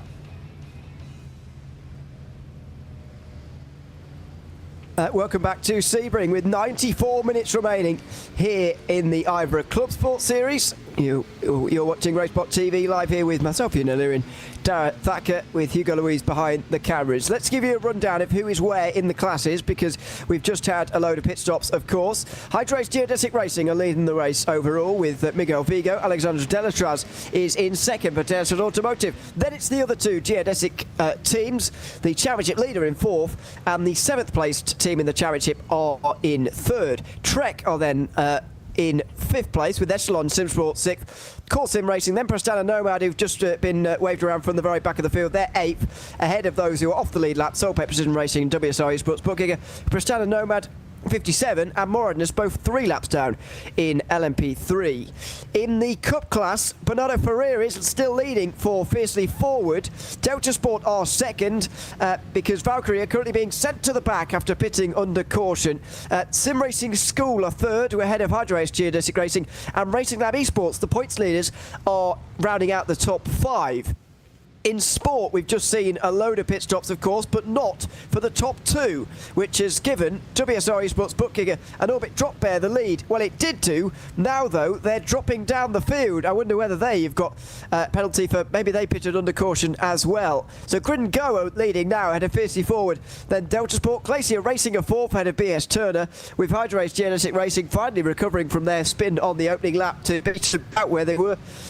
In qualifying, 7th place is Satellite Racing, ahead of Impulse Racing, then Talk Freak Racing, and a Rhyme Racing team who have just got into the top 10. Then TCR, which is also being led by Hydrace Geodesic Racing. They are ahead of Carlar Esports, with WSR Esports booking it next. Impulse Racing and RD Simsport round out the top 5, with Simmotion and GeForce also on the lead lap. Veracious Racing team have battled back now to just being 1 lap down in the field. So, Darryl, that's where we stand. It's looking good for a good end to this race, but don't really know which way this is going to go in the last hour and a half. No, all four of the classes have kind of toed and froed in their respective battles, not just for the lead, but also for the top 5. We've had the 62 and the 8 battling it out in the LMP3s, going backwards and forwards. The Cump's been up and down and here, there and everywhere. The Sports had some leaders and they got some penalties, and then we've had some fresh leaders who then got some penalties. So it's really been a bit of a helter-skelter down in Sport. And in TCR, they've just been all mixing around. We had 7 wide nearly. I mean, that's a bit of an exaggeration, but we had 7 cars that you could throw a blanket over not too long ago, and I'm excited to see this restart. Well, it's not going to come just yet. We have got phew.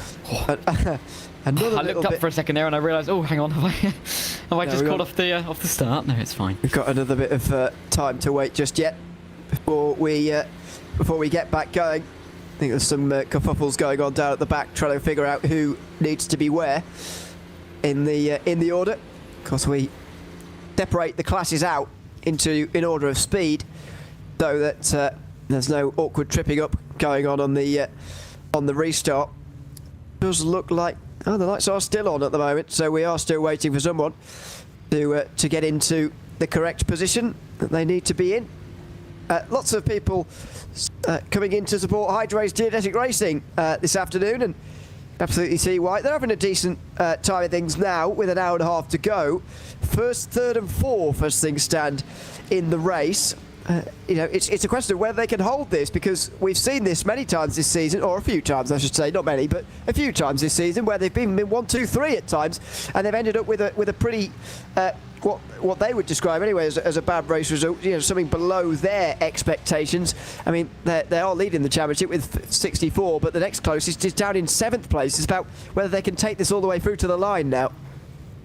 I wonder how much team play there could be. I mean, we are still, we are early in the season because it's round 3, but at the same time, there's 6 rounds. So there's not. We're at the halfway point of the season now. Do the 62 team think about? I mean, if we got into a situation with the 62, 64, and 66 up near the front, what happens between the teams? Do the 62 and the 64 swap positions as teammates? Do the 62 try and win the race because they need to get the points back? I mean, it'll be interesting to see how that dynamic works towards the end of the race, if they all get nearer the front with points on the board and championship pictures beginning to really be formed now. So I think there's a debate incoming between the team there, but firstly they have to get up towards first and second to make that even a possibility. Yeah, we've got a long way to go to that point. I think Delachars are really going to be a thorn in their side through the remainder of this one. There's a lot of weaving around going on, which suggests that this might be the last lap of the caution, but there is still lights on top of the pace car. Are they going to extinguish maybe? Yes. So we are going green this time round. Time to get those tyres up to temperature as quickly as possible, and then Geodesic have got a very important restart coming up here. It'll be the end of the 3rd caution. Many will be wondering whether it's the end of the last caution, but that would require the longest green flag run we've had today. You never know, though. I said that we'd have 3 cautions, so I'm very much hoping that this is the last one. But I'm not going to hold out hope, because if we've had 3 in the first, really, 2 hours, 20 minutes, when it was called, I think we're going to be hard-pressed to not get one to the end of the race. But we did have a nice run to the end in green flag running back at Barber. So, who's to rule out the fact that we can't go green to the end here? Going to be difficult, as we sort of have so many cars on the circuit, even with the cautions that we've had.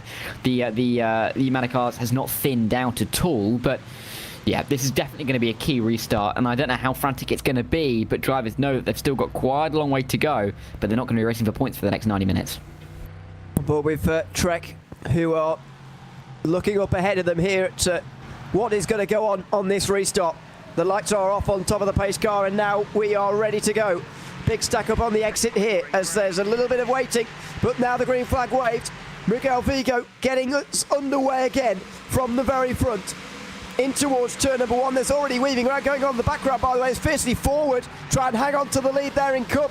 Delta Sport trying to get through here, and don't forget the second restart of the day, where Cup was just unfiltered madness. Let's see what happens here in towards turn 3. It's single file this time round, but big pressure on fiercely forward and Bernardo Ferrer, who hasn't stopped, and he's in the lead. There's a crash ahead as well. Oh no! The Cup cars are on the grass here. Delta Sport going off the road to try and avoid. Oh dear, and Prestana Nomad and Madness have gone into contact. Delta Sport are going backwards. Fiercely forward still lead, but here come Hydrate's Geodesic Racing as they pick themselves through the carnage in towards turn number 7. They've still got the inside. Ferrier's going to hang on to the lead here, but goodness me, a big incident early on in LMP3. I'm sure Stephen McDonald's eyes widened because it looked for a moment like he was going to be able to take the lead there in the 962. He could still try and get after Bernardo Faria, but what a moment in the battle between the LMP3s and the Cup cars. Well, not in the battle between them, but between the cars. The LMP3s off the road, the Cup cars having to scatter to avoid, and in one of the tightest parts of the racetrack, they all have to get out of the way. Side by side still, though, for P4 and P5. This is Nikolai Pedersen involved in the battle as they run their way through Tower Turn. Mind you, there's also a battle for the lead in the Sport class. Justin Rame in the 445 was leading in that GT4 class, but then Rodrigo Mays got back through. Back comes Justin Rame, and they're swapping positions. What a frantic restart then here for restart number 4, if you count the initial launch. Yep. For a fourth time, the green flag has been waving again around the circuit, and it's just as lively as it always has been in the Cup class, which is really starting to deliver in this sort of second half of the race. It's all for 4th place, this stack up being created at the moment by Racing Lab Esports. Austin Hereford is now at the wheel, and he is really looking to hold back Delta Sport now in towards Sunset Bend, but he's run quite wide here, very wide in fact, and he's going to have Olympus coming through as well here. Oh, careful, squeezing in like that, you'll be put into the wall if you're not careful. Here comes the Visceral car as well now, coming through on the right hand side. They are a lap down, don't forget, and so not particularly or are they? Is that the car on the lead lap? Not sure, as they go side by side. Racing Lab and Carlar now. The Visceral car is certainly through. Trying to work out whether that car is on the lead lap indeed or not. It is indeed. That's Matteo Coenza. It's the other car that isn't down the back, although Ollie Peacock might go his lap back, to be fair, and he might be back in 9th place now, so we'll have a look at that in a little bit of time. But Racing Lab, after going wide at Sunset Bend, have certainly come unstuck, I'm afraid. This is what happened. It's contact between Prestana Nomad and Alec Bergstrom, and well, the engine cover flies off there for some reason. Yeah, I think in the end that looked far more dramatic than it actually was, with the cover flying off the car. There wasn't really that much contact, and if anything, there wasn't too much happening down there. It was just more of a road blockage than anything else. But they will have to continue on. Alec Bergstrom, though, in a really difficult position, 3 laps down now for that car, which was already struggling in the LMP3s, and that misery being somewhat compounded, but difficult for the leaders in the Cup that have now been mixed up once again. This is what Nikolai Pedersen saw in all that in the 902, having to go left, avoiding just about, and law-knowing his way through the grass, getting a position or two, and then losing it on the traction. Just carnage, absolute carnage through turn 4 and 5 there. Pedersen does a good job, to be fair, to get himself off the circuit and avoiding all that, but goodness me, not ideal. Geodesic are still leading in TCR, by the way, ahead of Carlar Esports, and then just in behind them, looks like Verasius, that does, but I think they're a lap down. It's certainly not WSR Esports Bookkicker, who are 3rd in class, so there is a bit of a break in that, with the top 2 very much on their own, fighting it out at the front of TCR. Haven't seen too many of these battles actually so far today, but good that we've got a battle for the lead in TCR. In fact, all the gaps for the lead are actually below a second at the moment. Yeah, oh, and there's an inside move. Very bold, very brave. Oh, and wide goes. Is that Bartel? It is Bartel going off the road and losing out quite a heap of time there as they run our way through. Ross McFarlane's going to get through in the 1-2-7 in this TCR class, but Stephen Walker now trying to walk away from the rest of the pack if he can. 1.1, 1.2 seconds is his gap. That is the biggest gap of all four, if you can believe it. You can still see how close they are on the circuit, but that is just how close and tight this race has been all the way through. Out onto the start-finish line again for the TCRs. I know that Carlisle are going to be pretty disappointed about that, because that was nothing of their own doing, really. It's all fair enough for lap-down drivers to make passes if they are quick enough to indeed pull away, and they probably are, but you also probably shouldn't be getting involved in the lead lap battle if you are going to shape it like that. Ross McFarlane won't be complaining, though. He is up to second. We're on board in fifth place here. Looking what it's like in the pack here in TCR. Slightly diminished of those who are on the lead lap, of course, because so many incidents so far today. However, as I mentioned, we've still got everybody in the field, and that includes all of those who have had long stops today. Grow Racing Team are 23 laps down overall and 17 laps down off the class lead, and they're still in the race, and fair play to them for that. Yeah, and they're still going, and they're still going strong, which is great to see. And it is always nice when, even though teams are a long way down, they're sticking in there, because they know that there's always a chance that they can gain a position or two. Someone's race could end dramatically in the next 30 seconds, minute, 10 minutes, and they're going to be there on hand in 45 minutes time or so to be able to claim that place. But they will be able to do it by the end of the race, and that is all that matters. And fair play to them. It is great to see the commitment that drivers and teams have to this series, and I'm sure we're going to see that all the way towards the end of the season, and when we get to that point in April, all the way in April, 4 months away from the end of the season, with a 2-month break upcoming. But yeah, this race really has been one of sticking it in there, keeping yourself involved, because there have been so many moments and flashpoints that just keeping yourself in the conversation has been enough to keep yourself in contention. You may drop down the order a touch, but if you stay relatively close to the drivers around you, you will be doing well for yourself. Move as well on the Solpec Precision Racing car by the Hydra Race car. It's a lap down as the Solpec car, so it wasn't a move for position, but it was just to make sure that they could stay pretty close to that Delatrace car. Side by side here between Echelon and Geodesic, that looks like, in the pack here. It is indeed David Duino's not having a very good restart here, and he's about to be overtaken by John Rice in the number 29. Here he goes on the outside line. Oh, bit of a squeeze there, and Duino hangs on. So back in the car, hoping that his technical faults are behind him, and is now up a position as well into fifth. So very good overtake indeed from him, or indeed defence, I should probably say, from him. But John Rice is still right behind him, chucked right in the slipstream. You can barely see him. Oh, it looks down the inside, can't quite do it here, but not a great restart for Duino, who's going backwards compared to his teammates, who are certainly going forwards. Yeah, let's see if he can keep. Let's see if he can try and match his teammates' ability of moving his way forward for the time being. But doing a decent enough job. I mean, again, this has been a race where you've not really been out of it too much. There's been a lot of drivers that have been spinning around a couple of times and then finding themselves back in contention, and Duino's been one of those. Let's see if he can keep it up. Christian Young causing a car park down there at turn 7, and I don't. Oh! I don't think there were too many happy drivers down there, and it got worse there for a second, didn't it? SRN there were very close indeed to coming on the scene a bit too quickly, and that would have been not ideal anyway. 5-second rule violation, by the way, for number 114. I think I've already mentioned, but I'll mention it again. 10-second penalty for them. 482 have also got a penalty. That's in the sport class for the 5-second violation as well. That's Drop Bear Venus. Also 10 seconds for another one for 114 for the same thing. 433, that's Zenith, have got 5 seconds for a 5-second rule violation, as well as number 56. That's one of the LMP3s.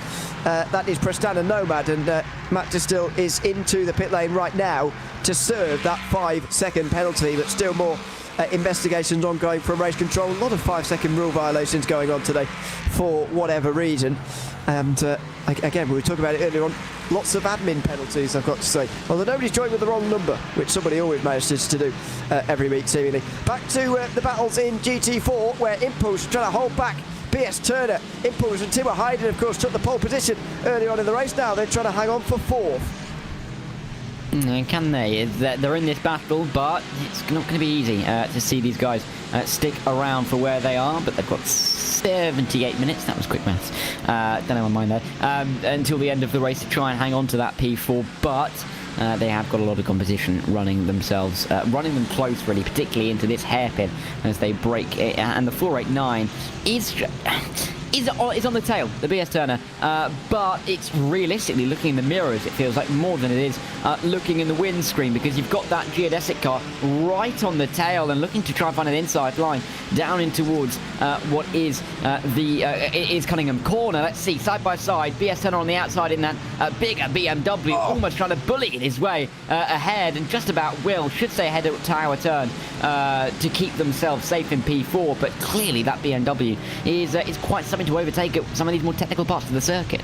It's an absolute barge there at turn 10, but it was always going to happen. There was always going to be contact between the two of them. Change for second as well in TCR. Carlisle have got it back again because WSR Esports are off.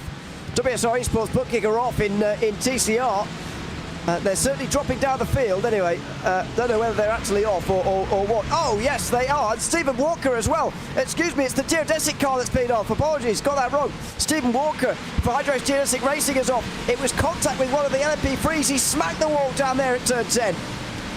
And you can just about see that rear left, and that is not looking too good. And I think Stephen Walker is going to be pretty scuppered. Now, let's see what happened through. How much of a hit did he get? Oh, it's Delatraz. Wide a hit. Yeah, oh, it is Delatraz. Oh, that could be big for the race in the context of the LMP3 battle, considering that the stewards may have a look at that one. But look at the other geodesic cars in the LMP3s. Delatraz under pressure. Austin Young, outside line, going as long as he possibly can around the outside of the final corner. Will he get a good enough run to try and make a move on Delatraz? Delatraz is in. I'm not surprised. There's probably damage there. And there's certainly damage for Stephen Walker. We'll see whether we get a caution for that or not. Doesn't look like it. Niels van Handel's in as well with 1 hour 16 to go. It's pretty unscheduled as far as I can see. For him, he's done 15 laps, which is not very many, especially when you consider there's a caution within that. So don't know what that was all about. And we do have a yellow. This may well be, and it is indeed, within 15 minutes of the last one, so it'll only be a short yellow. But even so, yellow flag comes out for that incident. I think what happened there, really, between Delatraz and Walker was just a bit of miscommunication, wasn't it, really? Delatraz looked like he was going to go to the outside because he thought Walker would pull back to the inside and go back to the racing line. Not really anybody's fault, I don't think, but just a bit of miscommunication. Delatraz hitting Walker and taking the race-leading TCR out of the equation. Yeah, and the TCR won't be happy about it. Let's be real with ourselves. Yeah, it hasn't been the cleanest couple of minutes there. A couple of drivers off the road, a couple of messy little moments between inter-class battles, and yeah, I think some teams and some drivers won't be happy at all, especially as we get towards the later stages of the race. Lots of work being put in to get themselves into these positions, only for it to feel like it comes undone pretty quickly. This is the view from Delatraz's car. Oh my word! I mean, and. Don't you think Walker maybe, actually, now I've seen that on board, I think maybe Walker changed his line in a way he probably shouldn't have done, actually. I agree with you. I did see that as well. But at the same time, I think from what we saw, it also looked like Walker was going wider anyway. Actually, no, he was going more to the inside. Oh. Yeah, that's what I mean. It's a close one, isn't it? Yeah. He initially went to go and take the left-hand side there, and in my opinion anyway, and then he left it open, thinking Delatraz was going to go there. But when you're in a TCR, when you're in the slower traffic, you should never second-guess what the faster traffic is going to do. You just do what you're going to do, and do it decisively. Have a look at the wheel inputs here. Look at how different it will be for Chris Bartel versus the geodesic car up ahead. He keeps a nice, steady rotation. Stephen Walker is going to change his halfway through the corner. Just have a look at this.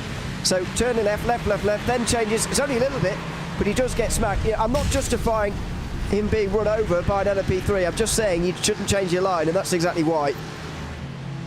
Yeah, it's going to be a close one. I think the stewards are definitely going to have a good old look at that. This is also what happened with Daniel Mills, who's come to the inside in his RD Sim Sport car and loses the rear end halfway through the corner. Oh, wow. That is a huge hit, and right back onto the racing line as well. That is a massive crash. I'd love to see that on board his car, because I don't know. I don't know where he lost it in the middle of the corner. Difficult to see from this angle, but that is a huge smash into the wall. Very, very big crash indeed. As the sport class now are getting their wave around complete. Only a few of them. This is what happened. I mean, Mills was losing it right from the very beginning there, I'm afraid, and the ward is there to collect you at sunset. Oh. Fair play to everybody for avoiding him afterwards, though. That was great driving for everybody to get around him. As you can see, his car also not going anywhere after that. No, I think we saw him rolling back slightly from the off-board, and there was, if there were sleeping policemen before, there was some kind of sausage curb on the circuit that he was running over with the amount of damage on the suspension of the car. I think on at least two, it was probably all four, judging by how hard that he hit into the wall, but that is going to take them likely out of the race. I cannot see that car getting repaired before the end. It may do. It's definitely going to be out of contention either way. So difficult for them. We'll have to see if they emerge back onto the circuit. I can't imagine we're going to see them much before, at all before the hour mark. Looks like the wave around is complete. So we are seeing some LMP3s working their way forward now, as expected. We are skipping out the pit lane being opened. Now, I've been trying to think why Trek have come in just before that caution, other than a very clever ploy to get themselves... Have they got themselves maybe within one stop of the end, whereas they think everybody else will have to make two? I'm not sure. They certainly didn't come in under caution, which is a penalty, of course, so that's a good thing for them. But I'm just very interested in why they would go back all the way back down to 8th place and give up so much position there for a pit stop. I don't really understand. Yeah, it'll be, if you excuse the pun, it'll be quite a trek back up the order for them to get towards the front. But maybe they've gone for the option that they won't have to take as many stops as everybody else, but you would have imagined that if that was the consensus, we would have seen more drivers into the pit lane on that in this kind of window. We'll have to wait and see. Hydra Race, Geodesic Racing are, I'm sure, pleased with the position that they're in, first, second and third, and can try and manage the race from where they are. You really cannot, though, count out the team P4 Echelon Simsport, who've been quietly going about their business all race long. Corsim Racing, Prestanta Nomad back up into P6. They've had an up and down race.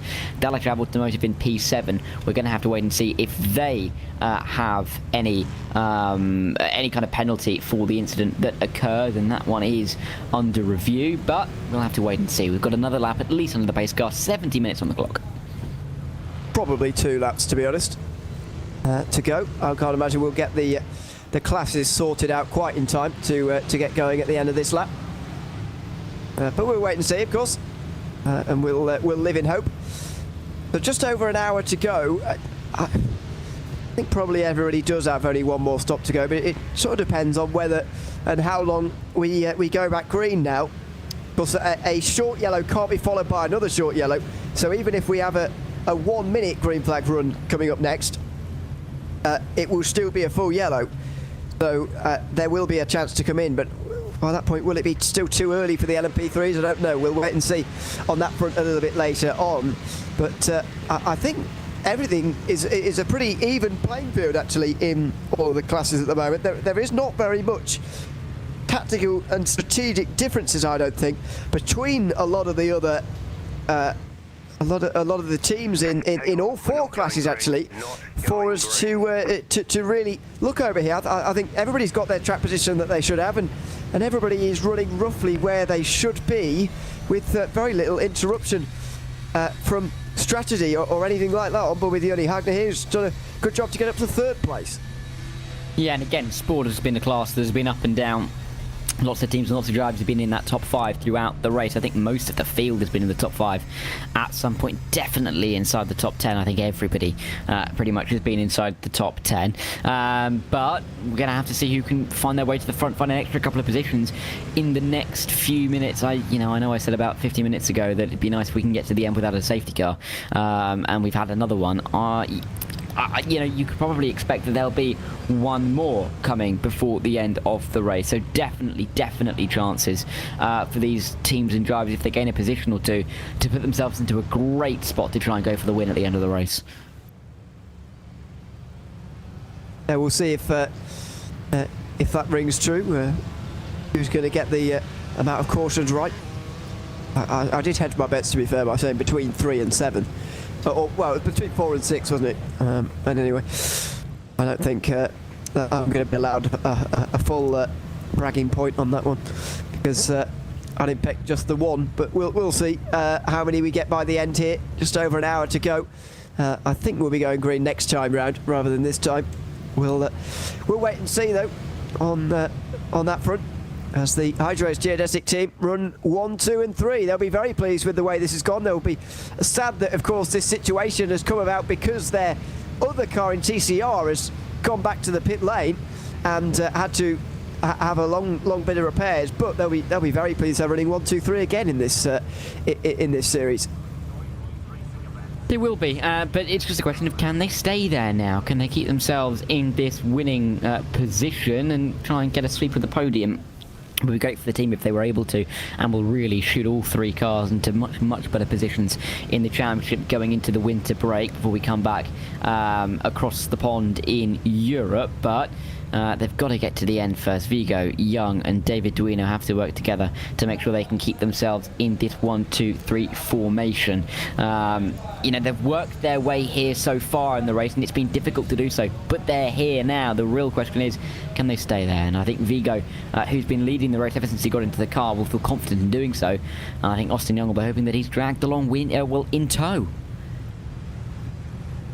Let's see if we do indeed get green flag racing at the end of this lap. I'm not quite sure the order further back is quite sorted out just yet, so we have a little bit of time still to wait here. In the Cup class, Geodesic Racing are also in the lead as well. Sim McDonald is at the front ahead of Sim Racing School, and then Visceral, who have recovered very well from being laps down earlier on to now suddenly being in 3rd place. I think Cup has the most teams on the lead lap still in proportion to the amount that started the race. I think all 12 are still in contention. Yeah, they are. Dalton Zavadil's back at the wheel of the Fiercely Forward car. It was going well earlier on. Of course, GT4 and Sport does have more, but they've got 18 for the 20 that they started with, so 90%. But very impressive that all the Cup cars are still on the lead lap, especially when you consider the kind of race we've had in Cup. Which has been absolute chaos, frantic all the way from the start. We've had more than our fair share of 3 wide moments. I think we almost had a 4 wide as well. Cars tripping over each other.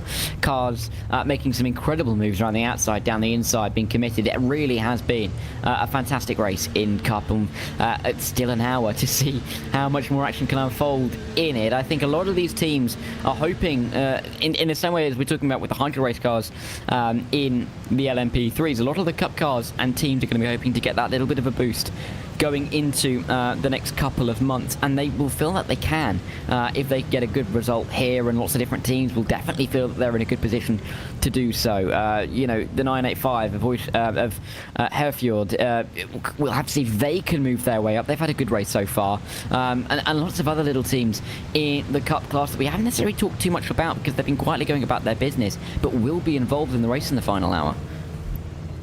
Good afternoon to Thomas Cope, who's jumped in to say that, or remind us that Olympus are in 4th place as well in the Cup class, of course. Without Thomas Cope here today, Patrick Thompson is currently at the wheel of that one. There are lots of investigations going on for race control, by the way. 5 incidents being investigated, although some of them are just single cars, so maybe happening under the caution itself. More administrative penalties. Miguel Vigo then is going to have his second restart in about 20 minutes here, and it's interesting to see what he's going to do with this second one now that everyone knows what he did with his first. Yeah, but I guess the benefit is that he's got his two teammates behind him rather than a more hostile force in which was the Delatraz car. So let's see how this one pans out. But Vigo will have the advantage. I wonder if there's been a little bit of a chat going on between the three cars and they all really know the plan, because really the key is to get the top three away from fourth. If they can do that, I think they'll all count it as mission successful. Let's see then what goes on in towards the final corner. And indeed, on this restart here, and with an hour and 3 remaining here at Sebring, Miguel Vigo will be in control of the field, in control of his two teammates behind. Austin Young in second place, and in third, David Duino, who didn't have a very good restart, but he did get himself back up into third by the end of it. Here we go. 63 minutes remaining. Duino reacts very well as Austin Young's a bit sluggish to get away here. Miguel Vigo, of course, launches away from the rest of the field as the two prototypes bump each other down the straight. Pastan and Oman, meanwhile, side by side, as it's Chad Bell for the lead in the Cup class. Visceral looking right to the inside of the number 990, and they've got it. Mateo Coenza's through into second place at a sim racing school immediately. Here comes Olympus as well. They're all weaving around. Look at this. Oh, big dive. Patrick Thompson looks up the inside of turn 2 into second place, not quite. Still side by side. Mateo Coenza holds on. Sim Racing School go really wide through turn 5, and Olympus go through. So too as well. Maybe to Racing Lab and Carla. It's not a very good restart, I'm afraid, for Sim Racing School, who are now in all sorts of trouble. Down in towards turn 7 as well. Carla just back off on the way down towards the hairpin. Sven Manor biding his time as finally Sim Racing School gets single file as they lose 3 places on this opening lap. Yeah, Morno just sitting in behind. I was really expecting him to go for a move there because of the frantic nature of the battle down in towards the hairpin. Oh, there might be a center to Cunningham corner. No, they'll just about keep it single file, but Carla just about keeping themselves where they are. I really did not expect, and I don't think anybody expected the kind of dive that we saw down at turn number 3. I don't think any of the drivers involved were kind of expecting a bit of a moment. Oh, a spin around them in the sport class as well, the back of the field. Zekerel and one of the McLarens as well. I couldn't see which one, but Zekerel was certainly the Mercedes involved. It is contact from behind there. Zach Plummer was hit by one of the McLarens. That's altitude. And James Burmay, who's back at the wheel again after qualifying and starting this car, I'm afraid he brakes too late. And was he hit maybe at the rear? Because the car behind him was very, very close indeed. I wonder whether James Burmay was pushed into this by the championship leading Team 75 burn up by Sim RC car. No is the answer to that. James Burmay did that himself, I'm afraid, and caught up Team 75 with him. Meanwhile, in live pictures, you may have seen it in the bottom right, John Rice has gone off in the Essilon Simsport LMP3. He's got over those bumps on the inside line and he's spun around in front of the field. Yeah, and it's awful for John Rice, facing the wrong way, and so many cars to try and avoid when trying to rejoin the racetrack. So gutting for John Rice, but let's see if he can get back towards the back of the field. Still, though, at turn number 2 and 3, this battle in the Cup class, the 996 Acetex car. Acetex, remember, at one point were 1 and 2. They still hold the lead in this race, but Geodesic are looking to get themselves to the front as they are in the LMP3 class. They're not leading the sport of the TCR for the time being, but the 962 looking to get themselves up to the front of this Cup field. Acetex not having to defend down in towards turn number 3, into the hairpin, I should say, but Olympus Esports are very much on the tail, and we've got to watch out, especially after that send we saw on the restart. He's pretty good at these sends, I've got to say. I think Mateo Coenza did a different one earlier on, but he's in the lead now, ahead of Geodesic and Olympus as well, who are on the podium. In 4th is Delta Sport.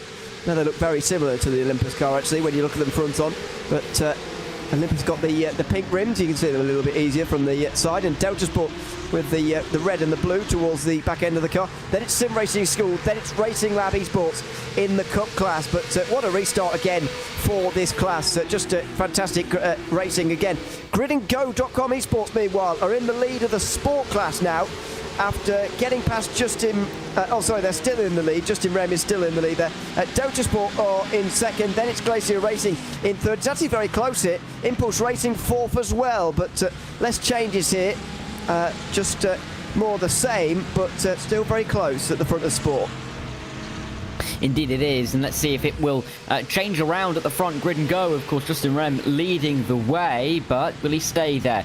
Because Delta Sport are looking to try and regain that lead. Olympus Esports are up into P2. There's battling in P2 in Cup. Hydra Racer back through, and this is it, side by side, down towards turn number 1. Oh, big door banging towards turn number 1. Inside line for Hydra Race, outside line for Olympus. Olympus won't be able to get the run into turn 1, but can they get it out of turn 1? We saw Ascend into turn 3 on the first lap of the restart. Ascend again inside, this time for P2. It's done, it's deals, and it is going to be Olympus Esports up into P2. They've got to watch that door banging on the way towards turn 1, but eventually the pass was made fairly in towards turn 3, so move Olympus up to second position. Can imagine though that the 12 Cup teams at the moment are not going to be particularly pleased with each other. These drivers were all in the same room. I think a brawl would break out, to be honest with you, because that's what it's been like on the racetrack so far today. It has been madness. Just less than 58 minutes to go. We're in the final hour here at Sebring, and what a final hour it's shaping up to be as well. If this battle for second continues like this, Aztecs and Visceral are going to get a bigger chance to get a bigger lead here at the front of Cup in a few moments' time. Yeah, let's see. Olympus Esports have been on the charge, and they really have worked their way through well, making a good couple of moves here. Can they make the final one? That's the real key here. And those pink wheel rims, will we see them into P1 in the pretty near future? Hydra Race, I think, are going to have to stay right on the back of this, because there's definitely going to be a chance to get themselves up into the lead of the race if the two come together. And well, from what we've seen already, you wouldn't necessarily be too shocked if there was any kind of door banging that went wrong between the two of them. So definite chances for everybody in this train. You can see 1, 2, 3, 4, 5, 6, 7. They can't be split by more than a few seconds, a handful of seconds, and you can see on the timing tower it's 5 between the top 10. Incredibly close. So any kind of incident down at turn 3 could really cause quite a big pile up. Through the final corner. It's a good job these Cup cars get a good amount of time in clear air before traffic comes along. They do throw caution to the wind sometimes. In towards turn 1. Oh, look, at going to the background. That's for 7th place, just behind Racing Lab, between Carlar, Visceral and Impulse.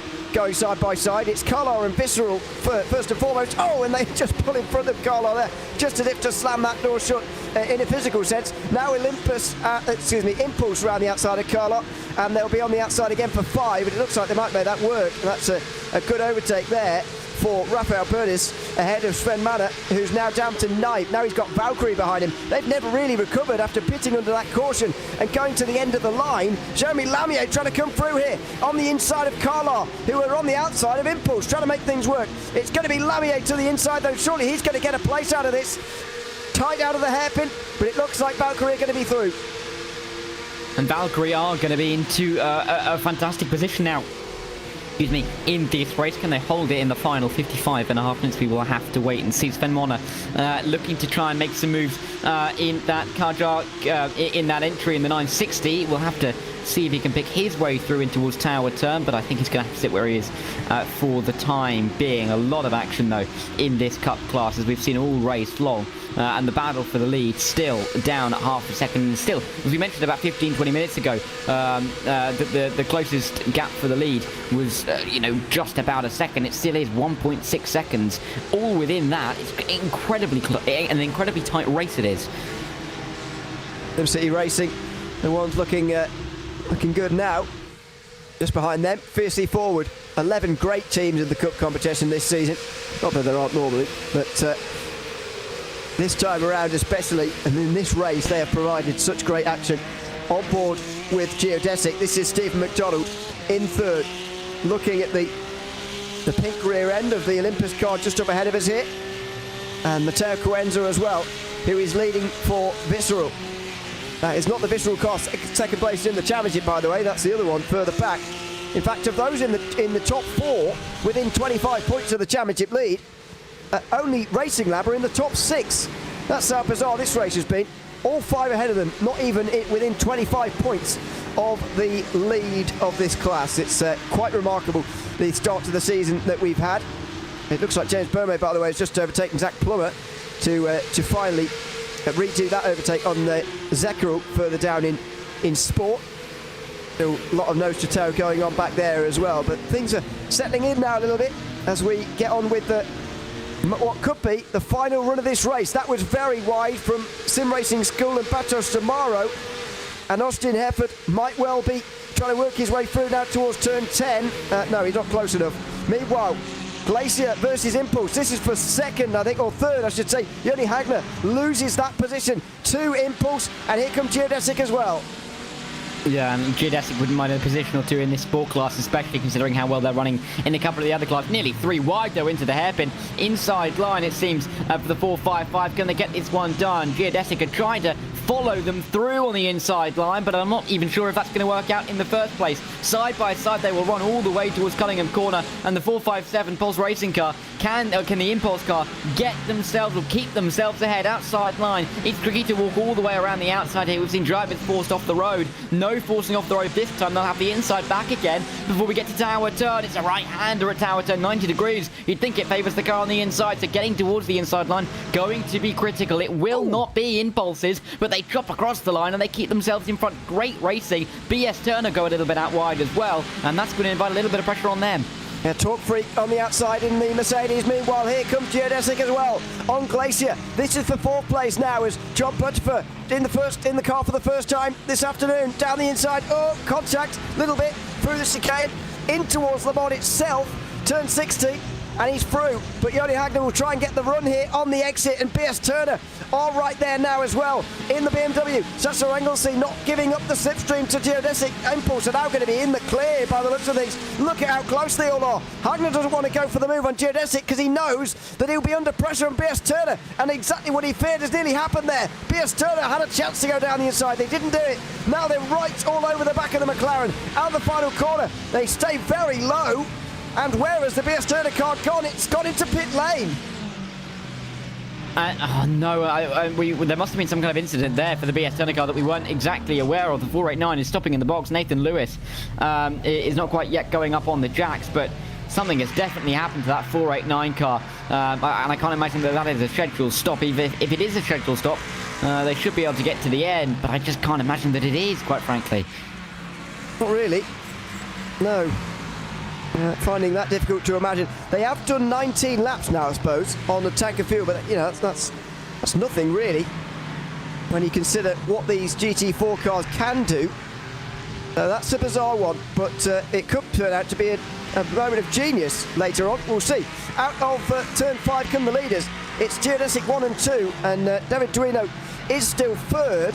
But he's got Delatraz right behind him already. It's been a great restart from Alexander Delatraz, who's now on the back of him as Zenith has stopped on the way towards turn 7.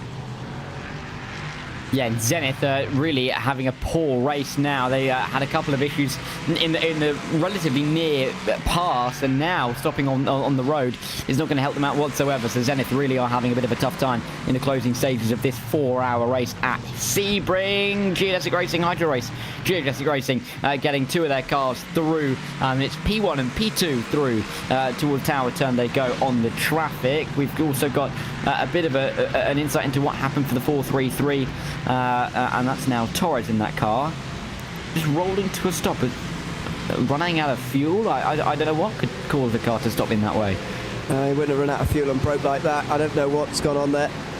But mate, Jalmasos Torres, he is, as you say though, getting in the car when the Titanic was sinking, if you like. He was given the wheel far too late for him to really affect the outcome of this race. Meanwhile, side by side for the lead, they're embedded in sport class traffic at the moment, the 2 leaders, and side by side they go in towards Sunset Bend, round the outside for 64. That's not going to work, and so they stay behind because they're coming in.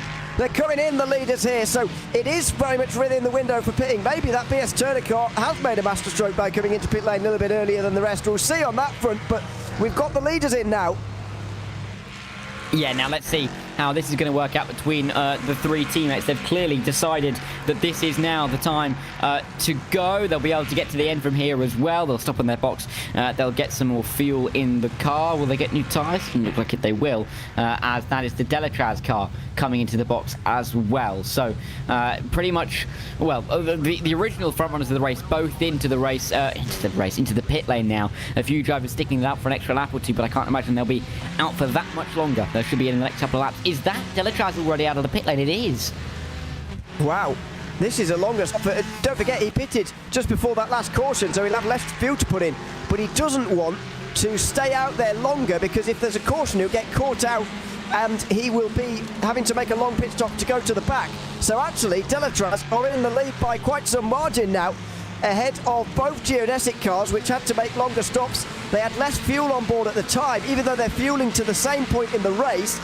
They had more fuel on board at the time, Delatraz, so they had to put less in to get to the critical amount of fuel they needed to get to the ends. These guys are going to the end from here.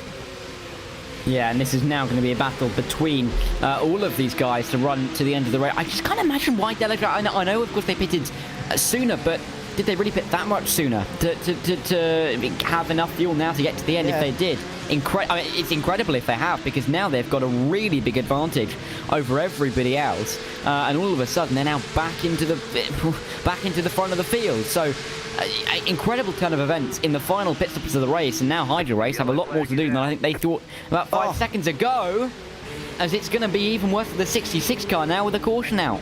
The Zenith car's still there, and this is going to shape the race. Unfortunately, the Zenith Esports car has had a big shaping on this race today, and it's not always been so positive, I'm afraid. Not for the first time this afternoon. They bring out the caution here at Sebring, and some of these guys have been hung out to dry by it as well. Number 66, for example, and it's done a very interesting thing, which I've seen it do before. The pace car, iRacing pace car, has picked up not the leader, which doesn't happen very often. It will soon be resolved, but there you go, a bit of a quirk for you. It has. You know, you gotta love technology. That wouldn't happen in the real world, would it? They can use their eyes, but of course, our pace car driver. Well, I mean, he has eyes officially, but, well, technically he does if you look at him in the sim. He doesn't really have eyes, does he? But, yeah, it doesn't really matter what colour they are. They're just not going to be able to see. So they can't necessarily pick up the leader. David Duino, of course, is the leader. Second car on the train, make that the first car on the train, as the 433 is still stuck there. I really do wonder what the issue is for that team. Well, in this particular moment. Yeah, we'll see. I wouldn't be surprised, to be honest, if race control say, get in the pit lane and don't come back out again, because they've caused them a bit of grief today. Let's have a little run through of the penalties, because race control have been ripping through some of those and giving us some decisions. Number 114 has got it's Gonzalo Fabi who was driving that one at the time. Veracious Racing Team, who are now back on the lead lap, by the way, but they'll be a bit further down after this. After trying to unlap themselves, they pushed a car off the track on the exit of turn 16. That's given them 20 seconds time penalty. Car 482 has also got a time penalty. Oh, that's all but drop there. Venus. Sorry, thinking about other planets. Jupiter. They've got a 10-second time penalty for rear-ending car 436. 5-second time penalty to Niels van Handel in the Trek LMP3 for an incident at turn 7, causing contact and gaining a position with car 66. Bernardo Ferrer in the 901 has got a 20-second time penalty for Fiercely Forward for not using the fast lane during its pit in. Another 5-second rule violation as well for car 482. That was Orbit drop there. They did that under their previous stop as well, by the way. So that's a couple of penalties for them, and a couple more still being investigated, including Zenith on their own, who are also being investigated. So that is you up to date with the penalties. Race control now only looking into things that happened about a quarter of an hour ago or so. They are pretty much right up to date with things now. But what I've noticed is that, or I think I've noticed anyway, a lot of these penalties are not being served in real life, because there is a time limit on it, but there is a time limit that gets restarted every time there's a caution.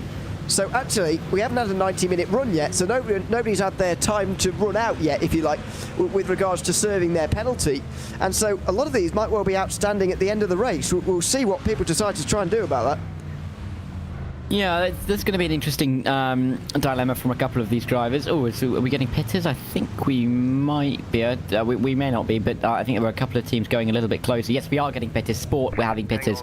There were a couple of cars coming into the box. You can see them in the background, 2 of them.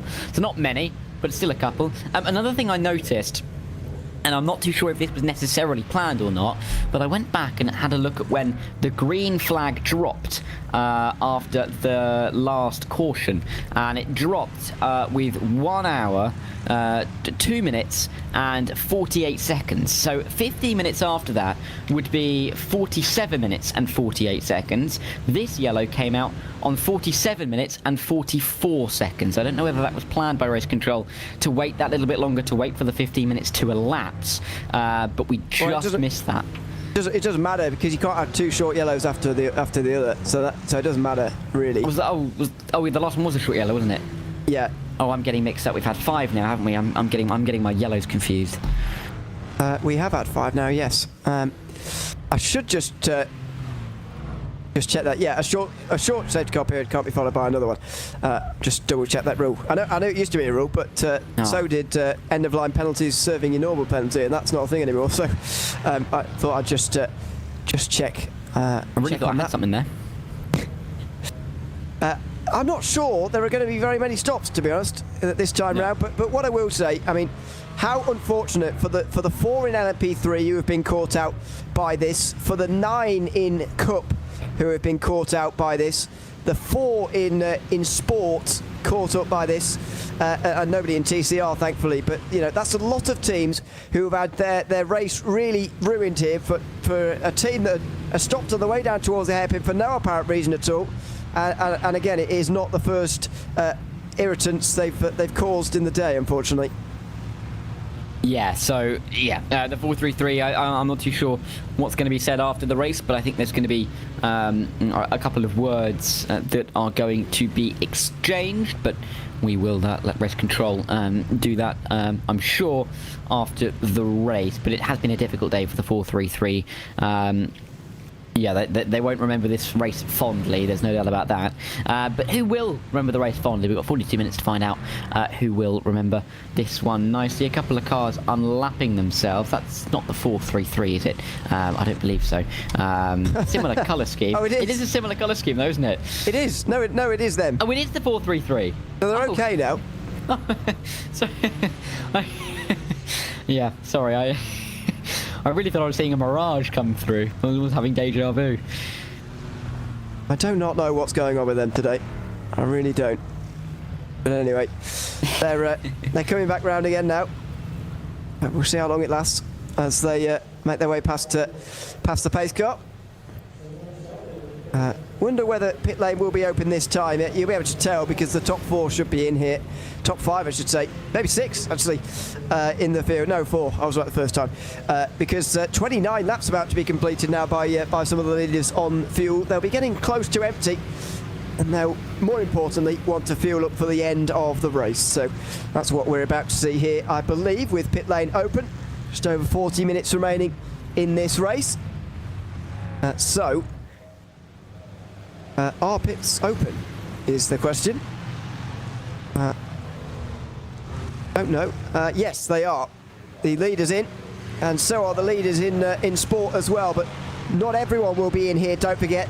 This will be a quieter pit lane than what we've seen in the past, and we'll let you know who is where in the field when everybody comes out here. But let's just monitor these stops first of all. Number 66 coming in first of all. From the lead, and there's even a driver change going on down there for Echelon. John Rice getting out and Zach Hebert getting back in again.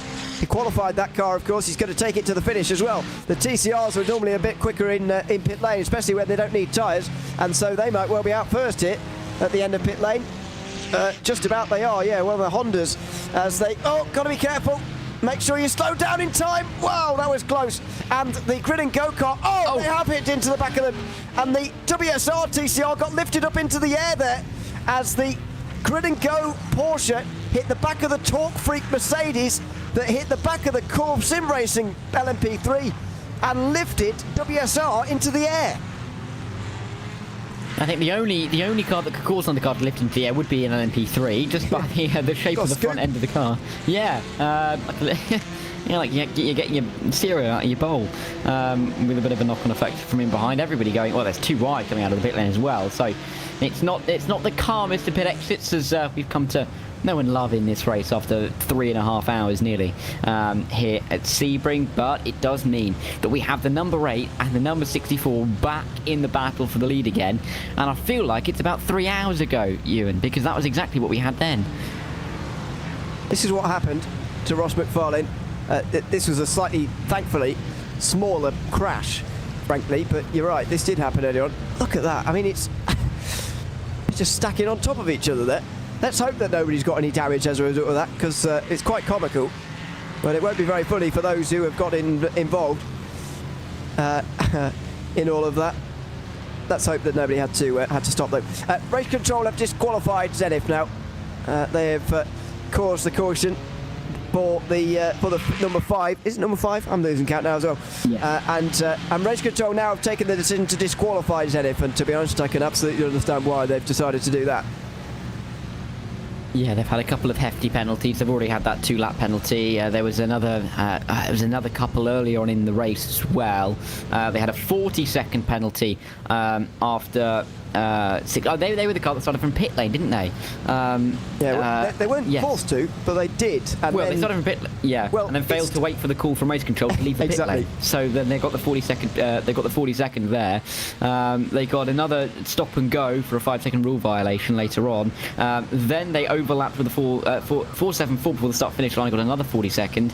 Then it was overtaking the safety car, and then it was causing this caution. So it's not been the cleanest of afternoons for Zenith, and I think race control have probably had their hands tied at this point.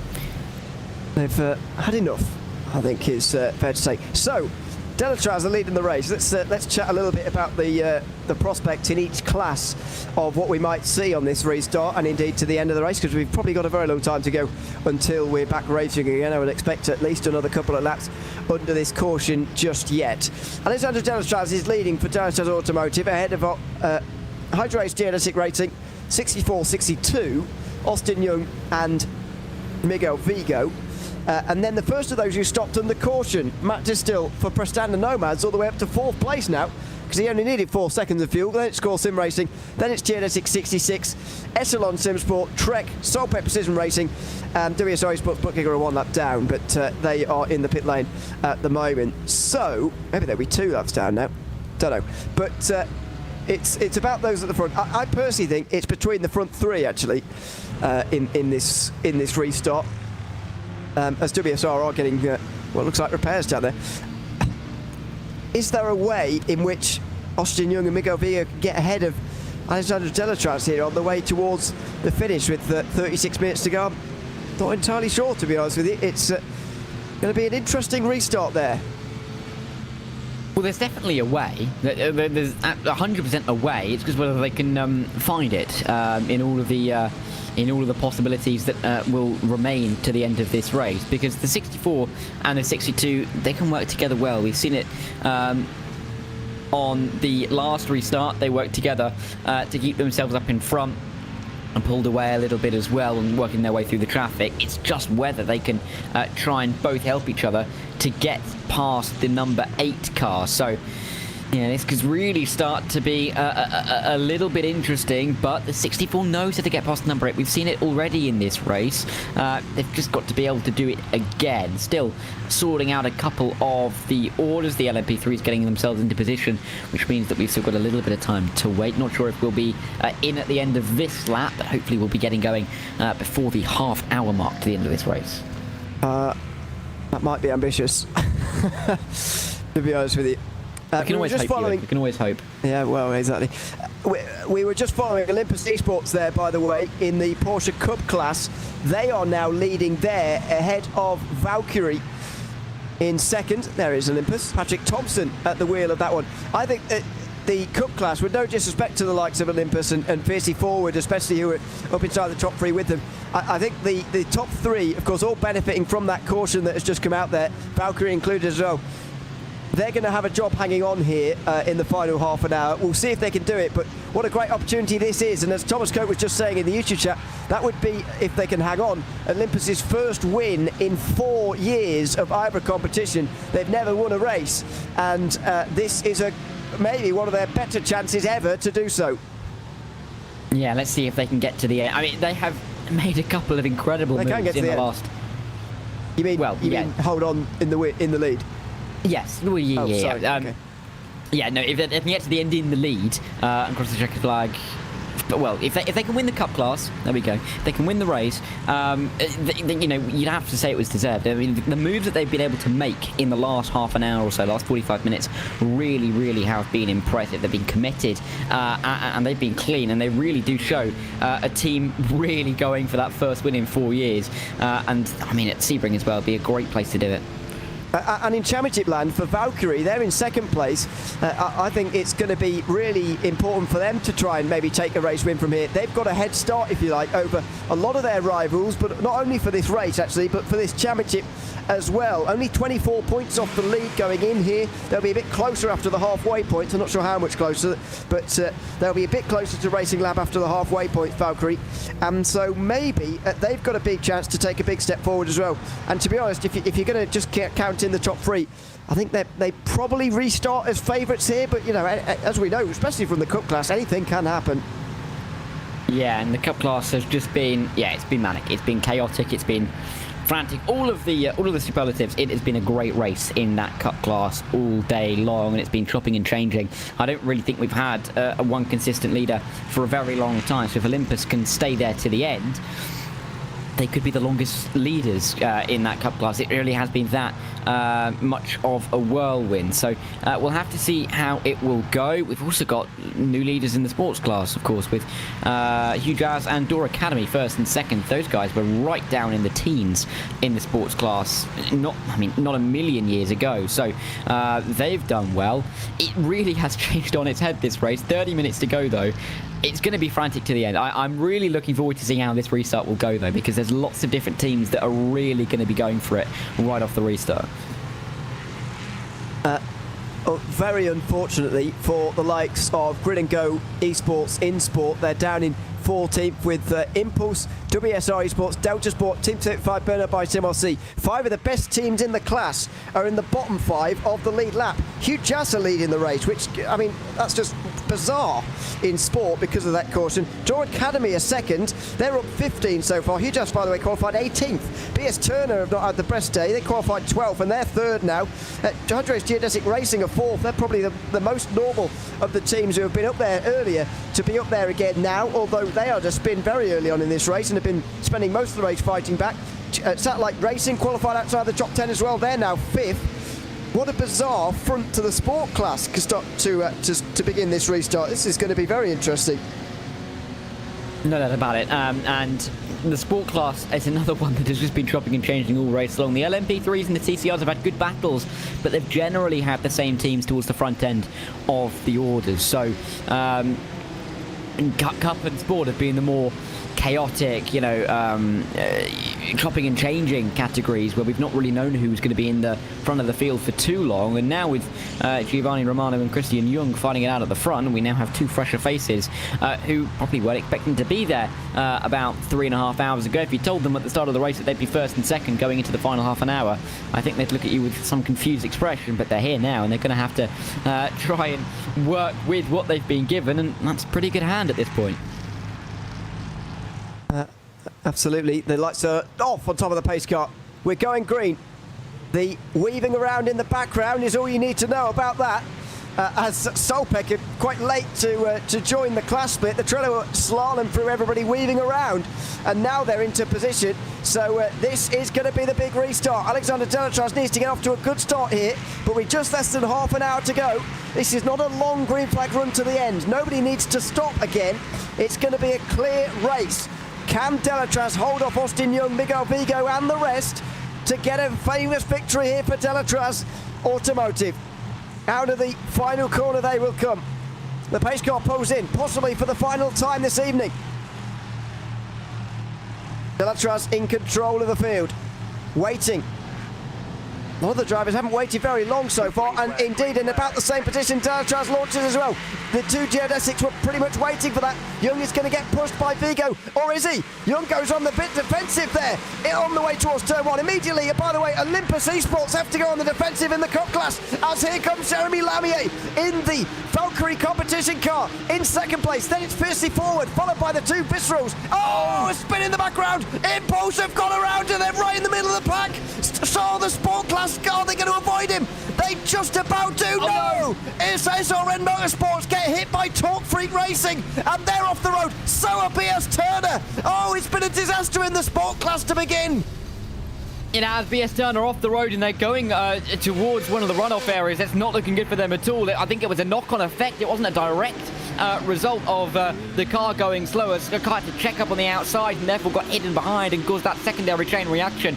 But dramatic restart and a big change again in that carpet sport classes. We still have, oh no, a little bit of a tap between our two leaders. Olympus still trying to find their way to the inside. Valkyrie on the outside. Olympus have sent it a couple of times to the inside and it's worked out. They're now going to have to do it at tower turn because Valkyrie are going to be still side by side as they run their way through the left-hander, through the little kink of the right-hander. Valkyrie around the outside. Can they do it on Olympus? You wouldn't think so, but they're being left room. Olympus, though, cover off the line and stay in the lead. Frantic action off the start. Patrick Thompson defending for all of his life. And here comes one of the Visceral cars. It's Ollie Peacock on the inside of Dalton Zavadil now in towards turn 15. It looks like he might well have got it done here.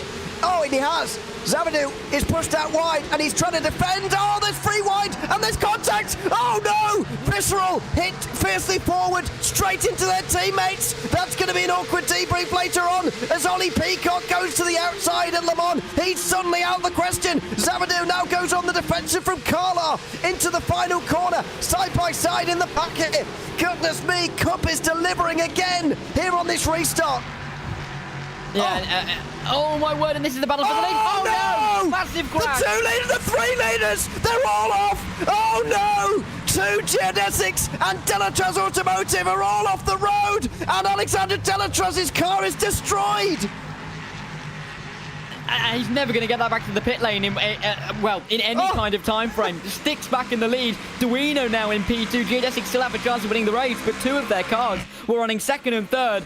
And they're out of contention completely. This has completely changed the shape of the race in the LMP3 battle. Oh, can you believe this? Pascal Stix is leading the way for Core Sim Racing.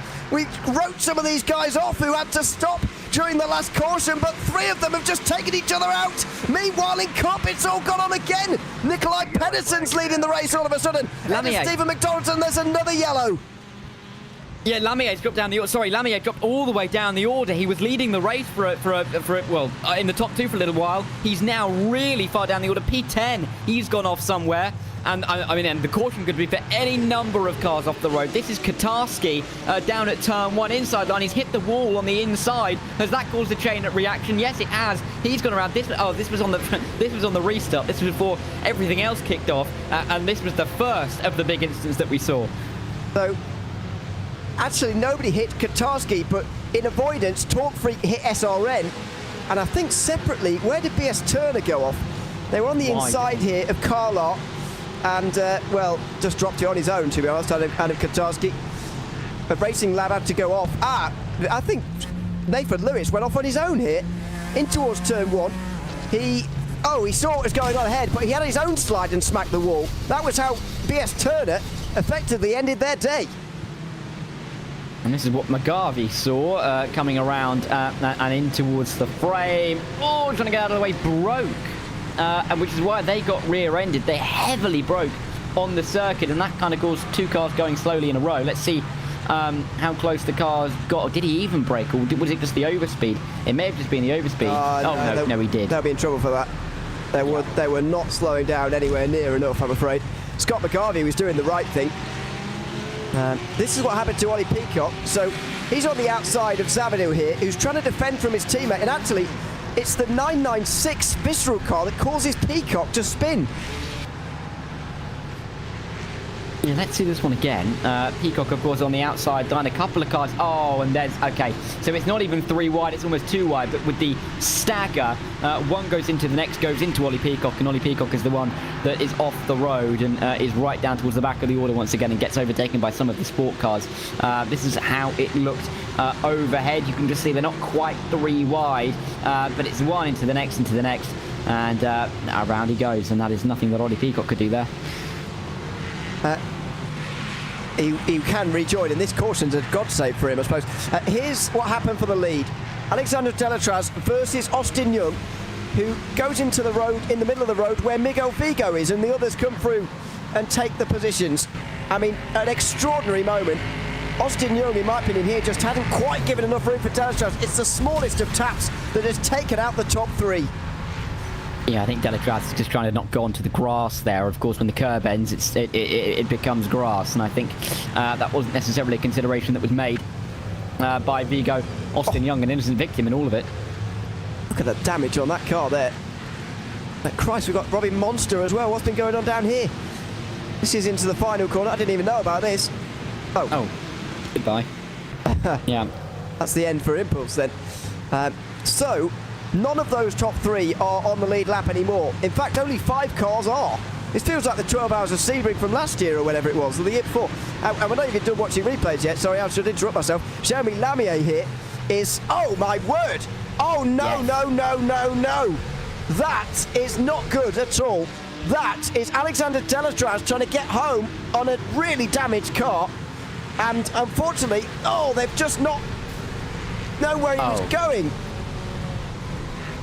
Delatraz crabbing on the circuit here. You can't tell which way he's going.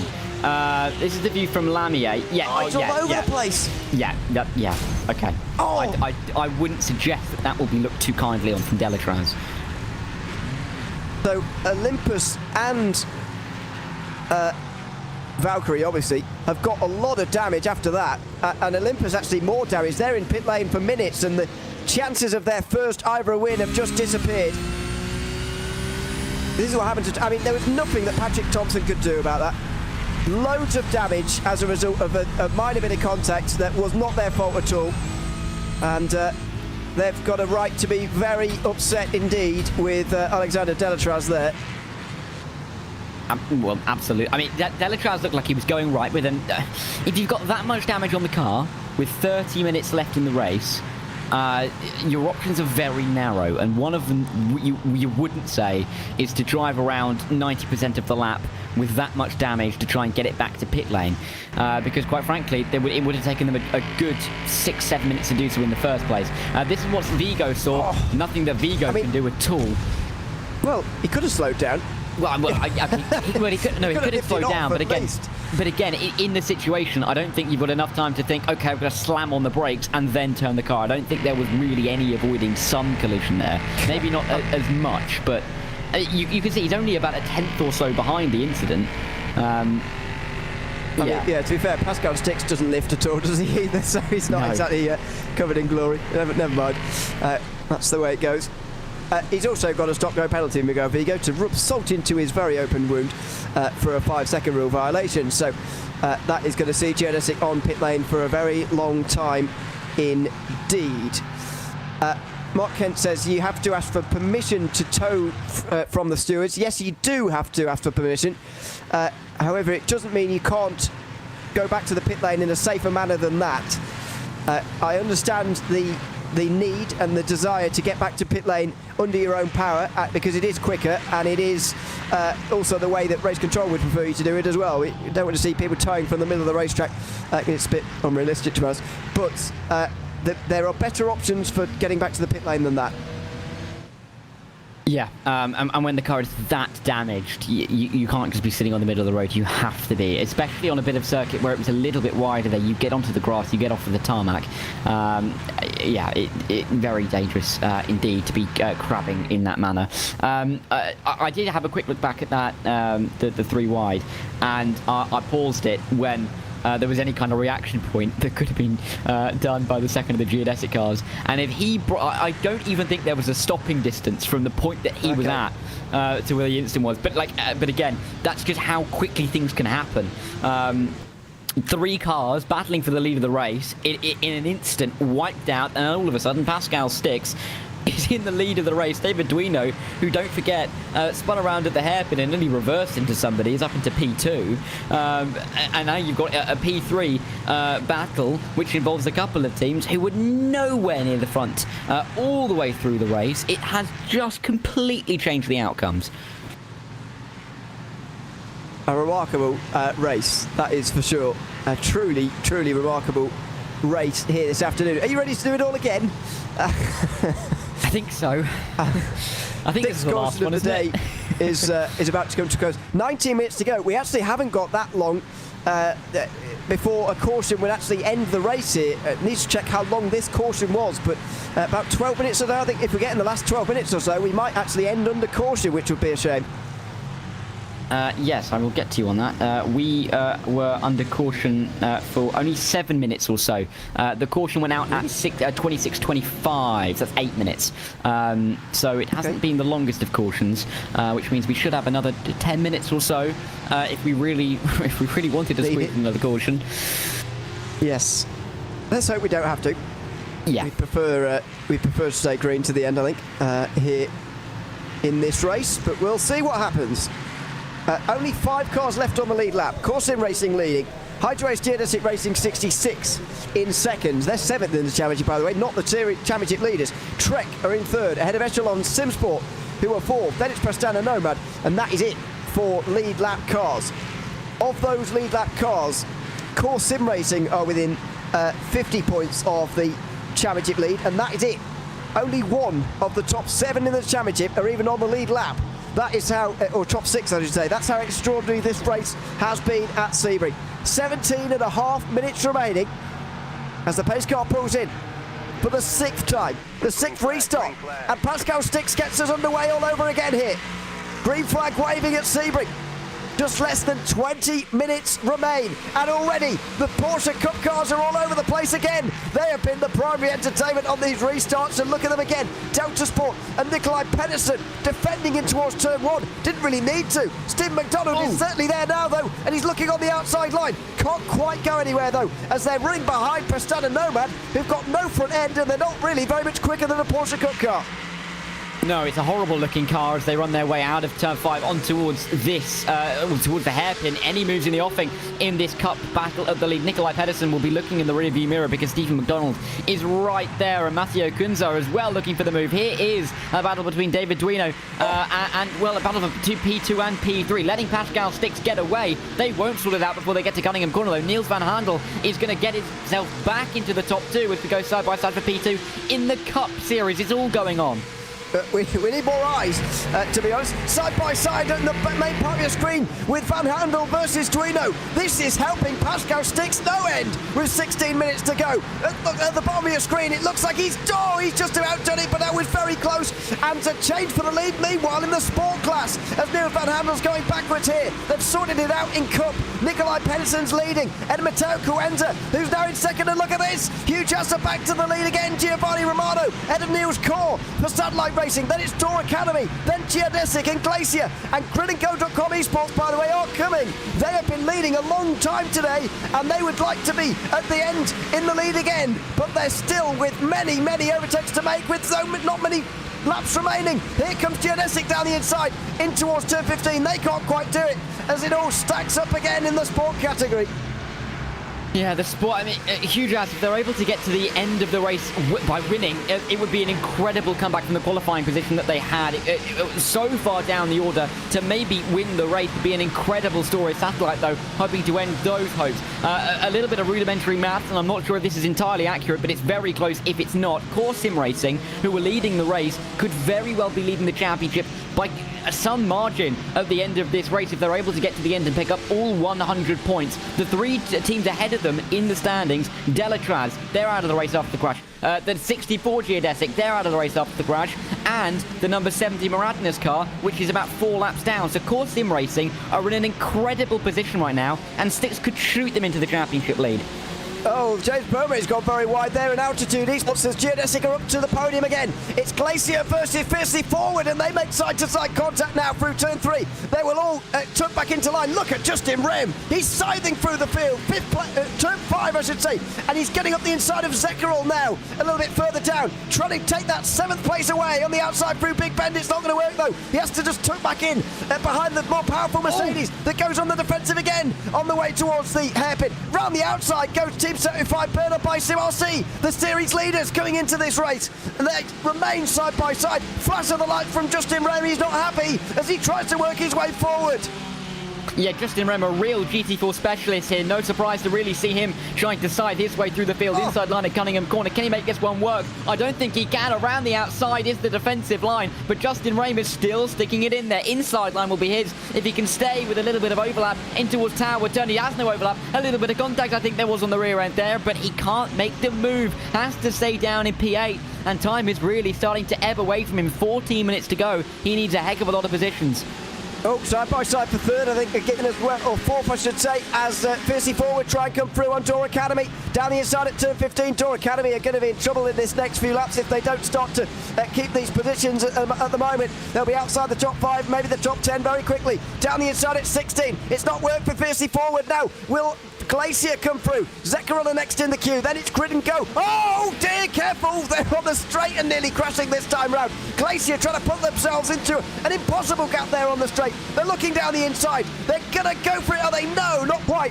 As down the inside comes Team 75 as well. Zekerol will go very, very, very wide. That's going to give Grid and Go a place, surely. Oh, careful. Glacier on the outside as well. Very nearly got shoved into the wall as they pushed out the way. The Fiercely Forward car, they're okay though. More weaving round on the straight. This is absolutely insane. Fiercely Forward looking up the inside again of Glacier Racing, and it's worked out okay. Here comes Team 35, burn up by Simar. See if they can get involved, maybe in towards turn 3. No, Zekerol moving all over the place. Grid and Go on the defensive. This is carnage with 12.5 minutes to go. There is no stopping this battle. There's absolutely nothing that's going to end these guys going side by side. They're still side by side through turn 5. Justin Rem wouldn't mind picking up another couple of positions if these guys keep battling up in front. He's into P8. He can see the lead. It's only a few seconds in front of him. He's just got a big melee in between himself and some big championship points. Outside line now for the 4-1-2, but they're going to lose out a little bit of time because he's gone a little bit too far wide, opening the door for 1. Does it open the door for a second? We'll find out as we run towards Cunningham Corner. But this is getting even tighter as we run our way down into one of the bigger overtaking opportunities on the back end of the racing circuit, as Satellite Racing have gone for the lead on Huge Ass down in towards Cunningham Corner as well. So they battle up in front. You can see them here. Huge Ass have retaken the lead. Satellite are in the battle now for P2, and they continue it on 2x2 into towards Tower Turn. This is unbelievable. Into Tower. Geodesic have got it. Hydrace Geodesic Racing are into second place. Oh no, it's gone wrong. It's off. Oh, he's been pushed. Oh no, it's going to be in front of the pack. And WSR into the wall and up and over very nearly. Oh no. Fiercely Forward broken by the side of the road. And Grid and Go as well are going to be out of the running now. They can continue on, thankfully. We might well stay green, but it was always going to end like that, unfortunately. And here we go for the leading cup. What is going on in this race? Aztec Sim Sports Visceral. Oh, they've got the lead, and there was contact as Delta Sport tried to come back through again. Here comes the Geodesic car on the outside line in towards turn 3. Visceral are leading this race all over again. Hydrodesic, though, are still around the outside. Can they get a good enough exit to have a go into the hairpin? Let's see. They've taken the wider line, can get the power down that little bit earlier, and they're going to be sitting right in the slipstream. Matteo Kunze has got away. Nikolai Pedersen now is having to look behind. He was looking in the lead just a little while ago, but now its pressure is from directly behind for P2. No move being thrown, though, in towards turn number 7 this time around, and we have 10 and a half minutes to sort this one out if we can go green to the end. It's incredible that we didn't have a caution after what we saw in the sport class, with a couple of cars nearly going, bonnet, side over side. Incredible scenes. Meanwhile, in the LMP3s, a battle for 3rd and 4th still rages on in the background. You can see those two just about making their way through, as it's again a battle for the lead in sport into the hairpin. Giovanni Romano on the inside trying to hold on for the lead. In towards the hairpin. He's broken so late. John Budford, is he going to stop it in time? He's gone a bit deep, to be honest, and Romano might well get the exit here, but no, he's not really got one. the BMW, not the fancy car, I don't think, around here at Sebring. And John Butchford's got the lead from Geodesic. They've seen their world fall apart at the front of the field, Geodesic, in the last couple of moments, but they've got their lead back in sport. Are they going to spin on lap 1, overtake 18 GT4s, and come through 4 hours later to win this, possibly? There is every single storyline in sport for the winner here is going to be an incredible one either way. It's just been such a manic, chaotic race that any team will feel like they don't know how they've won the race, quite frankly, and they've not got long to find out if they can or not. Niels van Handel, though, in the main picture now, trying to overtake Pascal Stix for the lead. The 33 car has not had the easiest of starts to the season. Weren't there for Road America, so therefore P12 for the championship. Wouldn't mind a few more points. Van Handel around the outside. Can he get this one done at Cunningham Corner? Not quite. But the number 80 will have the inside line for Tower Turn. Side by side, door running their way in towards Tower Turn. It will be Pascal Stix who defends his position. But how much longer can he hang on? Can he deal with 9 more minutes of this pressure? He's got 5 laps to go as well when they get to the line, by the way. There's a long, long way to go for Pascal Stix, and Niels van Handel's putting the pressure on. Oh, he nearly went for it at turn 15 there. He just backed out of it in the nick of time, and it probably wouldn't have been pretty if he had stayed in there. Thankfully, he just backed out of things in time as they close in now on a bit more traffic. They're yet to come through the main part of the sport class, by the way, as further back for third. Geodesic are trying to hang on here. David Duino's not had a great restart. Zach Hebert is on the outside in towards Sunset Bend. It's a long way round there, and surely he's not going to be able to manage it, but Duino goes very deep, and here comes Hebert back on the other side again. Good overtake here incoming, I think. Good run onto the front straight, absolutely door to door as they go over the line with 5 laps to go here. Round the outside for Zach Hebert into turn 1, it's going to have to be. Can he do it? Not sure. It looks like Duino's going to just about hang on with the inside at 3, but said that before. Now finally he does, as we go back to GT4, because this is for 3rd place. Team 75 have done an amazing job of getting up here, possibly onto the podium, round the outside of Satellite, and they've done it. And in the top part of your screen, here comes the leading man again. He's broken very late, Niels van Handel. Very nearly went into the back of the Verasius TCR. Now who's going to win out of this? They go either side. Oh, out of the hairpin. How have they made that work? There's barely enough space for that, but they've done it. And Pascal Stix is still on the inside somehow. Niels van Handel's on the outside. He's going to get stuck again here, is he? Oh, they're both going to be stuck behind one of the TCRs. Which side is it going to go? Who's going to get round it? Oh, they can't both fit. And Niels van Handel takes the lead with 7 minutes to go here at Sebring. He sent it to the inside as well. It's a bold move to try and make when you've just taken the lead. But here comes Pascal Stix again. You can't find a line through there. There could be contact on the grass. Or it gets close. They come into Bishop's Bend. Niels van Handel just about holds the lead. They negotiate the traffic somehow without ending their races, both of them, as a big leap over the curb from the number 33. Back up the inside comes Pascal Stix. This battle's not done. It won't be done till the end of the race. They're going to be side by side down the Allman Straight. They'll pass 1. They'll pass 2 TCR cars. Niels van Handel just about pulling ahead and getting back into the slipstream as well to try and give himself every advantage he can. Is Stix going to go for it at the final corner? Yes, he is. Inside line. Is he committed enough to make it work on the inside? We've seen outside lines work all day long, but the little bit of contact means that Niels van Handel loses the lead once again. Pascal Stix leads the race. Van Handel's not done though. Turn 1 is his outside line. 0.06 of a second at the line, and Niels van Handel's giving it a go again round the outside of turn 1 for the win. This would be incredible. Pascal Stix holds on to the inside just. He needs to break late and he hasn't. Niels van Handel's back in the lead again. 2 lead changes in a matter of moments here with 4 laps to go at Sebring. David Duino's catching them because of this as well. David Duino, he has been on a good little charge in the last lap or so, been picking his way through the traffic whilst not having to go side by side like the 2 leaders have done. So David Duino is by no means out of it. Neither is Zach Hebert as well. So 1, 2, 3 and 4 in the LMP3s maybe converging in the last 3 laps of this race. And yet again, we've talked about this all race long. We've been green for a good 10 minutes now, 13 minutes in fact. And we've still not got a lead battle that's more than a second and a half. Incredible. Justin Rem being overtaken by the number 80 of Pascal Stix, lapping between the LMP3s and the sports. But this race, it just hasn't stopped, and I don't think we're going to get a definitive answer on who's winning each of these classes until they cross the line. I mean, these next 5 minutes, well, of course the next 5 minutes, but these next few moments, I should say even, are going to be really decisive. They're about to come through the very lively sport class here, and that could well be the decisive moment here for the lead. Very strange line being taken there by Rusty Spatulas, and they're not going to be pleased about that, I don't think. Of course, Sim Racing, they really got caught up with it.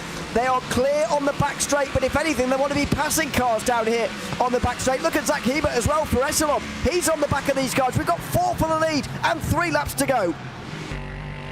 Here we go then, into the final corner at Sunset Bend. Zach Hebert is trying to find a way through on the 2 in front of him. He can see how close, or you can see how close he is to all of his rivals, but he's also that close to the sport cars as well. Inside line is his, down in towards turn 1. He's going on the inside of the geodesic car, not quite. He's going to have to be back up the inside again of another one of the sports cars. Everybody ducking and diving, weaving their way to avoid everybody in their way. Oh, big, is that Satellite Racing? I think it is Satellite Racing that are off the road. And was that contact with the leaders in the LMP3 battle? It could have been Corsim Racing as well, but that is some big moments in the sport classes. They were near the front of the field. And further up front, Team 75 are giving it a go on Geodesic. Look at this, 2 leading battles converging on one another. Oh, Geodesic, John Butchford just about hanging on. Niels van Handel did very well there to get out of the way of all that. And the flash of the lights there from Team 75, put up by Sim RC. Not particularly pleased. Quentin Guinet looking for the lead. As here we go on board with Geodesic. They're trying to pass Pascal Stix. Is there enough time to get from 3rd to 1st? I'm not sure. Niels van Handel's looking strong here. And Niels van Handel looks like he should be able to hold on. This is what happened to Niels' core. Oh no, there was no contact at all. He just lost it on the rear end of 492. And what an unforced error. That was in, I believe that was the P4 that has been lost now by the Satellite Racing car. And an unforced error in the closing minutes. There's a wide Prestander Nomad car off the racing line, getting out of the way of the leading battlers. But there's still the battle for the lead in the sport class. Team 75 look like they've retaken the lead against a Hydro Race Geodesic, but they've got to be careful. There's one of the Solpec LMP3 coming back through, and they will just about make their way through. This is the move that saw them back into the lead. 475 going into Le Mans. This is a bold place to make a move. We don't see many down here at Bishop's Bend. Where has it taken place? Getting a bit of run down the inside. What a move by Corentin Guinez. Niels van Handel's just been in the wall in live pictures. The leader's going to lose it on the penultimate lap. Oh my goodness me! An unforced error from Niels van Handel, and Pascal Stix is leading this race again. David Duino's going down the inside, but Niels van Handel's thrown it all away. Has he got damage here? Can he come back again? Can he recover from making that error with just 2 minutes to go? This is on board with Pascal Stix to see what happens. He just goes wide. You can see him drifting, and a big hit into the wall. It's not any kind of glancing blow. That is a hefty old hit, and that means that Pascal Stix is back into the lead of this race. I genuinely cannot believe the restart we've had at the end of this race. The battles for the lead that we've had in all 4 classes, but now the consistent changing of the lead in the LMP3s. We have 4 cars covered by 1 second, and we have a lap and a half to decide who's going to win the race. Jeremy Valleau is bounced over the curb awkwardly in the 401. That's a big spin and a big recovery there on a lot of tarmac runoff out there at Le Mans. He's back in the race though, as these guys make their way through into Tower Corner now. Not too much traffic up ahead of them here. Just have a look at it, Tower. There you go. That's what you want to see when you're in a leading battle. 1 minute to go. The white flag will be shown to them this time round. Can Pascal Stix hang on from Trek, Geodesic and Echelon, who are trying to take this race win away from him? Yeah, Pascal Stix just, he can see the win in front of him by virtue of not seeing anything in front of him. Let's see if he can get it to the end. Of course, we will meet the white flag next time around. Let's just see if we can get to the end of this race with all 4 cars intact. There's a little bit of weaving in behind, but those cars aren't necessarily all on the lead lap. Pascal Stix, Niels van Handel, David Duino and Zach Hebert, 1, 2, 3 and 4 for the win in this race after what has been the most incredible 4 hours of Sebring race I think we could have wished for at the start after qualifying, but it's not done yet. Hebert's looking for a line inside outside at turn 1. I don't think he's going to make it here, but there are still going to be chances throughout the rest of the lap. He's gone wide, and surely that's the end of his podium charge now for Zach Hebert. He's not a million miles away, so he might be able to recover some time, but he just got it wrong in towards turn 1 there. Pascal Stix is still leading. Niels van Handel didn't have a very good run through turn 3 there, and I think personally he's a little bit damaged, Niels van Handel. 7/10 of a second, not much traffic up ahead, if any, and Pascal Stix suddenly is in prime position to win from here.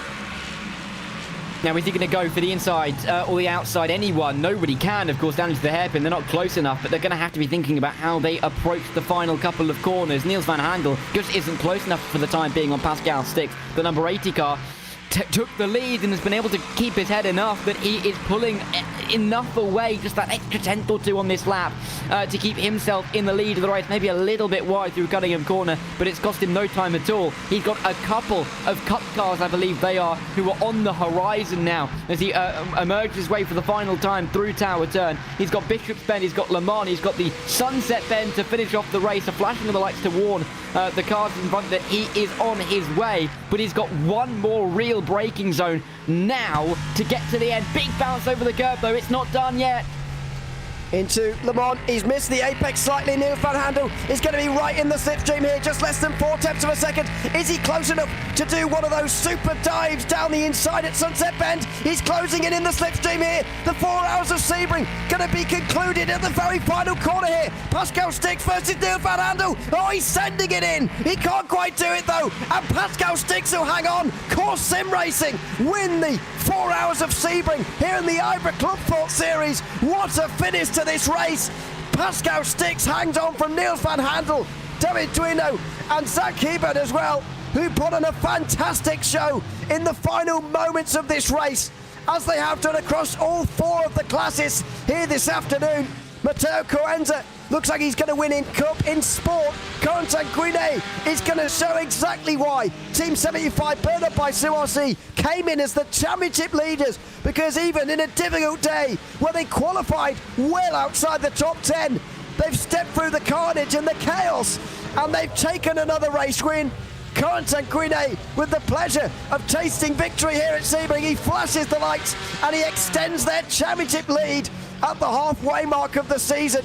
A fantastic drive from them. John Budford just coming short in the end. In TCR, it's going to be WSR who take the victory here. A rather chaotic early part to the race, a little bit less late on, but Ross McFarlane is going to take the victory here for WSR Esports Spot Kicker in TCR. And with the race it's been down here in TCR, Ross McFarlane for the 127 team will catch up to the 145 of G-Force, but of course they're in P2. The real big game for these two teams is on Shara Esport, who they will both leapfrog, I believe, at the end of this race. Oh, you got a little bit of, a little moment towards the end as well in this sport, in the Cup class, I could say. Stephen McDonald around the final corner, try and get past Nikolai Pedersen, but it's going to be Matteo Kunze in the 996 car to win the race, and what a result in the end it is for the Azatec SimSport Visceral team, who come into this race P12 in the championship of 12, and they've won it in round 3. And both of their cars were 11th and 12th at an earlier part of this race this afternoon. They finished 1st and 6th. A fantastic job from both of them. That's despite, by the way, for 6th place finishing Ollie Peacock, a spin because of their teammates about 25 minutes from the finish. A remarkable race. Absolutely remarkable race. One of the best we've seen. And Pascal Stix has the honour of being the race winner at the end of it. Checkered flag was waved for him first, and by 0.3 of a second, he takes the race win. And I'm sure everyone will afford him a little bit of a burnout or whatever on the front straight here. There he goes.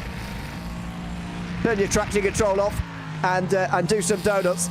Pascal Stix will be very, very pleased indeed with that, as will Course Sim Racing, who might well, as you say, might take the championship lead. We'll check on that, but what a finish that was, and what a result for them. And don't forget Mike Polish as well, who was the driver earlier on for Course Sim Racing, contributing to this victory as well. I'd imagine a relatively unexpected one, with all due respect to them. It's they who take the win after 101 laps here at Sebring. Niels van Handel just missed out with David Duino and Zach Hebert. Matt Distill for Prestana Nova gets them a great 5th place finish, the only other car on the lead lap. Solpet Precision Racing and WSR Esports booking a 1 lap down. Telestros Automotive did get out again at the end. They were 3 down. They got out ahead of Moradus M Squad. So important for points there that they don't lose too many more. And in fact, they actually surpassed them today. Hydro Edge Geodetic Racing 64. Championship leaders might well lose that lead, finishing down in 10th today. In 11th place was a long, long way down for the other Prestanda Nomad car. Then it was... sorry, my timing screen is just completely disappeared. Hydro's Genetic Racing, of course, the 62 were the other team up there at the finish on the other screen. In the Cup class, as we saw, I'm not sure whether our graphics are broken, but I'll continue to tell you about them anyway. The results. Visceral Esports win the race here ahead of Delta Sport. Not a big gap by the end, only a couple of seconds or so. Hydrace Genetic Racing finished in 3rd place. To SimCity Racing, who get up to 4th after qualifying 11th. It was Racing Lab Esports 5th. They might hang on to their championship lead, but we'll see about that. The other Visceral car finishes in 6th place.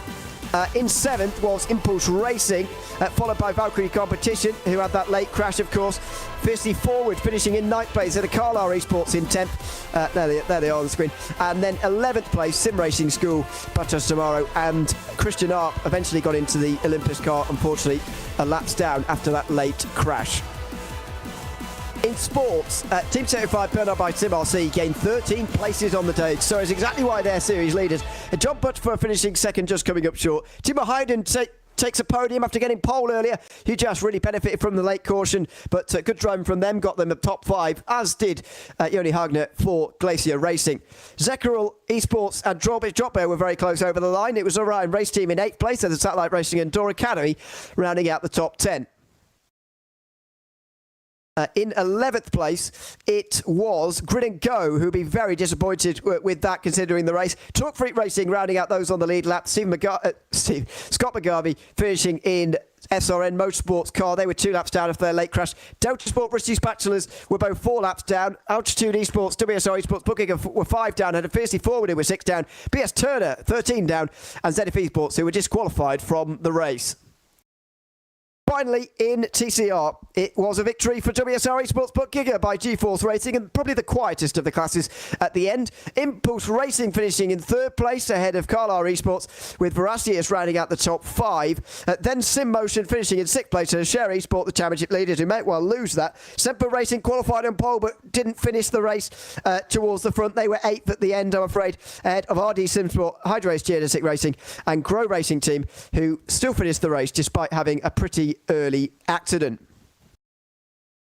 There's quite a lot of people waiting for us in the waiting room at the moment, so we will bring them in if possible. First of all, Mike Polosh, who was driving for Core Sim Racing earlier on today. Welcome in, Mike. Good to have you with us. Just tell us your emotions after that victory there. Is it an unexpected one? Hello, guys. Yeah, what a race. The reason I'm here, I guess Pascal needs to catch his breath this time by, so I'm gonna do the interview here. It was a special one, definitely. We didn't expect to win, not at all.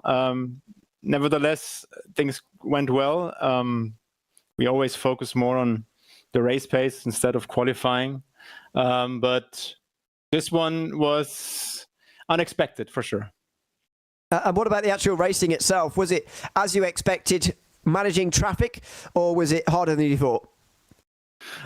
We came out of Barber with a little bit of lower expectation. Barber was tough because of the frequency of traffic. Sebring is a much more common track, but yeah, we faced difficult situations today for sure.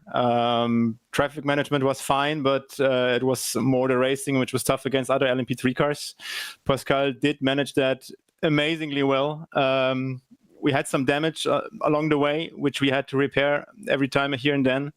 But yeah, kudos to Pascal. That was absolutely fantastic. Congratulations to you both on the win here tonight at Sebring, and thanks for chatting to us as well. Thank you very much. Thanks for the stream, guys. Thanks very much. Mike Polosh there, the winner for Core Sim Racing in LMP3. I should say all the results that I just read out are very provisional because there are a lot of stewards' decisions going on at the moment, so the actual results may well be different, although I don't think anything investigating Core Sim Racing or indeed the team we're about to talk to next, but don't quote me on it, the number 475 Team 75 Burner by SimRC, Corentin Guine and Gareth Higgins, who we can bring in now. Welcome to you both. Good to have you with us, and congratulations on the win. I'll start with you, Corentin. It was a great finish, a great battle between yourself and John Buffer. Just tell us a little bit about those final laps. Yeah, it was mix of emotions because we've got the wet safety car at some point, which basically killed a bit everything because we didn't pit it before the safety car. Then we had another safety car. We pitted under the safety car by thinking that with the 15-minute rule we couldn't pit under the safety car, but actually we could. So we've got a end of line, and then I don't know what to say about the last few laps. Try to make my way smart through the field, try to maximize as much as I can any opportunities. And yeah, the car felt just insane, like on rails, good on the exits and stuff. So yeah, the car was really, really good. So yeah, for sure it helped a lot. And Gareth Higgins as well joining us. Gareth, how was it to be in the car during those first points of the race when it was difficult? And what do you think this does for the rest of the season now that you've extended a championship lead? And even despite a difficult day, you've shown that you're able to get a good result. Yeah, it's really good for the championship. I mean, I was just standing for this round. I think I hadn't driven GT4 in a while, so I didn't know what my expectations were. My hopes were to just drive what I needed to drive and get the car over to Corentin in a good state, and I did that. And then I don't know how he managed to do that last stint. Insane to watch, just hitting the car where he wanted to, and overtaking everyone. It was, but yeah, for the championship, obviously, it's very good to extend the lead. Hopefully we can continue the form. Yeah. Yeah, congratulations to you both. Thanks very much for coming to chat to us. And again, congratulations on the win. Thank you. Thank you. Thanks very much, Gareth Higgins and Corentin Guine joining us from GT4 Victory. Let's go to the 992 Cup class now, because we are going to be joined by the number 902 Delta Sport team, because there has been a penalty judged through for Matteo Coenza for contact with that, causing a collision in that 3-wide moment at turn 16. We saw that with their teammates, of course, and the fiercely forward car. So Gregory Hovson will join us instead of the guys who crossed the line in first place. Gregory, congratulations on what I think is your victory, although it's unclear at the moment. Everything's very provisional. Tell us how you're feeling after that. Thanks for having us. Holy moly, what a race. Really put in the work for this one. I feel like we've shown our pace the last 2 rounds and just got caught in silliness. And then today we were able to put it on pole. I was able to lead the whole first stint. We made a mistake not pitting. We were the only car to not pit on that first safety car, so I ended up going all the way to the back, and then ended up actually making it back through the field yet again after the next restart. So I was able to go from first to last back to first, and then hand the car back over to Nick, and he did a phenomenal job. It was a war zone out there with LMP3s driving in the middle of the road with no bodywork, just craziness. He made all the right calls, kept the car clean, and then once we knew with 20 minutes to go in the race that the 996 had a 10-second penalty for that 3-wide collision in T16. We were just focusing on keeping the guys behind us. We let 996 drive away. That's that. But can't be really more happy than getting all 3. Pole, halfway points, as well as the win as well. I think we deserve it. We've been deserving of it for the last 3 rounds, I guess, and today we finally bagged it. And back in the game, maybe in the championship, you mentioned the chaos at the end. Was it as you expected, or sort of worse, better? Or what were you expecting? Well, you can always expect carnage with these restarts late in the race, and that proved to be true yet again. You have LMP3s in front of the P-Cup class with no rear bumper, no wing, no anything, and they're still trying to make it work. And yeah, it's a bit tense at that point in time. But no, like I said, Nick did an amazing job. Very proud of him. And kept the car clean, and we finally get to bring one home that I feel like we deserve it. So. Well, congratulations on the win, and thanks for coming to chat to us as well. Yeah, just want to say a big thank you to Delta Sport, of course, and title sponsor SimShop for being on board for this season. It's a big help, so thanks to everybody involved. Thank you very much. Gregory Hobson there, the winner of tonight's race in the Cup class, we believe anyway. Penalties, of course, pending down there. In TCR, it was a little bit more clear who was going to cross the line first. Ross McFarlane, in the end, getting that pleasure for WSR Esports Bookkicker. Congratulations, Ross. How was that race for you? TCR was the quietest class of them all towards the end, but it certainly wasn't early on. How was the race? Yeah, that one was quite the event. Pretty messy on the whole for most classes. Obviously, quite a few of the guys in our class got unlucky. We were just running through the minefield, luckily getting through without too much damage. We did unfortunately pick up some in the middle of the race, but the cautions allowed us to repair it. And yeah, we found ourselves back at the front, just having to lead it home. What does this do for the rest of the season now? You started the day 30 points off Share Esport, who had their own troubles today, not through any of their own doing, but they finished a few laps down and quite a long way down. GeForce was second, so they'll be sort of right behind you now in the points, or right around you. What does it do for the rest of the season, you think, going into the European rounds? Yeah, it puts us back in a good position. We had a bit of bad luck in the early rounds.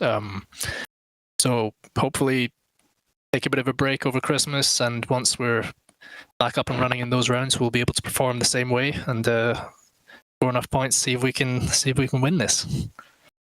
Yeah, absolutely. Congratulations on the win, Ross, and thanks for chatting to us as well. Thank you, guys. Thanks very much. Ross McFarlane there, the winner tonight in TCR for WSR Esports Bookkicker. Well, that just about does it for us here from the IVRA Clubsport Series to bring us to Christmas. What a race that was, Dara. I think probably the best race of the three so far. Thoroughly enjoyable.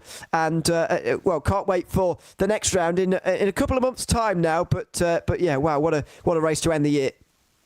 And I think we're going to need every single one of those days between now and the next race to really process what we've just seen over the last 4 and a bit hours. It's been an incredible race. We never knew where to look. There were so many times that we had to constantly cut between one battle to another battle because it just kept going and never stopped. Really showed how good this IVRA Clubsport Series can be and how unpredictable it can be. And some teams, not least the 80 team, of course, in racing that won in the LMP3s, are going to be absolutely delighted. Aztec, I'm sure, will be pleased in the Cup Series after both of their teams did really well today. In the sport, so many different teams got up near the front. I'm sure there will be some gutted groups of groups of people, but it really was a great event, and in TCR as well. What a race overall. I don't think we could have asked for much more action than what we got. No, certainly not. Well, big thanks to everyone who's tuned in over the course of the day. It's been a lot of fun, as always, here in the IVRA Clubsport Series. We'll be back again in the new year with 4 more endurance rounds and 3 more Clubsport Series rounds to sign off the 24-25 season. I've been Newman Alira alongside Darragh Thacker. Hugo Louise and Dustin Ollis have been behind the cameras all afternoon. Thanks very much for watching. We'll see you after the new year. Goodbye for now.